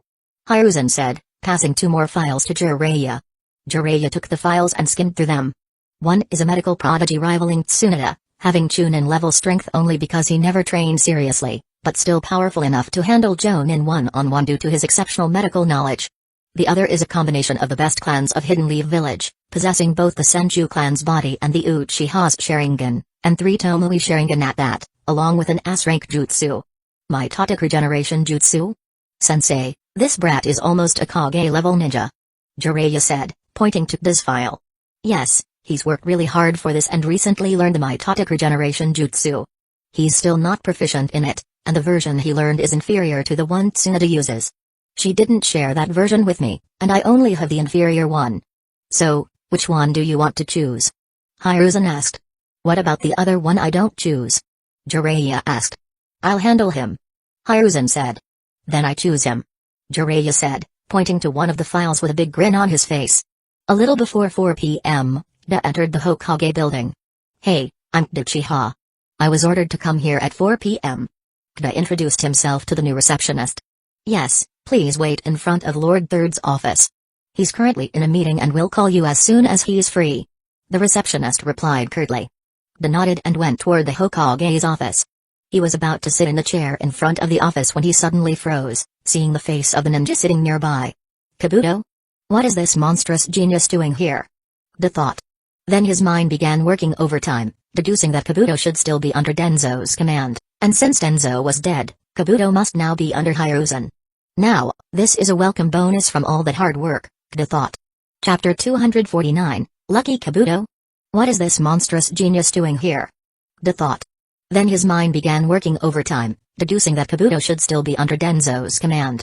Since Denzo was dead, Kabuto must now be under Hiruzen. Now, this is a welcome bonus from all that hard work.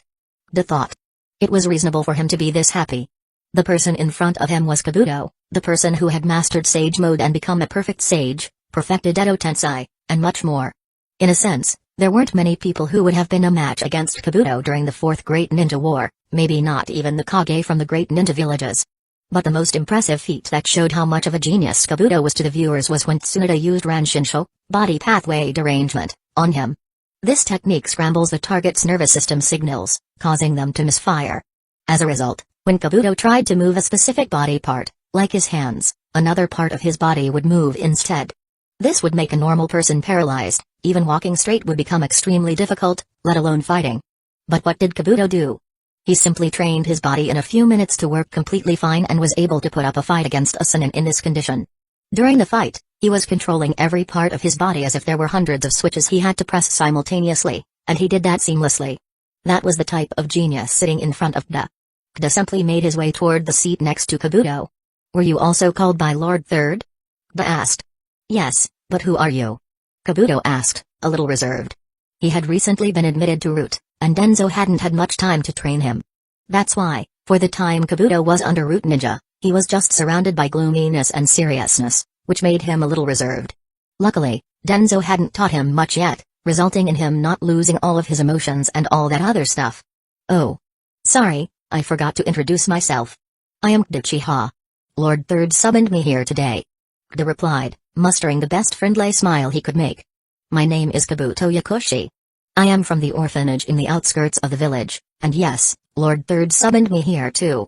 Kabuto replied after a little pause, as if he was thinking whether he should even talk with this person or not. Oh, I was also from the orphanage too, until my aunt from the Uchiha clan adopted me. Kda said, but there was a little guilt in his mind. He was trying to become acquainted with Kabuto using his soft spot at this time, but he gave himself the justification that, I don't know when I will meet him again. It's better to have a little acquaintance now, so that in the future I could build a better relationship with him. Before Kabuto could say anything, the gate of the Hokage's office opened, and a tall, lean man with white hair, a colorful cloak, a mischievous grin, eccentric charm, but contrasting white eyes came outside. Were you guys waiting for long? Jiraiya asked. Is today my lucky day? Not only Kabuto, now I also get to meet Jiraiya the Gallant, Kda thought. No, sir. Kda replied respectfully. That's great then. Now come inside. Sensei is waiting for you guys. Jiraiya said and opened the gate a little wider. Good evening, Lord Third. Both Kda and Kabuto said. Normally Kda would have said Grandpa instead of Lord Third. But today it felt like something official was going to be discussed, so he decided to stick with a formal tone. Good evening. How are you guys? Hiruzen asked with his famous grandfatherly tone. I am doing great, Lord Third, thanks to you.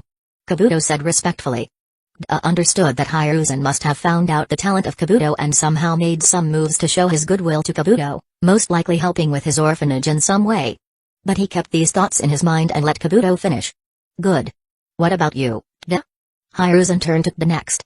I am also doing great, Lord Third. I have just learned my first S-rank jutsu with your permission. Kda replied. Good. It's nice to know both of you guys are doing fine. Come take a seat. I have something I want to discuss with you guys. Hiruzen said, pointing toward the seats in front of him while Jiraiya sat on the sofa in the office. As you guys know.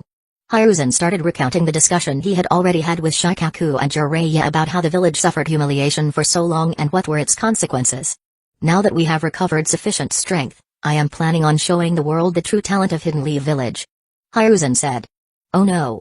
If this is going in the direction I'm thinking it is going, then I won't have time to go and save those two poor fellows, Kda thought. So for the next Chunin exam, I am planning on sending the best talent of our village, and you two are going to be in that team. Hiruzen said with a smile. But sir, I am not that powerful and would not be much help in the Chunin exam. Kabuto said. That's not a problem, Kabuto. I am personally going to teach you for the next month. Hiruzen said. Kda's eyes went wide. The professor was personally going to teach Kabuto. What type of absurd team would Hidden Leaf Village have in the future if his plan became successful? Then I will do my best to meet your expectations, Lord Third. Kabuto said, bowing his head. I am sure you will. Now what about you, Kda? Are you ready for this responsibility? Hiruzen asked. Yes, Lord Third. I will also try my best in the Chunin exam. Kda said. Good, very good. But even though you are already powerful enough, you will still need to train a little to refine your strength and also master the jutsu you just learned. But since I am teaching Kabuto for this month, I won't be able to help you as well. That's why I arranged someone else for teaching you. Meet Jiraiya, one of my students and a Sannin. Hiruzen said, pointing toward Jiraiya. Yo. Jiraiya said, raising his hand up. Sensei. Bowed a little. There was nothing more he would like to ask now. He was even worried if there was a fixed amount of luck every person can use in his life. He may have used most of his today. The chance of learning Sage Mode directly came in front of me. Though it would be impossible to ask it right away, but slowly I could make my way toward that for sure, Kda thought. Since I am going to be your new sensei, and the reputation of the village will depend on your performance, we will start our training from tomorrow. Jiraiya said, patting Kda's shoulder as he came in front of him. Yes, sensei. Kda replied. Chapter 250, a bold request. Since I am going to be your new sensei, and the reputation of the village will depend on your performance, we will start our training tomorrow. So make sure you are ready for some hellish training. Jiraiya said, patting Kda's shoulder as he stood in front of him. Yes, sensei. Kda replied joyfully. Why would he say no to gaining extra strength? Good, then meet me at Training Area 2 in the morning. Jiraiya said. Training Area 2? Where's that, sensei? Kda asked, because even though the details of other training areas were available to ninjas, training areas 1 to 5 were hidden. You don't know? Though Jiraiya asked this question to Kda, his gaze was toward Hiruzen. I don't have free time like you, brat. Even during this 1 month, I had to mobilize all the elders and force Shikaku to handle official work so that I could focus on teaching these young ones. Hiruzen said. Huh. I never thought I would live to see the day when even my sensei would make excuses for his laziness. The world is moving too fast.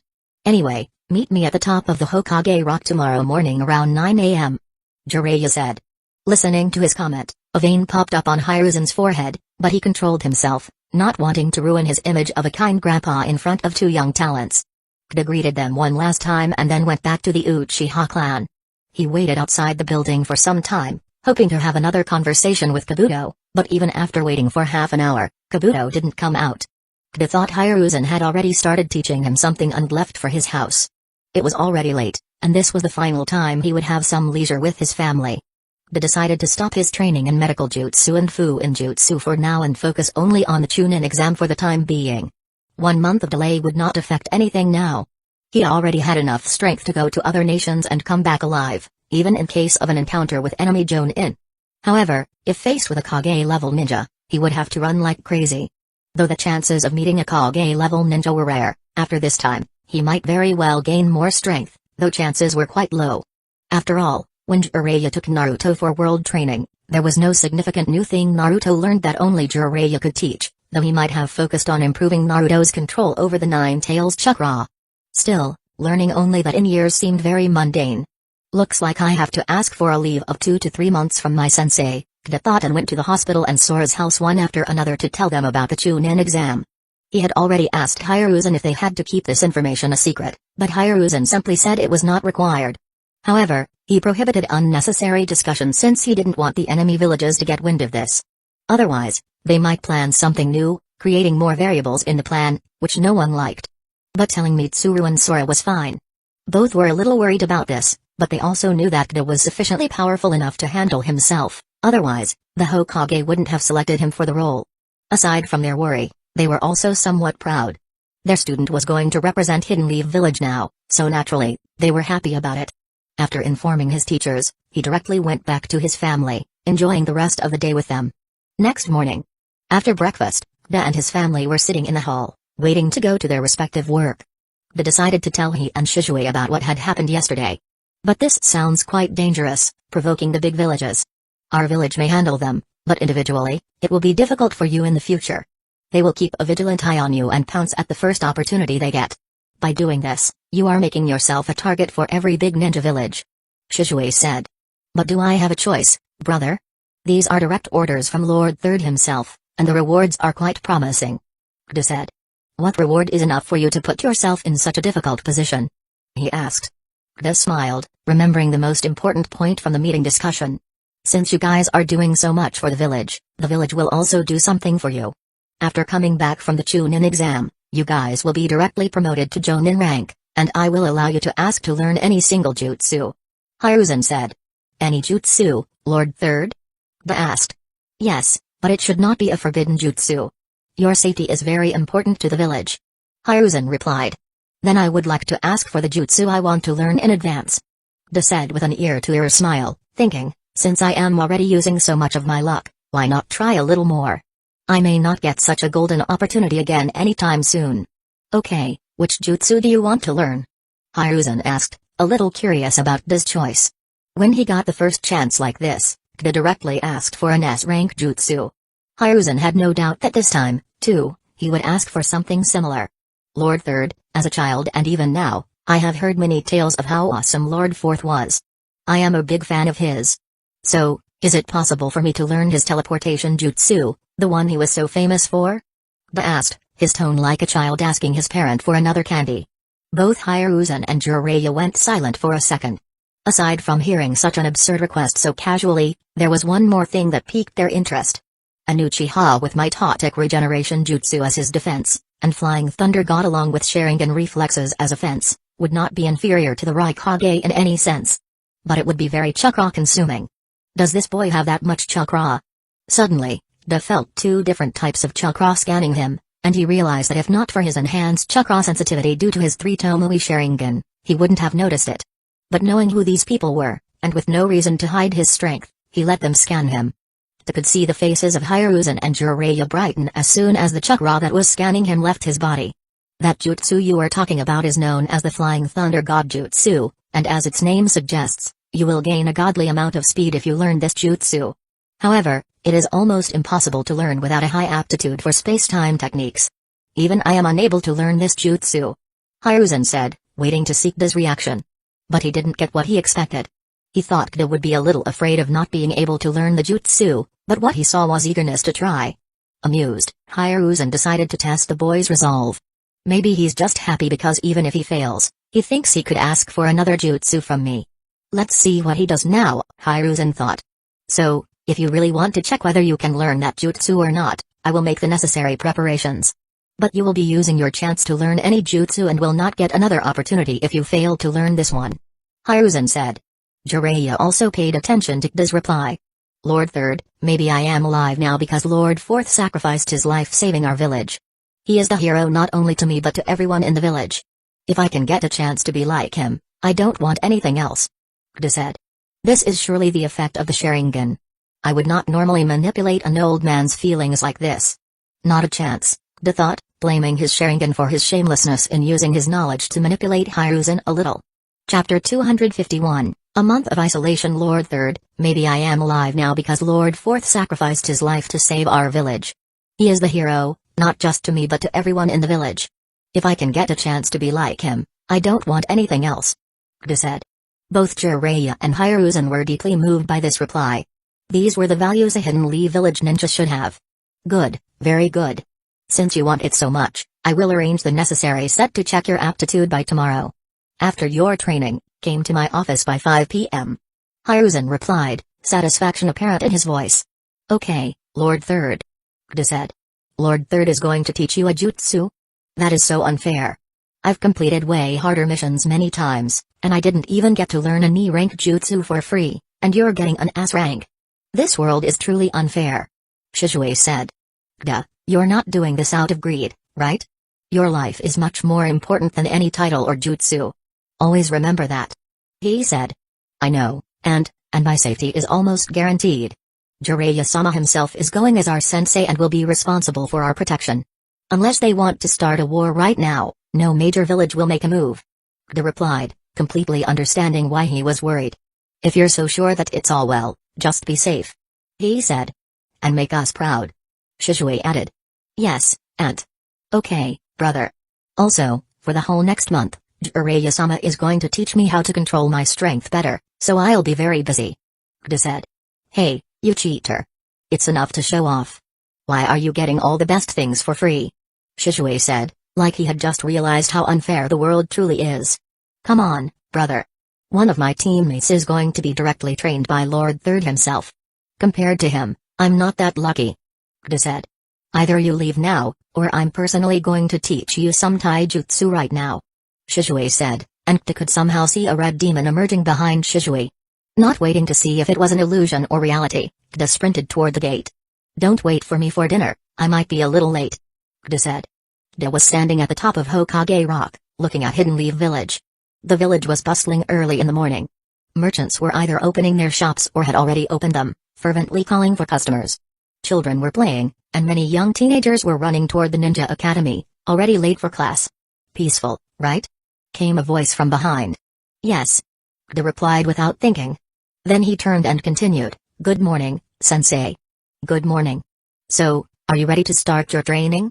Jiraiya asked, getting straight to the point. Yes, sensei. Kta said. Okay, then let's go to the training area. Jiraiya said, heading toward a relatively plain area of the mountain. Kta silently followed behind him. He thought the plain area was actually training area too, but just as they reached the location, Jiraiya started making many hand signs, maybe even more than those required for the water dragon jutsu, which requires the most number of hand signs. Then, he pressed his hand directly on the ground. Instantly, the simple field, which was completely normal a couple of seconds before, started buzzing. The area was covered with thousands of seals, and Kta could see many concealment arrays too, so the actual number could be way higher than what he was seeing. After the seals were activated, they scanned Jiraiya and then Kta. After 30 seconds, the ground in front of them started shaking a little, and then a gate formed, a simple square hole in the ground with stairs visible from where Kta was standing. This mountain has a full training ground inside it? Kta asked, completely shocked. It had to be known that this was not the first time he had come to Hokage Rock. Even when he was training his Sharingan, he had been completely clueless about this detail. A training ground? This mountain has 5, each reserved for the Hokage and those he grants permission to. In Training Area 1, Lord Third is teaching Kabuto, so we'll be using Training Area 2. Jiraiya said. So, only the 2 of us are going for the Chunin exam? Doesn't a team normally contain 3 people? Kta asked, feeling a little jealous. According to his knowledge, in the original timeline, Itachi was the one who did this task. Not only did he complete the exam, but he also set many records. Compared to him, Kta had to go in a pair. If this had happened before meeting Itachi, Kta would have been happy. Being his fan, he was ecstatic to be compared to him, even if he was just half as powerful. But now that he had already sparred with him, he knew the gap between them wasn't that large, and he could close it in the future. That's why he was unhappy that he would have to go as part of a team rather than alone like Itachi. Who said only the 2 of you are going? Obviously, there will be a 3rd member too. Wait, you don't know who the 3rd member is? Jiraiya asked. No, sensei. Kta replied. Then wait for a month.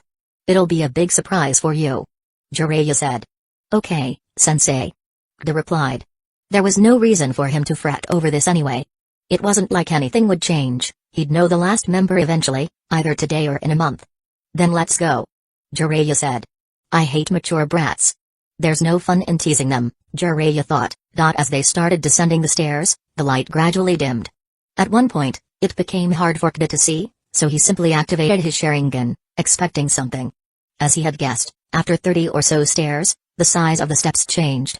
If he hadn't activated his Sharingan, he would have surely stumbled on them. Good, your situational awareness is nice. At least I don't have to work on that. Jiraiya said, and with a tap on the wall, the lights mounted at the top of the building lit up. Thank you, sensei. Kta replied. After descending over 150 stairs, they reached a cave-like area where 5 doors were visible. However, for Kta, there were 10. This Sharingan of yours is ruining all the fun of exploring this training area for the first time. Jiraiya said, noticing Kta looking toward the hidden doors. These doors in front of you are traps, and the real doors are hidden by an illusion array. Jiraiya said, but with a 3 Tomoe Sharingan, a simple illusion like this wasn't much. Okay, let's go. This is the training area we'll be using. Jiraiya said, pointing toward a door with the number 2 written at the top. This is going to be your home for the next month. Jiraiya said, standing in front of the training area. What do you mean by home, sensei? Kta asked, a little confused. Well, I thought it was clear.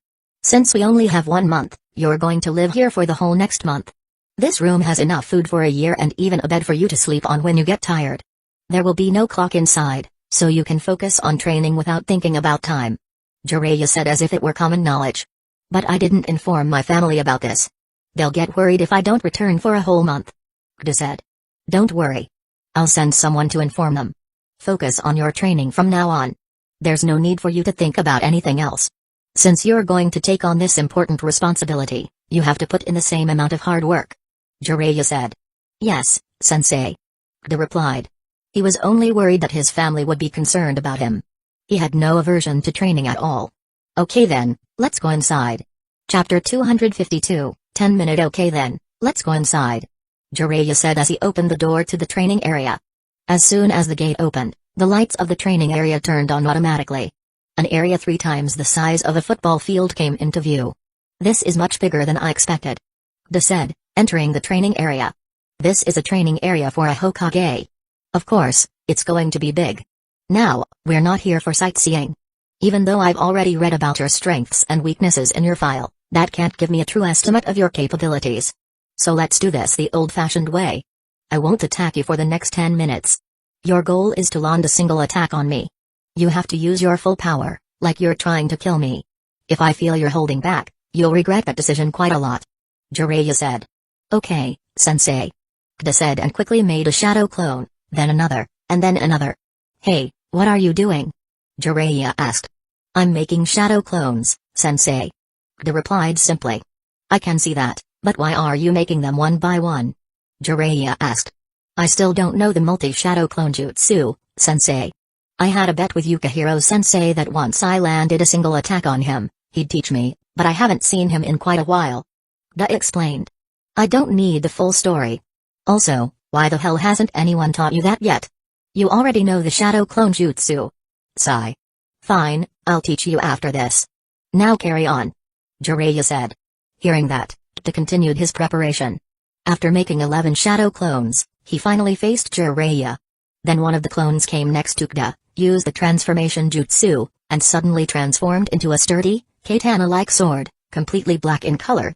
Another clone threw 2 smoke bombs on the ground. Due to being inside the mountain, the smoke quickly filled the entire training area. Even though the place was fully ventilated, the smoke bombs were made in such a way that the smoke wouldn't disperse on its own. Jiraiya allowed Kida to use this trick. If he wanted, he could have easily used a C-rank wind gale jutsu to blow away the smoke. But since he couldn't see in the smoke, he stealthily used nature energy to sense Kida's location.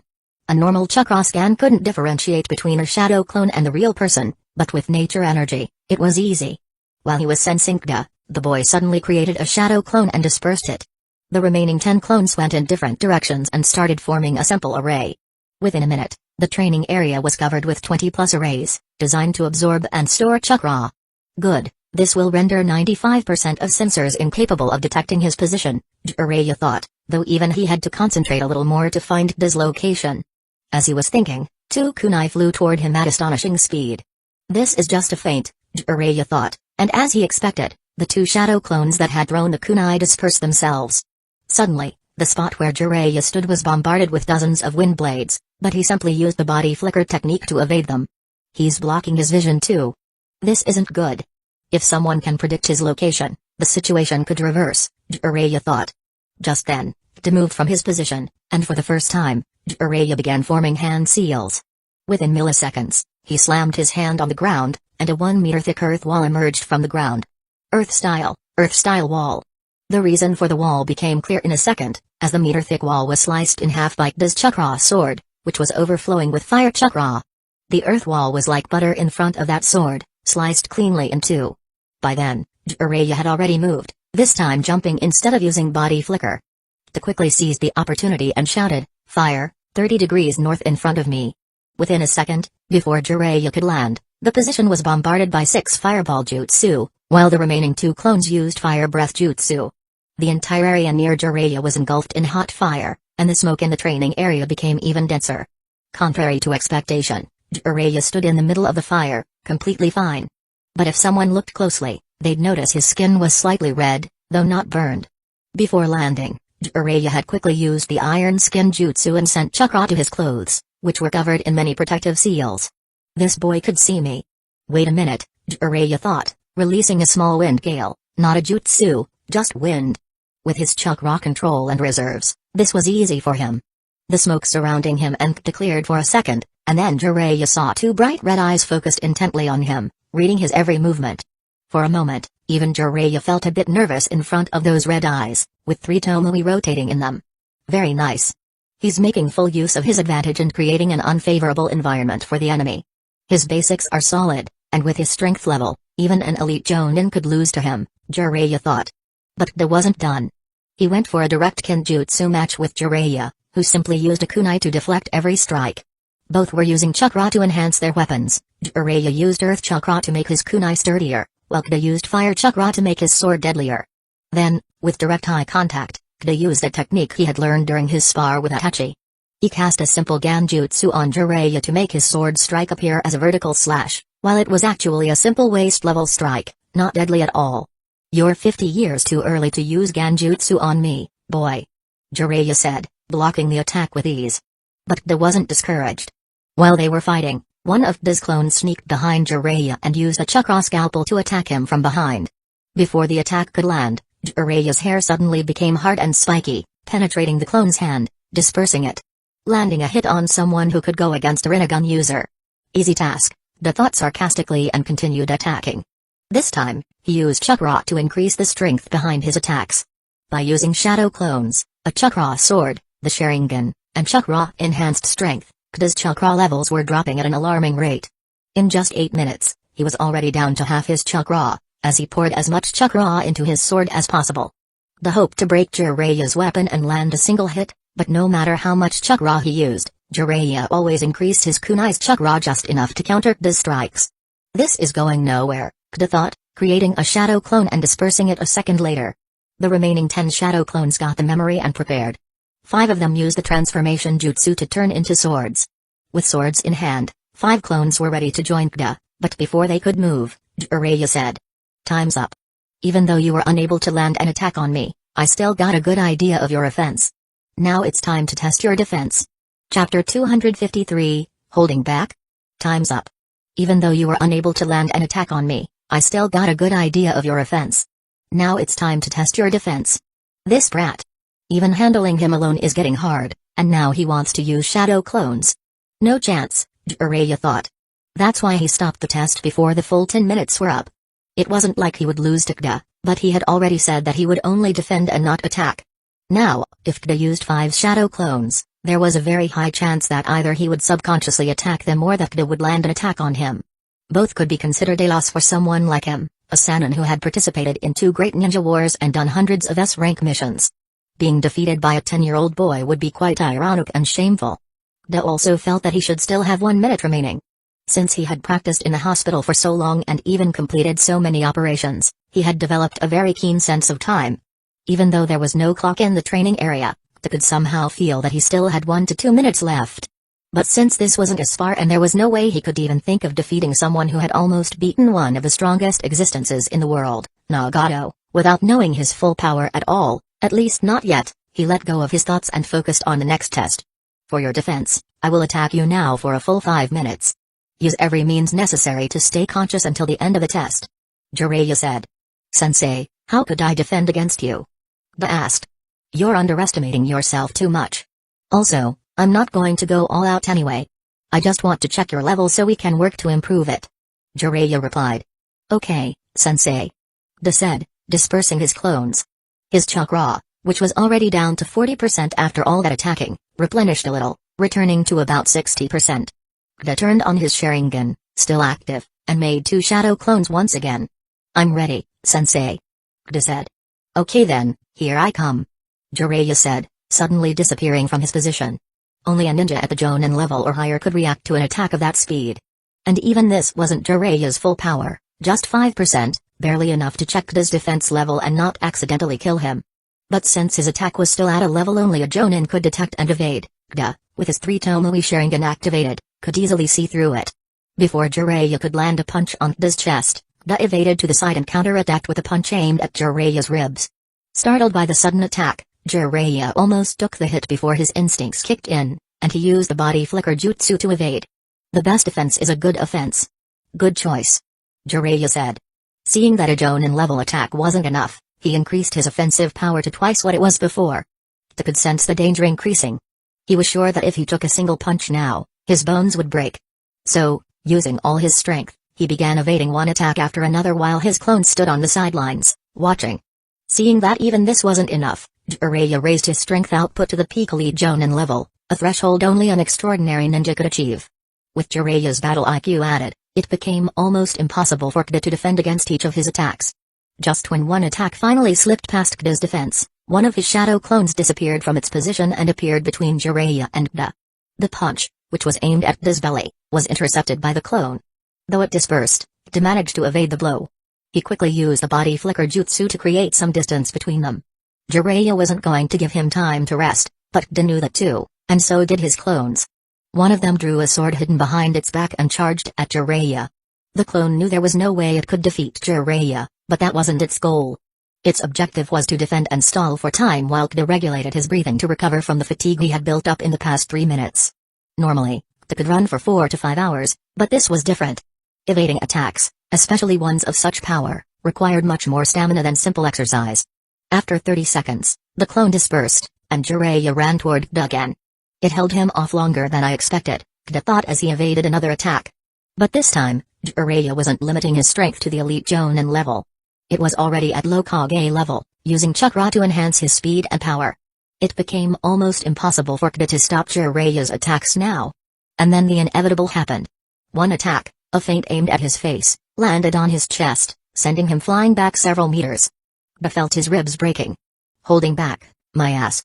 He's trying to kill me for sure, Kida thought as black markings started appearing on his body. In a blink, his wounds began to heal. Before he hit the ground, most of the pain was gone. He flipped in midair and landed on his feet instead of his back. My Totic regeneration seal. Now that it had come to this, there was no need to hold back. Since the seal was already activated, he no longer had to. He poured all his chakra into increasing his speed and strength, pushing himself beyond normal limits. At this level, the backlash from the attacks would hurt the user too. If the strike landed on the enemy, both Kida's and the opponent's bones would break. Most people instinctively avoided this level of enhancement, but Kida didn't care. He disappeared from his position and reappeared in front of Jiraiya within milliseconds, almost as if he had used a jutsu. His legs screamed in pain from the strain, most likely sustaining a minor fracture, but the wound healed in seconds. With all his strength, Kida threw a punch at Jiraiya. But this time, Jiraiya stopped holding back and caught Kida's fist with his hand. Even though Kida used his full power, Jiraiya was still pushed back slightly. Okay, that's enough. Also, why are you using such a crude version of this jutsu? It speeds up your cell division, shortening your lifespan. Jiraiya asked. Chapter 254, Spar? Okay, that's enough. Also, why are you using such a crude version of this jutsu? It speeds up your cell division, shortening your lifespan. Jiraiya asked. Sensei, this is all I have. 2 Fuinjutsu Grandmasters and Mitsuru-sensei herself crafted these seals on me. According to Sensei, this is the best version she knows. I know it's inferior to what Lady Tsunade uses, but it's still better than nothing, right? Kida asked with a smile, though his emotions inside were in turmoil. This is an inferior version? My broken bones are almost completely healed within a minute, and the pain stopped as soon as the healing started. This is the first time I've felt like a true ninja. Is this how Guy feels when he uses taijutsu? I want to learn it. Sensei is really slacking off too much. Jiraiya sighed. A confused expression appeared on Kida's face. Seeing that, Jiraiya continued. Even though he doesn't know the perfect version of the jutsu like Tsunade, he could have made it 30% more efficient just by himself. Sigh, looks like my work has increased. Now I have to repair this damage caused by others too. Jiraiya said. Sensei. Kida started but stopped midway. What is it? I want to ask a question I've had in my mind. Kida said. Go ahead. Since you can modify this seal and make it better, does that mean you're better than 2 Fuinjutsu Grandmasters combined? You could say that. Jiraiya replied in a proud tone. Then I have a question about modifying the seal. Since this seal is providing chakra to the healing seals in the body, can we use that chakra to perform jutsu or something similar? Kida asked. No, that chakra is sent to your body through a predefined path, avoiding your chakra network. If they collide in any way, you'll lose your ability to use chakra entirely.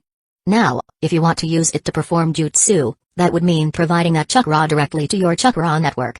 There are better and less painful ways to commit suicide than that. Jiraiya replied. Then if we can't use it for jutsu, is there still a chance to use it for increasing strength and speed like we do with normal chakra? Kida asked, already expecting the answer. Yes, if you had infinite chakra, that is. This jutsu can save your life in dire times, and chakra is crucial for that. If you use chakra to increase your strength, not only will it waste 6 out of 10 parts of chakra in the process, but you'll also lack chakra when you need it most. Jiraiya explained. But in cases where my life isn't in danger, and I need extra strength while maintaining my chakra reserves for other things, wouldn't it come in handy? Ba asked. Didn't you hear how efficient it is? You'll be wasting chakra like crazy for just a slight increase in strength. Jiraiya said. But during an emergency, I'll have extra chakra and, with that, an extra chance in the fight. Also, I can't just rely on the healing part of this seal. I really like my lifespan, sensei. Ba added with an awkward laugh. Jiraiya went silent for a minute. Sensei, was my request too absurd? Ba asked, seeing how Jiraiya was silent for so long. It's not absurd. The absurd thing is that it actually makes sense. Having extra chakra to deal with weak but numerous enemies would be quite a boon. Why the hell hasn't anyone thought of this before? Jiraiya said. Maybe because no one other than Lady Tsunade uses this jutsu, and she already has high chakra reserves. With her near-perfect mitotic regeneration jutsu, she doesn't need to waste that much chakra. Kda suggested. You've been thinking about this for quite some time, huh? You already have so many theories, even though you've just learned this jutsu. Jiraiya remarked. Yes, sensei, but I've been training to learn this jutsu for months. During that time, it was just wishful thinking, but now, with your help, I wanted to know if some of those things are possible or not. Da explained. Well, the chances aren't zero. I'll have to consult with sensei about some of the details, but it should be possible for you to use the chakra in the seal for strength augmentation. But let me tell you, if I hadn't stopped you and we had continued the fight for one more minute at that same intensity, you'd have lost 1 to 2 months of your lifespan, at least. You could reach S rank for a while, but always measure whether the situation is worth that sacrifice, okay? Jiraiya advised. Yes, sensei. Kda replied. With the damage I'm sustaining during that chakra-enhanced strength usage, 1 to 2 months is on the lower side. But it wasn't completely without reason. I wanted to know my true peak power. If I use the seal with chakra-enhanced strength to strike with a sword loaded with fire chakra, that would truly be a frightening attack. Even a Hokage-level ninja's defense would shatter in front of it. Though the chance of using it against them is slim, because while my attack power increases exponentially, my control over the attack decreases considerably. Well, it's a fair trade, I think, Kda thought. Apart from the topic of whether we should improve the seal or not, let's return to the main point. With this, I know the basic idea of your offense and defense, both of which are at elite Jonin level. And when I say this, it's quite a compliment because even some clan heads or minor clans in Hidden Leaf Village aren't at that level in both offense and defense. But there's one point where you lag behind them, and every one of them could defeat you easily, unless you use that seal or your Sharingan. Can you guess what that is? Jiraiya asked. Battle IQ. Kda replied, already knowing the answer. Yes. From what I can tell, you haven't participated in actual fights against strong opponents. Most of your fighting style comes from friendly spars, which isn't bad, but now, with this level of strength, you need some battle awareness too. If not for time constraints, I would have loved to take you on a world tour. You'd have learned many things and gained the experience you need. Jiraiya said. Sensei, do you even fight enemy ninja when you go on tours? Ba asked. Well, they're not always vacations. Most of the time, they're orders from Sensei, Hiruzen, himself. But the enemy ninja you're talking about are different from the ones I fight. There are many small-time organizations, like the bandit village you and the Uchiha clan are forming. Such organizations are normally guarded by top-level combatants, and if left alone, they make life hell for the common people. That's why I eliminate such groups too. Jiraiya explained. The bandit village isn't like that, sensei. They're people who were forced to become bandits and had a chance to atone for their wrongdoing. That's why I chose to spare their lives and give them a second chance.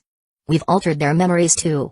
Now, they'll just live like normal villagers and won't revert to how they were. Da said, feeling a bit uncomfortable being compared to such people. I know, Da. Otherwise, the village would have taken action long before your plan even started. I was just giving an example, not comparing the two. But alas, a world tour isn't feasible in just 1 month. So, for the next month, this will be your battlefield. I'll teach you in the morning, and we'll spar in the afternoon. You won't use that seal of yours during our spar. Then, in the evening, we'll work on the shortcomings you show in the spar. Until I find a way to modify your seal, this will be our schedule. Jiraiya explained. But sensei, You said I have these shortcomings because I've only had friendly spars with others and not actual fights. So how is this any different from that? Kda asked. Then he suddenly felt a chill, even though the area was warm and cozy. Don't worry, this won't be a friendly spar like you've had until now, Jiraiya said with a smile. But to Kda, it didn't look like a friendly smile, it looked like the hospital was already preparing a bed for him. Chapter 255, A Week of Training. Don't worry, this won't be a friendly spar like you've had until now, Jiraiya said with a smile. To Kda, it didn't look like a friendly smile, it looked like the hospital was already preparing a bed for him. We don't have to Hokage building for now, Sensei is really busy and will check your aptitude after a week, till then we will only focus on training, Jiraiya said. Kda just nodded his head at that, not in hurry at all. For the next week, Kda and Jiraiya followed a simple routine. Jiraiya taught Kda how to wield his powers better, which was more important than increasing them. After learning many things in the morning, they had a hearty breakfast of nutrient bars, then a 3-hour sparring session in the afternoon. During this time, Kda realized how much Jiraiya had been holding back when he was testing him earlier. After each sparring session, it was difficult for Kda to even move. During the spar, whenever Kda was in a position where Jiraiya's next attack would either kill or seriously injure him, Jiraiya would increase 1 point for that day's sparring session. This was the point list after a week. First day, 265 points, second day, 250 points, third day, 232 points, fourth day, 203 points. If the points are above 150, I'll increase the sparring session by another 2 hours, Jiraiya casually commented at the end of the fourth day. Fifth day, 123 points, sixth day, 91 points, seventh day, 41 points. After a week, the points reduced to 41, which meant that if Kda fought someone at Jiraiya's level, he would die in 4 to 5 minutes. But that was still much better than half a minute, which was his initial record. Kda also knew that Jiraiya still wasn't using his full power. He hadn't used his frog summons or sage mode, 2 of his most powerful abilities. But considering how he regularly used fire-style ninjutsu and taijutsu, along with many other techniques, it wasn't wrong to say that Kda got a feel of the strength of a mid to high Kage level ninja. And man, was he surprised. The gap between a low Kage level ninja and a high Kage level ninja is like the gap between a geinin and an elite jonin. And I'm not even a geinin yet. How the hell will I fight you? Kda thought, facing Jiraiya's ridicule every time he crossed a century in the points. Later in their schedule, they ate a royal lunch of nutrient bars. After a 2-hour rest, during which Kda treated his injuries which he usually got during the spars, they analyzed the mistakes Kda made during the spar and what he could have done better. The best thing Jiraiya taught him was how to run away from a fight he was definitely going to lose. Now that Kda could keep himself alive for more than 2 minutes in front of a Kage-level ninja, the chances of running away were no longer 0.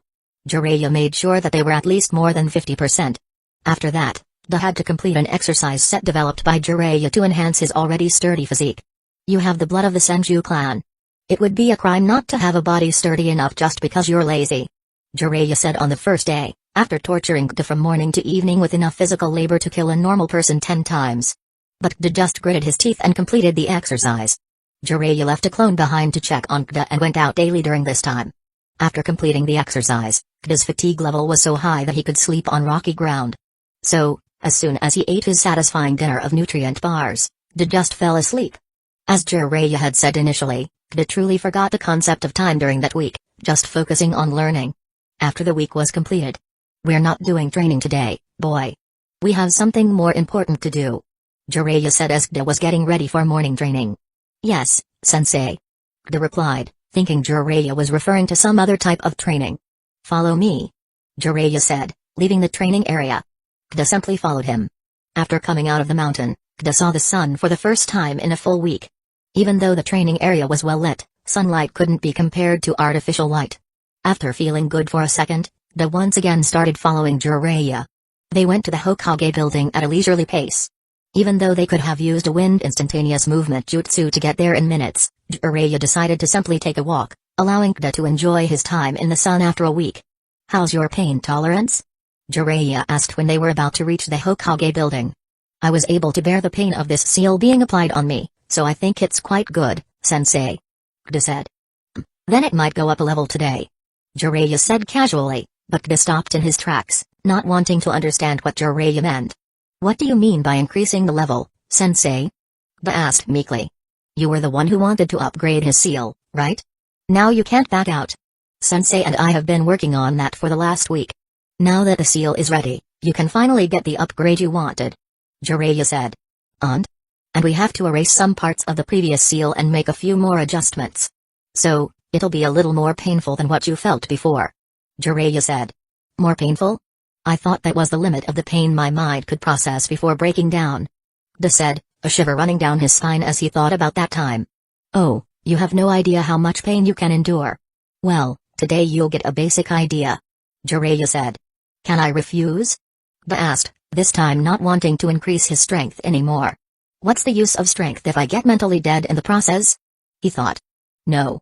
Do you think my and the Hokage's time is so cheap? We've invested hours into this, and now you want to opt out? No chance. Jiraiya said. Sensei, are you really going to force your student into something this painful? Da asked pitifully. If it's for the betterment of my student, then why not? Jiraiya replied, unfazed. TCH, Da clicked his tongue in his mind but started preparing himself to go through the process without dying. After they entered the building, Jiraiya made his way straight to the Hokage's office. Good morning, Sensei. Huh, at least knock before entering. Hiruzen said. But last time you said to just enter through the door, without mentioning anything about knocking. Jiraiya replied. Sigh. I don't have the energy to continue this discussion. So, Da, are you ready? Hiruzen asked, turning towards Da. Even though Da wanted to say no, seeing the dark circles under Hiruzen's eyes, he couldn't refuse. Yes, Lord Third. Thank you for doing so much for me. Da said. No problem. It's the job of the Hokage to work for the people of Hidden Leaf Village. Hiruzen said with his trademark grandfatherly smile. Since the pleasantries are over, let's start the procedure, Sensei. Jiraiya said. Yes, let's go. Hiruzen said. He made a shadow clone to stay behind in the office while he, Jiraiya, and Da made their way to the basement of the Hokage building. When Da entered the basement, he wanted to go back to the cave he came from. There was a single light in the room, shining above a single bed that resembled a hospital stretcher. Like before, the bed had restraints to keep him from moving during the procedure, but this time, they were made of metal. The whole setup strangely resembled the experiment base of some evil scientist in a random anime movie. There was one more person in the basement besides them. You're quite a masochist, Da. You really like this type of pain, huh? Mitsuru asked, standing up from her seat. What can I say, Sensei? I keep getting myself into these situations. Da replied with an awkward laugh. Then let's start. Jiraiya said, standing near the bed with a different type of brush in hand. Unlike the previous time, when the brush resembled Tsunada's slug summon, this one looked like a weapon. Why do I feel like you're enjoying freaking him out, Jiraiya-sama? Mitsuru said, coming closer to the bed as well.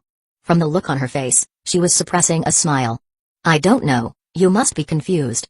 I'm just happy that my student is going to get stronger. Jiraiya said with a laugh, and Mitsuru joined him. Why do I keep getting stuck with teachers like this? Da cried in his mind, but there was nothing he could do except endure the pain that was about to come. Chapter 256, Pain. Da was tied to the bed like a patient from a mental hospital, while 3 people surrounded him. It resembled a scene from some crazy scientist anime. I, taking the lead, asked Da to activate the seal on his forehead. With just a thought, his whole body was covered by black markings, ready to provide chakra to the healing seals in his body. Da, you have to stay awake during this whole procedure, and just endure it for some time. I'm not giving you a pain suppressant because this is the first time such a procedure is being conducted on this seal, and the risk of adding an external variable is too high. So, bear this pain with all your strength. Hiruzen said. Da just nodded because his mouth was already gagged with a cloth to prevent him from biting his tongue. Without waiting another second, Hiruzen began removing the paths created by 2 Fuinjutsu Grandmasters. One by one, not every path was removed, just the ones occupying too much space or those with only one destination. Their main goal was to create paths that connected many healing seals, something utterly difficult but important. But for Da, nothing else mattered. What he felt when Hiruzen removed the seal was pain, and not just any pain, but true pain. If the initial application of the seals had felt like someone scratching him from the inside, this time, the scratching was twofold, and sometimes done twice to remove the path completely. Hiruzen had to scratch a little deeper to remove the seal. What Jiraiya had said was true, the pain was much worse than what Da had felt before. Unknowingly, his Sharingan activated, and he started healing the pain inside his body, but Mitsuru stopped him, as it could have affected the procedure. Don't worry, I will heal it after every minute, just endure until then. 1 minute? I'll die in the next 10 seconds. Stop this. I don't want to upgrade my seal, stop, Da was shouting in his mind, but no one could hear him. Or they chose not to. After all, someone at the level of Jiraiya and Hiruzen could sense a person's intentions just by looking at their face, even if they tried to hide it. Let alone Kda, whose thoughts were as clear as day. I want to quit. The procedure continued. After every minute, Hiruzen would stop, and Mitsuru would heal Kda, while Jiraiya worked on maintaining the seal on Kda's head. For the next hour, they slowly removed the seal and created paths for the new one. Finally, the erasing part is done. Now we just need to make the new one, which will be significantly less painful. Mitsuru said, her earlier cheerful personality gone. It was hard to maintain that when her student's face was smeared with snot and tears. Kda hadn't cried last time because he'd somehow been able to endure the pain, but this time it was far beyond his limit. If Sharingan could evolve from pain, he would have achieved the eternal Mangekyo Sharingan by now. Mitsuru took out her handkerchief and slowly wiped Kda's face. Even though Mitsuru was trying to comfort him, Kda couldn't hear her at all. His only focus was keeping himself awake because they were in the middle of a crucial part of the procedure. If something went wrong now, not only would he lose the additional benefit from the seal, but even the previous one would be destroyed. Suffering all this pain and getting nothing in return? He would rather die. Hiruzen and Jiraiya smiled, seeing the burning resolve in Kda's eyes. Both of them were more than capable of managing the situation even if Kda fainted. Heck, even a painkiller wouldn't have affected someone at Hiruzen's level. So why didn't they give Kda painkillers? Because that's how the world works, you don't get everything you want just by asking. You must have the guts to handle the consequences of your request. Jiraiya and Hiruzen had worked on a single seal for a week, and this was the first time something like this had happened in a decade. To get the benefit of their hard work for free? Kda wasn't that lucky. This was a test of sorts for Kda. He never truly wanted to back away from it. If he did, Jiraiya would have allowed him to quit before they even reached the Hokage building, and Kda would never have this chance again in his life. Now, seeing the boy's immense willpower, both Hiruzen and Jiraiya were satisfied that their work wasn't in vain. And this wasn't entirely wasteful for Kda. Having high pain tolerance was never a bad thing for a ninja. Jiraiya smiled and placed his hand on Kda's eyes, gently closing them. Kda, who had been holding on to consciousness until now, couldn't continue any longer and finally let himself fall into a deep slumber. Jiraiya then blocked some of Kda's Aku points to prevent him from waking up during the procedure. Let's continue, sensei. Jiraiya said. Yes. Hiruzen replied. Jiraiya now had to work extra hard to maintain control over the seals and prevent them from going off, but he did it without any problems, while Hiruzen created better and more concise paths in Kda's seal, which he had erased. After completing the mitotic regeneration jutsu seals, Hiruzen started making new seals around Kda's hands, legs, back, torso, every part a ninja usually strengthens using chakra, and connected them to the already existing pathways of the mitotic regeneration seal. Now, Kda's body had more black markings than before, but unlike before, where the markings looked like straight lines drawn with a ruler, this time they were more refined and pleasing to the eye. Not because Hiruzen paid attention to aesthetics, but because the seal was now perfect. Except for the healing seals, everything else was on par or better than what Tsunade had, but those healing seals made Kda's version inferior to Tsunade's. Why? Because those healing seals of Tsunade were made by Tsunade herself, the best medical ninja in the world. How could they be on the same level as Mitsuru's? Though talented, Mitsuru was not on Tsunade's level, and even with the help of his Sharingan, Kda's healing was still a bit inferior to Tsunade's. The combination of these factors meant Kda's healing seals were not as strong as Tsunade's. To compare, if someone bisected Tsunade, she could reattach herself, but Kda? He would simply die. This difference was extreme but real. When everything was completed, Hiruzen turned to Jiraiya. I'm going home. You can stay here or let an Anbu guard him. Hiruzen said, then left. Mitsuru also followed behind him. This place was off limits to anyone other than the Hokage and Anbu captains. To stay here, one needed Hiruzen's permission, and since Hiruzen had only given it to Jiraiya, Mitsuru quietly left the basement. You've got quite the willpower, boy. Maybe taking you as my student won't be such a bad thing. Jiraiya said, sitting down next to Kda, silently waiting for him to wake up. Where am I? Kda said, waking from a deep slumber, only a blanket covering him. Being completely naked is not a good feeling at all, he thought, remembering why he was here. You're finally awake. You're more fragile than I thought, sleeping for 10 hours just because of that much pain. Jiraiya said. Chapter 257, Changed Future. Did the procedure fail? Kda asked in a gloomy voice. He had desperately tried to stay conscious during the whole ordeal, but he knew he had lost the battle at some point and succumbed to unconsciousness. Who do you think your sensei is? Something like this is child's play for me. You'll see the effects of the procedure once you activate the seal. Jiraiya said proudly, a grin on his face. Really? Ga asked, his voice tinged with hope as he felt a wave of relief wash over him. Yes, you held on through the most important part. After that, it was easy. Jiraiya nodded, choosing not to mention the test Ga had unknowingly endured. Thank God, I thought I ruined everything. Ga said, letting out a breath he didn't realize he was holding. Don't worry about it now. But since you've been asleep for so long, it's already night. We'll continue the training tomorrow. For now, you're free to do whatever you want. Jiraiya said, rising from his seat. Ga, realizing that Jiraiya had waited patiently for him to wake up, smiled in appreciation. This world is so strange. There are people like Denzo, Hanzo, and Obito who treat life so cheaply, killing without hesitation. And then, there are people like Naruto and Jiraiya, who form deep bonds with people after only meeting them a few times. But, it's not a bad thing, Ga thought with a soft smile. Sensei, my family runs the first medicinal bathhouse in Hidden Leaf Village. Since we have some time, would you like to visit it with me? Ga offered. Sure, why not? Jiraiya grinned. The idea of relaxing his tired muscles in a premium bathhouse was too tempting to resist. They arrived at the bathhouse and indulged in the luxurious baths one by one. While Jiraiya appreciated the bathhouse's quality, he had a love-hate relationship with it. There was no place in the entire bathhouse where he could do any research undetected. He had ensured that privacy and security were maintained to protect the bathhouse's reputation, and Jiraiya's own questionable tendencies were well known. The fact that he wasn't there when they arrived spared Jiraiya the awkwardness of any interaction. When they finished, Jiraiya politely declined Ga's offer to visit his home, claiming he had important matters to attend to. Ga, not pushing the matter, returned home alone and was greeted warmly by his family. He, overjoyed to see him after a week, insisted he eat until he was nearly bursting before they settled down for hours of heartwarming conversation. Meanwhile, Jiraiya used reverse summoning to return to Mount Mayabaku. A toad had approached him while Ga was unconscious, requesting his presence. Poof. Long time no see, Jiraiya boy. Fukasaku, known as Pa, greeted him as soon as Jiraiya appeared atop Mount Mayabaku. Sorry for the delay, Pa. I was busy with something. Jiraiya said. Yes, I can vividly smell the medicinal and flowery scents on you. You must have been really busy. Pa's tone was light, but Jiraiya couldn't help but laugh awkwardly. We don't have time to joke around. Gamamaru-sama is waiting. Pa said, his expression becoming serious. Good evening, Gamamaru-sama. Jiraiya greeted with a respectful bow before the great toad sage, Gamamaru, a being that had lived for hundreds of years.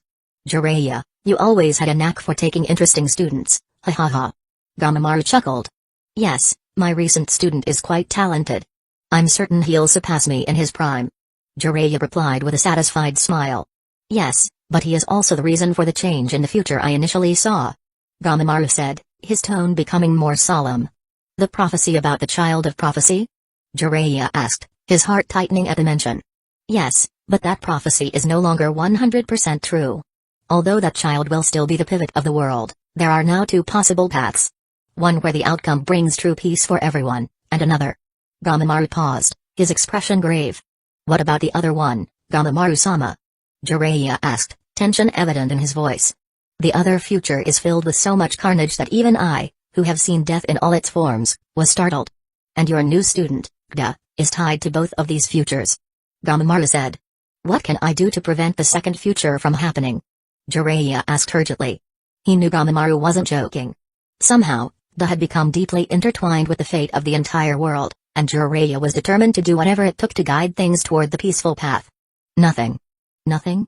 Yes, there's nothing you can do. Just let things unfold naturally and observe. But after 3 months, bring that boy to me. I will take my rest now, and when I wake up, I want to see him. There's something peculiar about him that I need to understand. Gamamaru closed his eyes and drifted into slumber. Jiraiya, knowing the conversation was over, bowed again. Understood, Gamamaru-sama. So, are you heading back, or will you stay? Ma has just prepared a delicious meal. You could join us if you want. Pa said. I don't want to eat insect soup and salad, not at all, Jiraiya groaned internally. Out loud, he said, after hearing all of this, I've lost my appetite, Pa. I'll return for now and think about it. Humphrey, your loss. Pa said, hopping away toward his home for what Jiraiya was certain would be a feast he was glad to miss. Unaware of any of this, Ga was peacefully sleeping in his room, mentally preparing for the grueling training that awaited him the next day. The next morning, Ga woke up, had breakfast with his family, and returned to training area 2. Jiraiya was already there, sitting in deep thought. Unlike usual, he wasn't working on his novel or reading. Seeing Jiraiya in such deep contemplation, Kda chose not to disturb him, silently standing at his side. "You're not my guard, Kda. Besides, you don't have the luxury to wait around.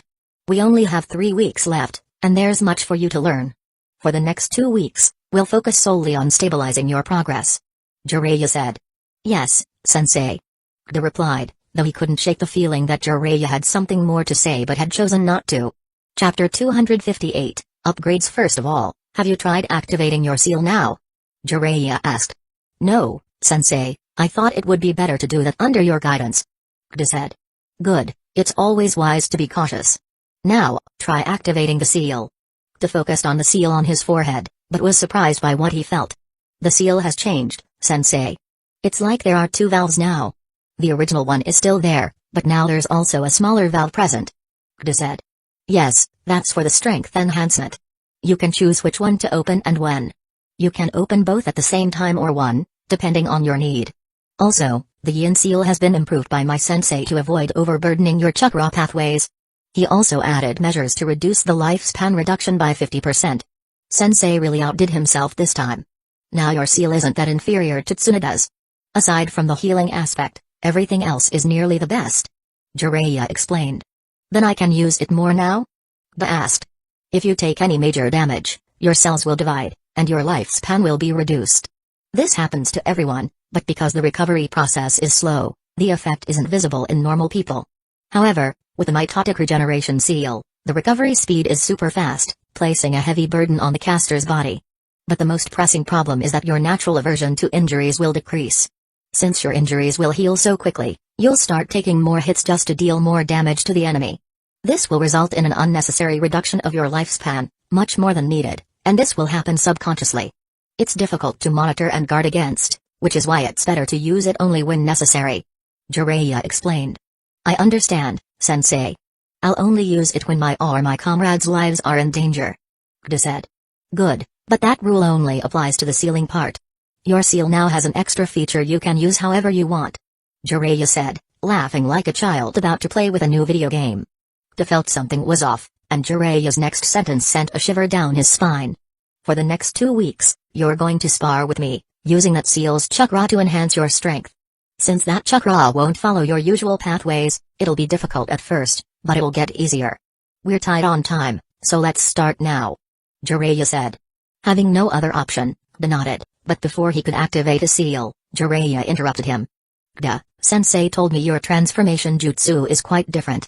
Why haven't you used it in our spars till now?" "I have used it, sensei. The sword my shadow clone transforms into is part of that jutsu," Kda said. "So, they can only transform into swords?" "No, sensei, but since I have to use kenjutsu, I normally use that jutsu to transform into swords," Kda replied. "Oh boy, having a strong suit is good, but swords aren't ideal for what you're going to train in next. What you need now is..." For the next 2 weeks, different sounds echoed from training area 2. Along with the sounds came small tremors that could be felt by people nearby. As a result, Hiruzen and Kabuto had to change their training location. After 2 weeks, Hiruzen himself went to training area 2, which had been locked from the inside. The area was fully ventilated, with water supply and enough food for 2 people to survive for years, but that was it, just survive. His student and grand student had been in this environment for 2 weeks without leaving for even a second. Normally, he would have sent an Anbu to summon Jiraiya and Kda to his office, but since he was already there and curious about the results of such intense training, he decided to check for himself. Even though the gates were closed from the inside, there wasn't a single gate in Hidden Lee Village that could keep the Hokage out, especially not the gates of a training area specifically designed for him. With a simple hand seal, the gate opened, and Hiruzen entered the training area, only to be shocked by the scene before him. The training area, which was made for a Kage, was in shambles. Normally, even a knee-rank jutsu wouldn't be able to damage the walls, leaving a scratch or 2 at most. But now, various pits and cracks were present in the ground, walls, and even the ceiling. "What have you 2 been doing for the past 2 weeks?" Hiruzen asked the 2 sleeping ninja, who, instead of using the provided beds, were lying on the hard ground. Hiruzen understood they must have been exhausted and had fallen asleep, but still, he wanted to know what caused the destruction in the training area. Did Jiraiya use Sage Mode to show Kda what true power looked like? Normally, both Jiraiya and Kda would wake at the slightest sound, but today was different. They knew they were in a safe place, and considering how tired they were after 3 days of continuous practice, their natural instincts didn't kick in while they slept. But when they heard Hiruzen's voice, both jolted awake, ready to attack, only to see it was Hiruzen himself, and they quickly calmed down. "What day is it, Sensei?" Jiraiya asked, yawning. "Tuesday, the day we agreed to let the team meet." "Why are you in this condition anyway?" Hiruzen asked, noticing that even Jiraiya looked battered. "Sensei, today you'll see something really great," Jiraiya said with a broad smile. "Fine, get fresh. You both have 2 hours, then came to my office." "I've already summoned the others," Hiruzen said. "Okay, Sensei." "Yes, Lord Third." Hiruzen nodded, then turned to leave. But before he left, he added, "Kda, this training area is a secret training area for me. Its information is classified." "I'll keep my mouth shut, Lord Third," Kda said, bowing slightly. Hiruzen just nodded and left. "Boy, you've progressed by leaps and bounds. I've taught you the best I could. If you get overshadowed by the others, I'll personally make sure your training gets more effective," Jiraiya said, his tone bordering on threatening. "Don't worry, Sensei. I'm sure that if I fought myself from a month ago, I could beat him in 10 seconds. Confidence is good, but make sure it doesn't turn into overconfidence. Otherwise, you won't even know how you died," Jiraiya said, waving his hand as he left the training area. "Get ready in an hour. I'll be back by then." "Yes, Sensei." Kda and Jiraiya sat in front of Hiruzen, with Kabuto seated next to Kda. "You said you summoned everyone for 2 hours," Jiraiya said. "And we still have 10 minutes. Your impatience is showing with age," Hiruzen said, exhaling a puff of smoke from his pipe. "Knock, knock. Lord Third." "Send them in," Jiraiya said, eager to not spoil the final surprise he had in store for his student. The secretary glanced at Hiruzen for confirmation. Despite Jiraiya's high status, he was still below the Hokage. Hiruzen nodded, and in a minute, 2 figures entered the office. "Good morning, Lord Third," Fugaku said, bowing slightly, less than a normal shinobi, but still bowing. No matter how powerful or well-connected, in a shinobi village, you were always below the Kage. "Good morning, Lord Third," said the boy following Fugaku. He bowed more deeply than Fugaku, his calm and composed demeanor reflected in his appearance. He had long, straight black hair that fell to his shoulders, with a distinct fringe framing his face. His pale skin complemented his sharp, well-defined features, and his slightly narrow, almond-shaped eyes gave him a thoughtful, almost distant expression. "Good morning. Please, take a seat, both of you. We've been waiting for you," Hiruzen said, giving Fugaku the respect he deserved as the head of Hidden Leaf Village's most powerful clan. "You're surprised that he is your teammate, right?" Jiraiya teased with a grin. "Considering only the best talent is being sent, there aren't many options left to send, Sensei. Since I already know too, picking the best among the rest was easy." "I already knew, but you were so excited about it," Kda thought. "How the hell? Isn't it too dangerous to send a clan heir on such a mission?" Kda asked in a hushed but shocked voice. "Dangerous? I'm going as your sensei. There's no safer place than wherever I am when I've promised to protect you guys," Jiraiya said. "Enough of your chatter. Let's move on to the main reason we're here," Hiruzen said, exhaling another puff of smoke before placing his pipe aside and extinguishing the flame. Chapter 259, Trial. "Enough of your chatter. Let's move on to the main reason we're here," Hiruzen said, exhaling another puff of smoke before placing his pipe aside and extinguishing the flame. "Okay, Sensei." "Yes, Lord Third.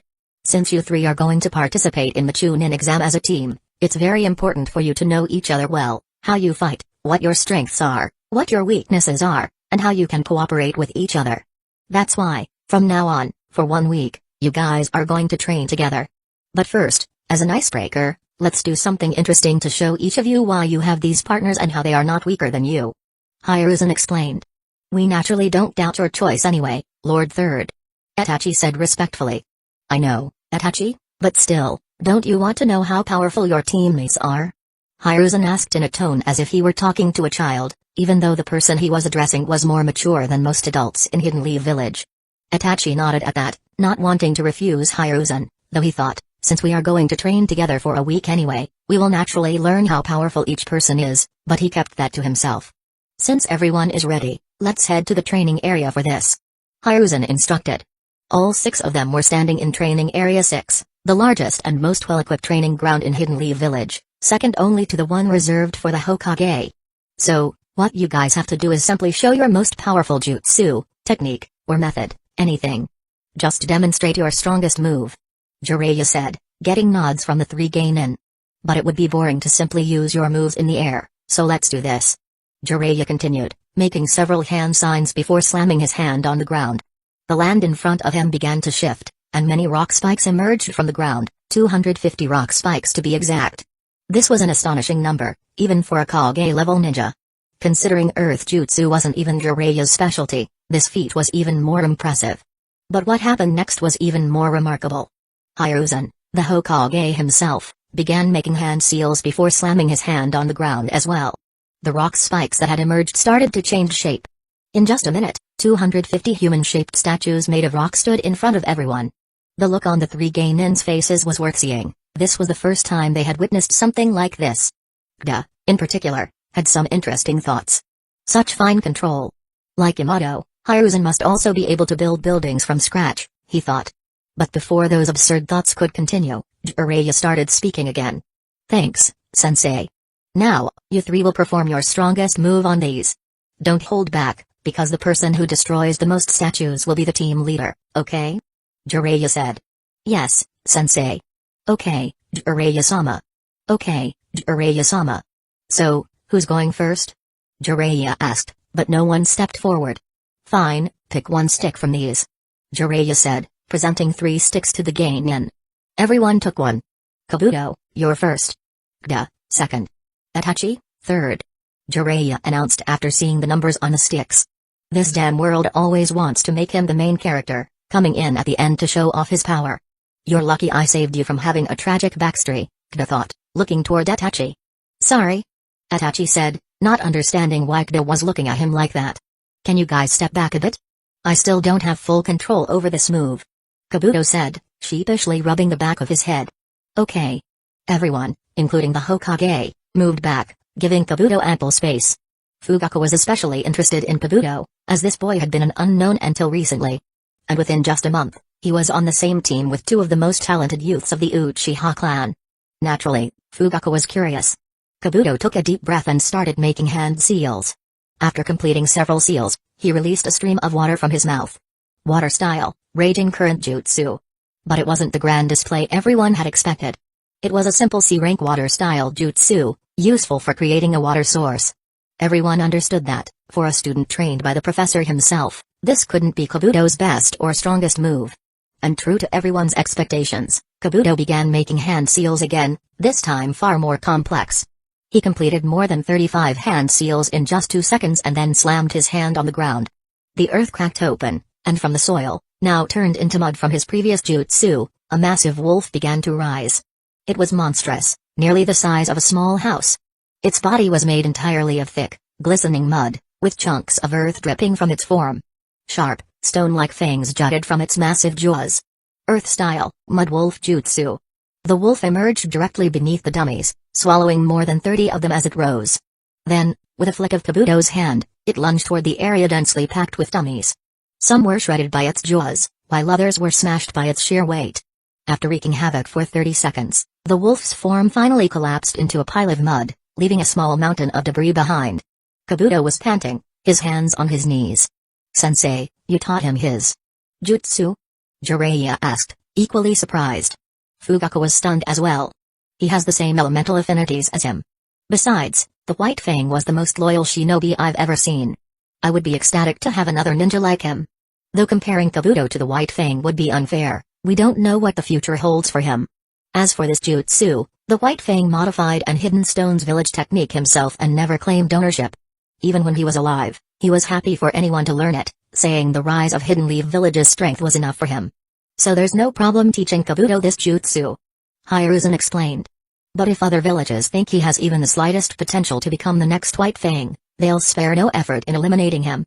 Jiraiya said, knowing how feared the White Fang was by enemy nations. They can't try. I'm planning on nurturing this boy as Tsunoda's heir, so he'll be in the village for quite some time after returning. If they have the guts to try something in the village, they're welcome to try whenever they want. Hiruzen said confidently. Sensei, you're just making my work more difficult. Jiraiya sighed. Don't worry, I've taught him many other things. This is just a last resort. Hiruzen replied with a small laugh. Sigh, alright. Next is your turn. Let me quickly fix the ground first. Jiraiya said. And within a minute, 250 statues were standing in front of them again. Chapter 260, Shokda took a deep breath and moved ahead, but before using the jutsu, he turned around and asked. Sensei, can I really use my more powerful technique? Yes, but only this time. Jiraiya said with a smile. Okay, Sensei. Listening to this conversation, everyone once again grew curious. Did Jiraiya teach the forbidden jutsu? Thoughts like these swirled in their minds. Gda, not paying any attention to them, made quick hand signs, and 3 shadow clones appeared next to him one by one. Then, in front of everyone, he made one more hand seal, and black marks began appearing on his body. Due to him wearing a half-sleeve shirt, the markings on his hand were visible. Fugaku, who had seen Tsunoda in action, could tell that the markings on Gda's hand were different from what Tsunoda had. Hers were simple lines, but Gda's had various Fuinjutsu seals and lines combined to form something similar to a gauntlet tattoo on his hand. Sensei, please take care of the projectiles. Gda said. Don't worry about us, brat. You're 10 years too young for that. Jiraiya replied. Gda nodded, and then 2 of his clones used the transformation jutsu to transform into 2 giant hammers, with spikes emerging from all sides, looking more like a mace and hammer combo. Without hesitating another second, Gda jumped into the air. Normally, he could only manage a 10 to 12 meter jump, but this time, the chakra enhancement from the seal powered his leap, sending him 20 meters above the ground. One of the 3 remaining shadow clones quickly used chakra-enhanced strength to throw a hammer toward Gda. Gda caught the hammer. However, instead of using it for a direct attack as everyone expected, he simply cast the Gale Palm Jutsu, a basic C-rank jutsu, just like Kabuto had used.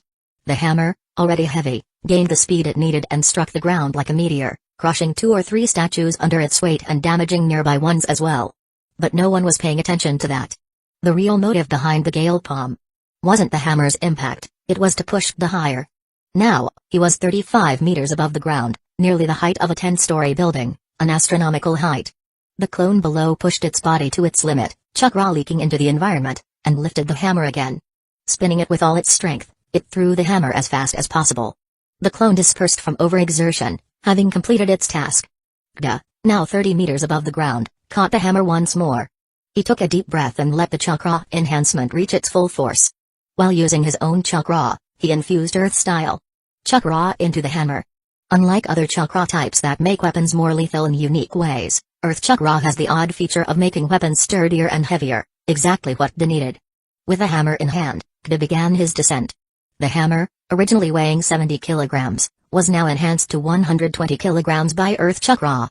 As Gda used his chakra-enhanced strength, he struck downward at 40 meters per second, truly descending like a meteor. Boom.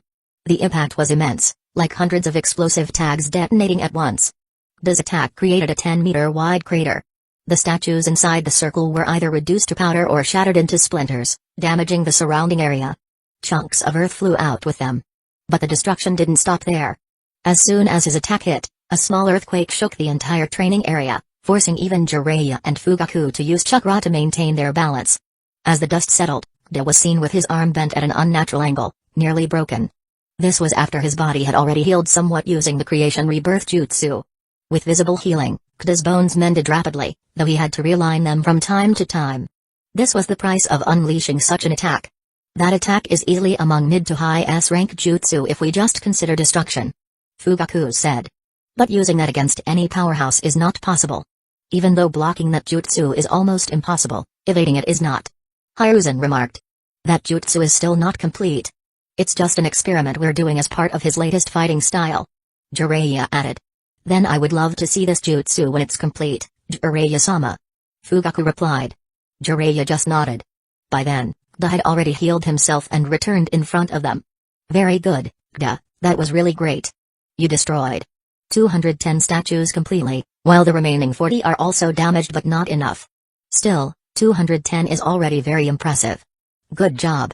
Hiruzen said, sensing the numbers of the destroyed statues. Thank you, Lord Third. Gda responded.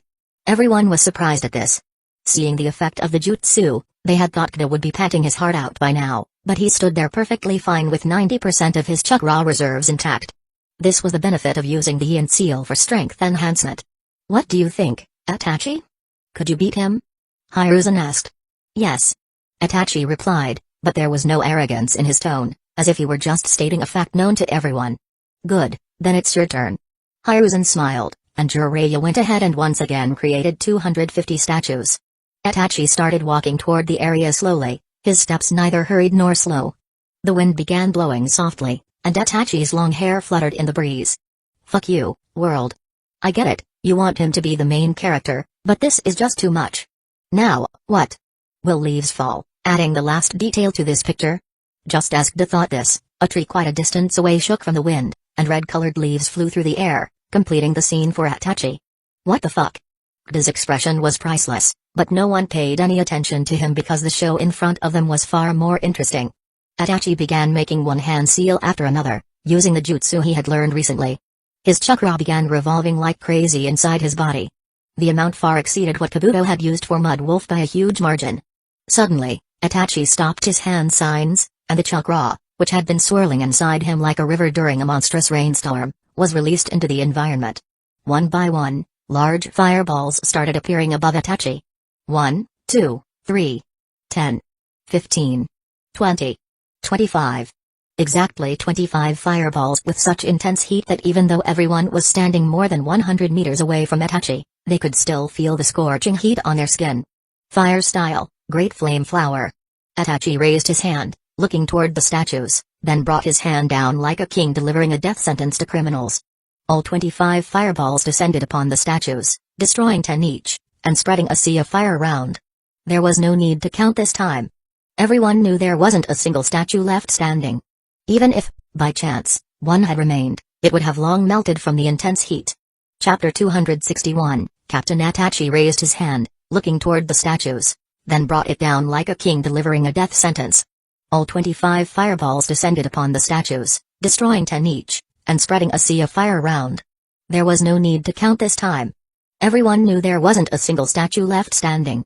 Even if, by chance, one had remained, it would have long melted from the intense heat.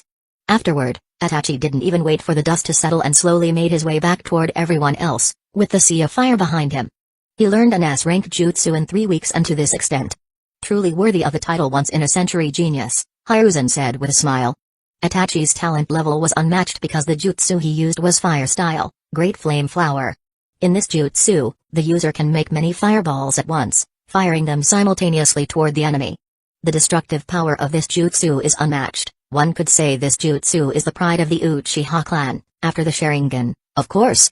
It was mandatorily learned by every clan head. But the destructive power of this jutsu comes at a cost, control.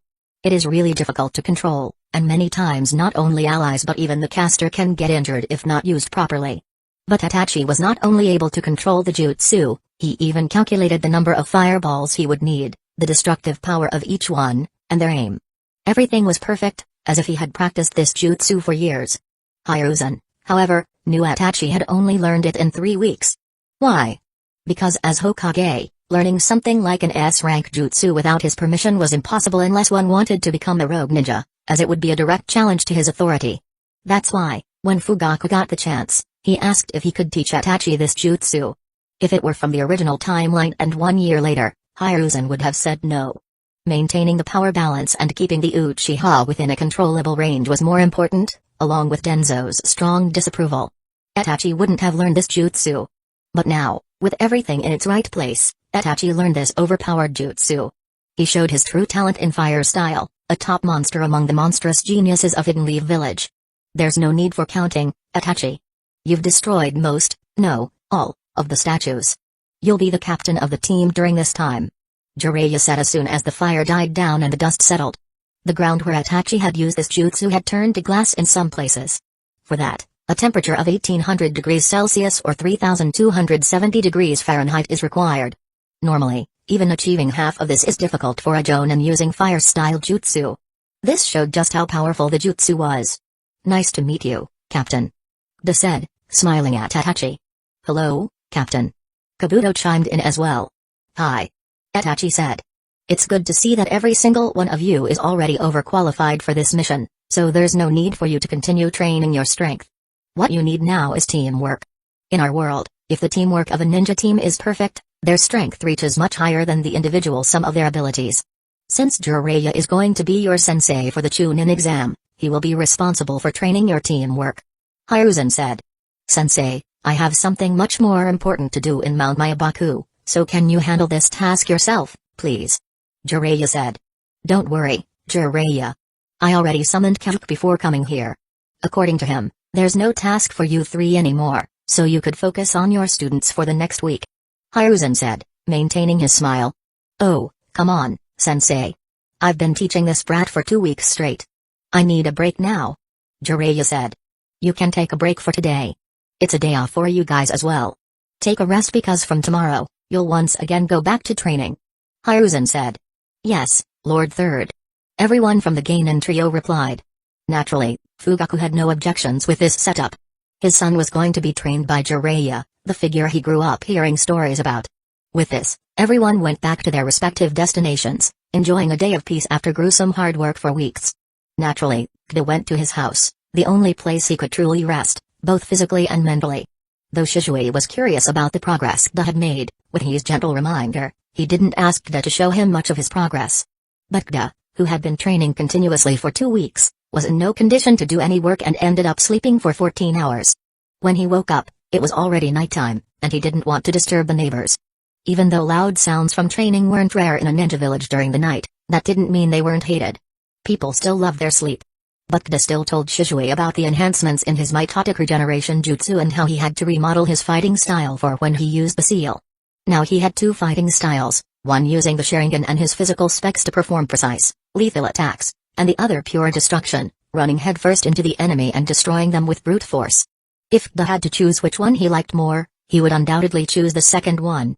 Even though the first one was better and saved him from injury and entrapment, every boy naturally loved pure destruction, and Kda was no different. Because of the emotion-amplifying effect of the Sharingan, and that too a 3-Tomoe Sharingan, his feelings had amplified to such a degree that Kda had came to really love his new fighting style. After a full day of rest, everyone was summoned to Training Area 6 by the Anbu. All 3 Geinins arrived 10 minutes before the time they were called. Hey, Captain, were you waiting for too long? Kda asked. Sorry for being late, Captain. Kabuto added, appearing right after Kda. No, I just got here, and can you guys stop calling me Captain? It's awkward. Itachi said. Then what do you want us to call you? Annie Aizen? Annie. Kda teased. Captain is fine. Itachi quickly interrupted before he could continue. Ha ha ha. It's nice to have such a lively team to teach. Jiraiya said, entering the training area with a bottle of liquor in his hand, clearly drunk. Chapter 262, tagging the Sannin. Jiraiya stumbled forward, lazily waving a bottle in the air as he approached the group. His eyes were half-lidded, but there was still a sharpness behind them that no amount of alcohol could dull. He grinned, displaying his usual carefree nature. Since we have to work on your teamwork, I need to know how much work I have to do. So, time to see what teamwork you can manage when your sensei isn't sober. Jiraiya chuckled, taking another swig from his bottle. Don't worry, though. This is just a little exercise to get your blood pumping. Kda glanced at Kabuto, who raised an eyebrow, amused at seeing one of the Sannin in such a state. Itachi, however, remained as calm as ever, though Kda could swear he saw a small smirk tug at the corners of Itachi's lips. First task, Jiraiya said, stretching dramatically, is capturing me. You've got 3 minutes to tag me. If you can do that, then I'll treat you all to some dango later. Deal? Kda's eyes lit up at the challenge. Jiraiya may have been tipsy, but he was still one of the legendary Sannin. Tagging him would be no easy feat, especially when they had to work together to do it. Normally, it should be easier with more people, but someone of Jiraiya's level could easily cause chaos in even a fully organized team, let alone them. Ready when you are. Itachi said, already calculating strategies in his mind. Being the captain of the team, his decision was all Jiraiya needed. Jiraiya wobbled a bit but then crouched low, his bottle vanishing into a puff of smoke as he cracked his knuckles. 3 minutes start now. The air shifted in an instant. Kda activated his Sharingan, locking on to Jiraiya's every move.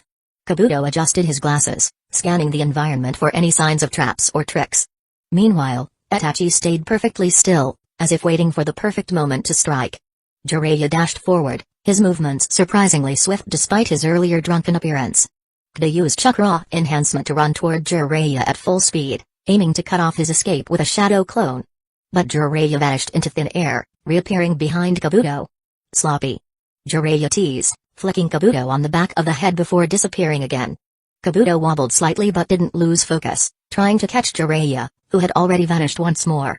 With this, Da and Kabuto understood that alone, they stood no chance, even against a drunk Jiraiya. Itachi, who had not moved from his position, was already planning as he saw Da and Kabuto approach. Having been on the battlefield since childhood, he had an excellent understanding of teamwork, and as the clan heir, he was also trained in leadership and the ability to bring out the full potential of his subordinates. Itachi, Kabuto, we have to work together. We stand no chance alone. Da said, spinning to face Jiraiya's next possible location. That goes without saying. Kabuto replied, also using chakra to enhance his physical abilities. Though not at Da's and Itachi's level, he was not weak either. Wait. Itachi said calmly. Jiraiya reappeared in the distance, laughing as if this was nothing more than a game. But Itachi was already prepared. As soon as Jiraiya stopped to laugh, Itachi released a Genjutsu so subtle that even Jiraiya would take a moment to notice. Da saw the slight shift in Jiraiya's posture, a momentary pause in his movements. That was all they needed. Now! Itachi commanded. Da and Kabuto moved in unison. Kabuto threw a barrage of kunai, forcing Jiraiya to dodge, while Da sprinted forward, aiming to close the distance. With his enhanced speed, he was a blur of motion, coming at Jiraiya from an angle he couldn't easily avoid. Jiraiya raised an eyebrow, impressed despite himself, but at the last second, he used Earth-style, Iron Skin Jutsu and swatted the kunai with his bare hand. Just when Da was about to reach him, Jiraiya flickered away again, leaving behind an explosive tag. Seeing this, Da used every bit of his power to jump back. While in midair, he used Gale Palm Jutsu to push himself further, diverting some of the fire in the process. But the explosion everyone was expecting never happened. Da landed 13 meters away from his previous position. That was fake, but enemies will use real ones. So, think thrice before charging toward an enemy. Jiraiya said with a smile. Da berated himself. Jiraiya had already taught him these basics, but he had considered this a game and thought there was no need to be so cautious. Such rookie mistakes had killed hundreds of genin on the battlefield. Yes, sensei. Da replied. While this was happening, Itachi had already moved. Just as Jiraiya flickered away from Da's reach, Itachi used the body flicker jutsu to appear right behind Jiraiya. The smile on Jiraiya's face vanished.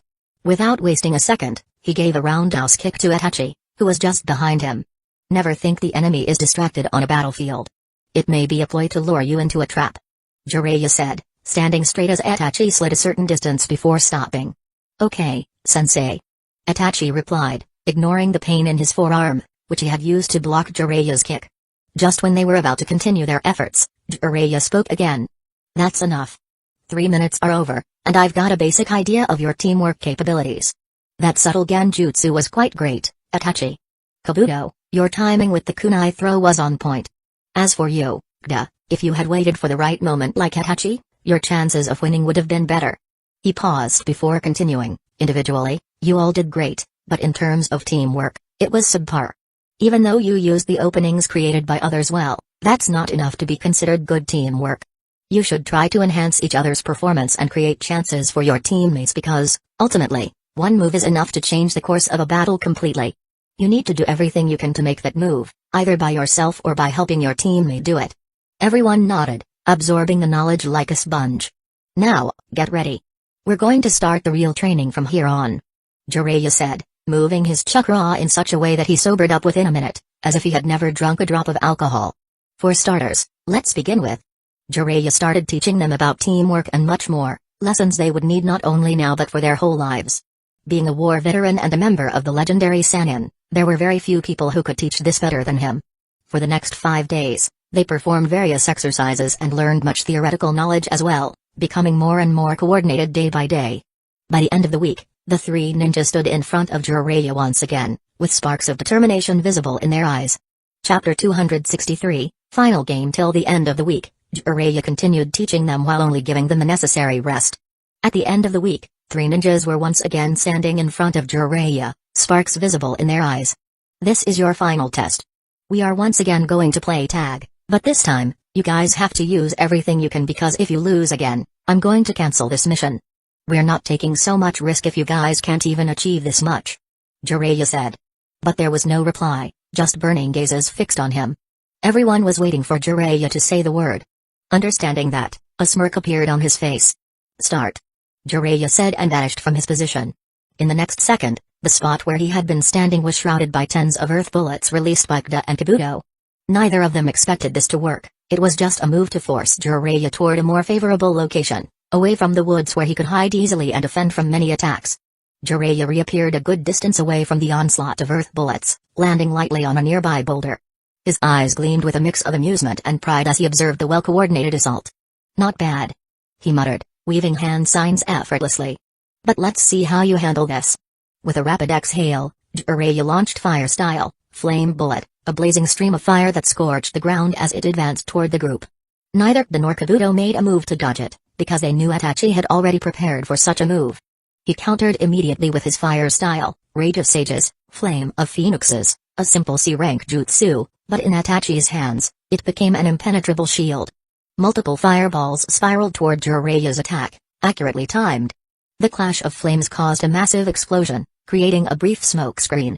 Perfect, Itachi thought, his Sharingan spinning. Now's the chance. Kda, enhanced by his mitotic regeneration seal, used the smoke as cover. By now, he had already created a shadow clone which transformed into a giant hammer. With his strength amplified, he hefted the 120 kilograms hammer with ease, positioning himself just outside the radius of the fire clash. Timing was everything, and Kda knew it. Kabuto was already on the move, using the explosion's distraction to meld into the ground with Earth Style, hiding like a mole jutsu. His role was to disrupt Jiraiya's footing, leaving him vulnerable to Kda's strike. But they knew Jiraiya could easily sense his approach. Approaching a ninja who knows Earth Jutsu from underground is deadly, but Kabuto took this risk. If Jiraiya attempted to attack him, Kda and Itachi would seize that opportunity to strike, as they were attacking from opposite directions, making it difficult for Jiraiya to handle everything at once. Now! Itachi's voice echoed in Kda's head, a very profound use of Genjutsu where, with the caster's permission, the user could enter their mind's outer layer for untraceable communication. Kda leaped from his position with all the power his enhanced strength could muster, hammer aimed directly at Jiraiya. At the same moment, Kabuto erupted from the ground beneath Jiraiya with spiraling water fangs, leaving Jiraiya with limited options to move.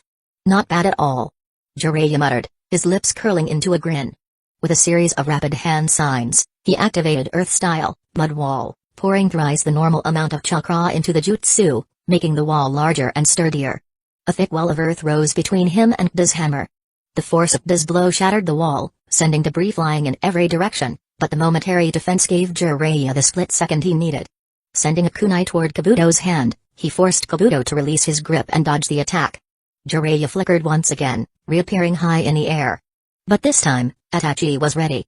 Using Jiraiya's lapse in concentration, Itachi placed him in a subtle Genjutsu, making it seem as though his Sharingan hadn't been activated. When Jiraiya looked at Itachi to see what he was doing, Itachi cast the strongest Genjutsu he could muster, knowing Jiraiya would quickly realize he was in an illusion. It was better to go full force from the start. Jiraiya's vision blurred, causing him to instinctively evade Kda's wind blade. "Now!" Itachi called out, activating the second layer of his Genjutsu, a subtle yet effective illusion that made it seem as though Jiraiya's landing spot was solid ground. Instead, Jiraiya landed directly into Kabuto's trap. The moment his feet touched the ground, Kabuto's Earth Style, Bottomless Swamp activated, causing the earth to become unstable and sink beneath him.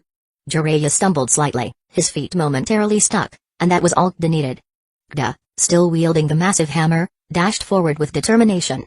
This time, Jiraiya had no time to escape, but he was still able to deflect the hammer with a combination of Earth Style, Iron Skin Jutsu and Chakra-enhanced strength.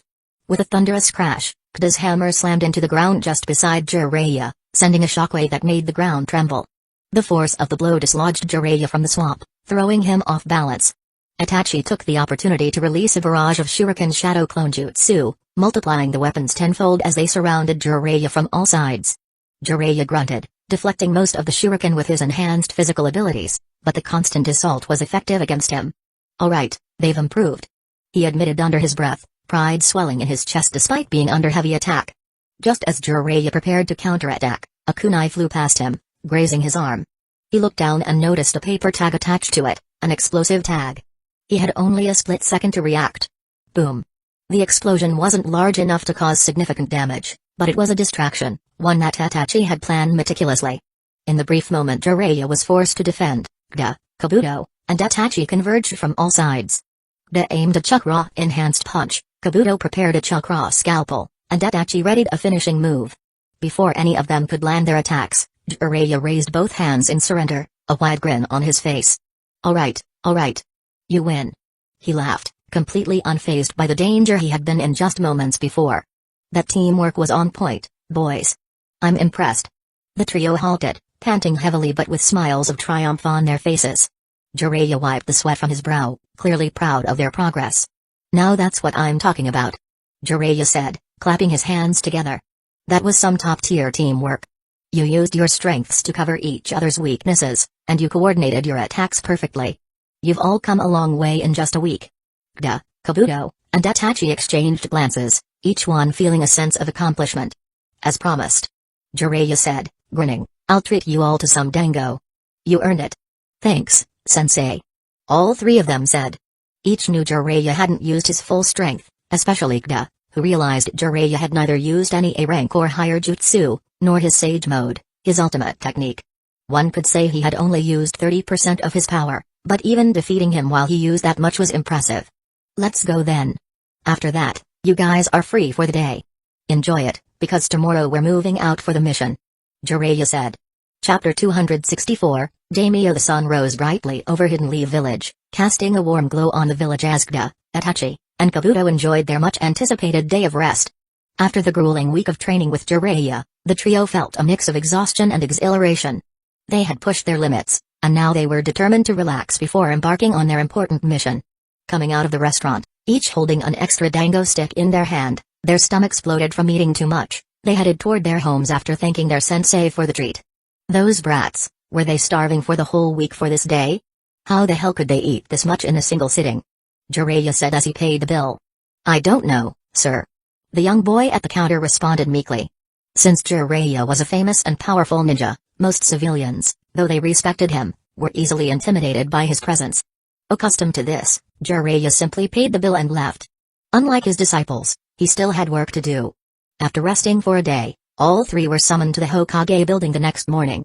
When Kida received the message, Shisui had already left the house. Kida followed and united with Kabuto and Itachi at the Hokage's office. Hey, guys.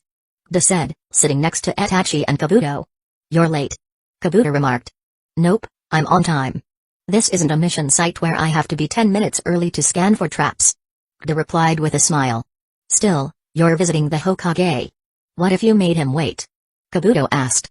Brat, you helped in killing the same Hokage, Kida thought but kept the thought to himself.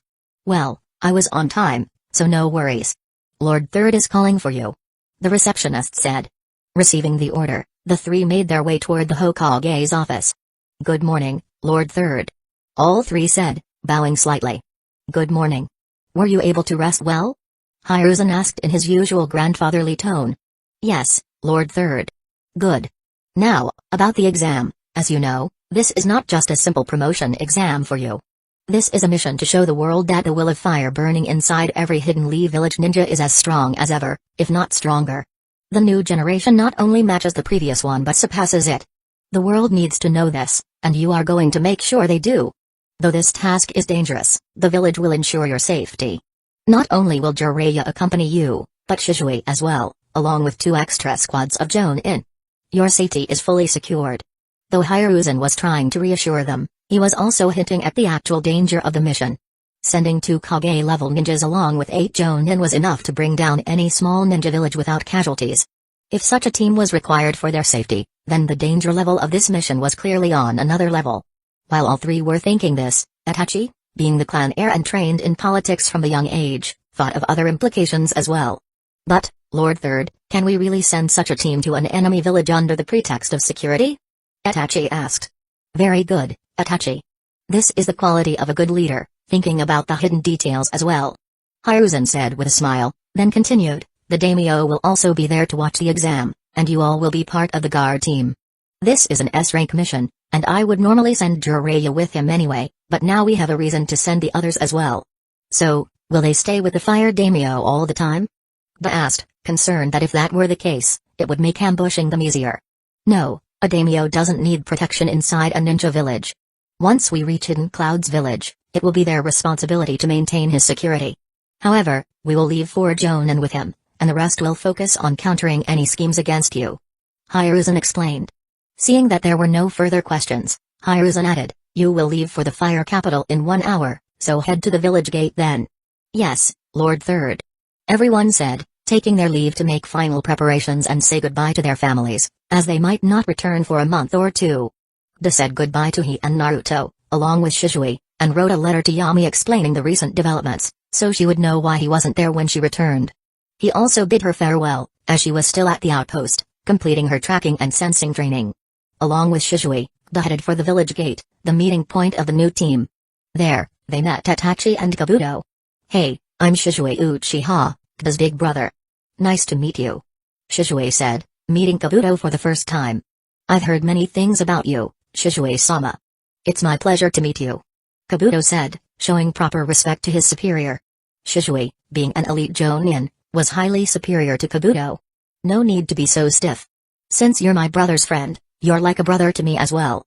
Shisui said, patting Kabuto's shoulder. Save the talk for the journey, we have quite a long one ahead of us. Jiraiya said, appearing in front of them, followed by 8 Jonin. 4 were Anbu, responsible for the daimyo's security, while the other 4 were elite Jonin from the Uchiha clan, directly under Fugaku's orders. Seeing them, Itachi recognized them by their uniforms, and Kida did as well, having seen them during the Denzo incident when they were active in the Uchiha compound. Noticing their gaze, Jiraiya explained, Itachi is the clan heir of the Uchiha. These are his guards for the mission, appointed by the Uchiha clan head. I nearly forgot our captain was a prince. Kabuto said with a smirk. How could you? He always maintains his royal attitude to remind us. Kida said in mock shock. Yup, totally. Shisui added.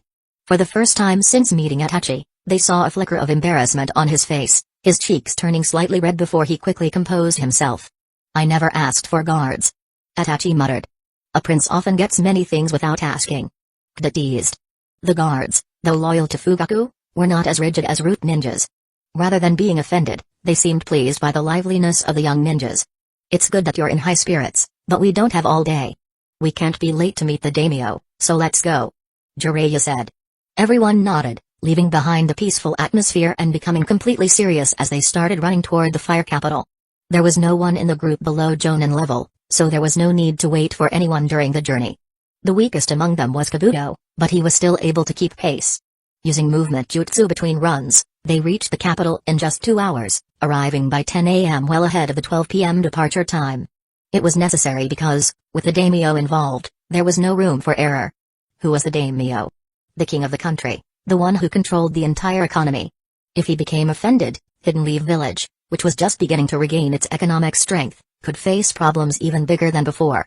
Chapter 265, Royal Convoy. The group arrived at the fire capital earlier than expected, and the towering grandeur of the daimyo's palace loomed over them.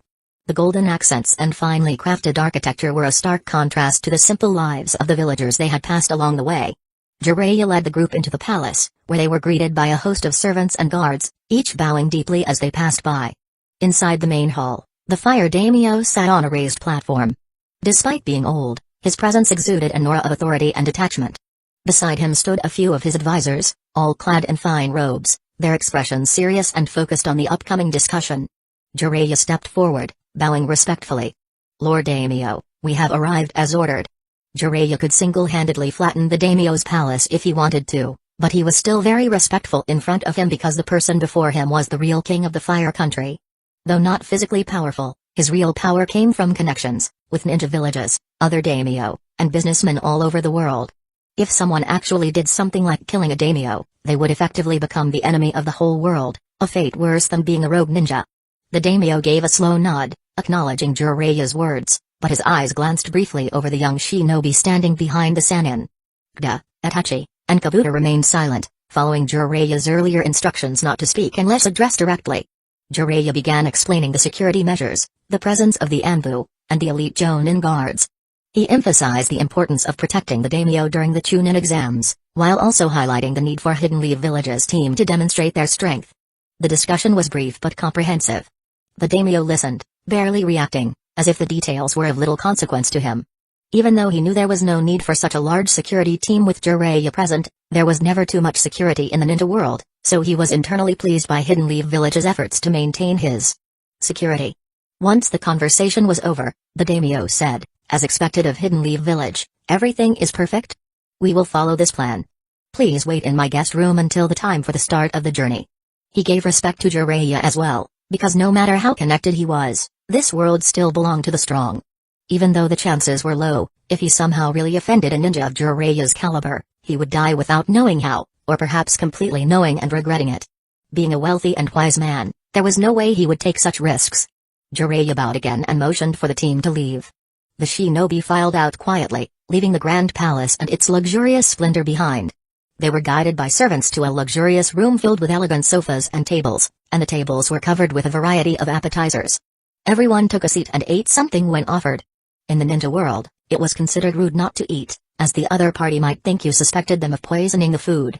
With the strength level of the team, however, poisoning them was almost impossible.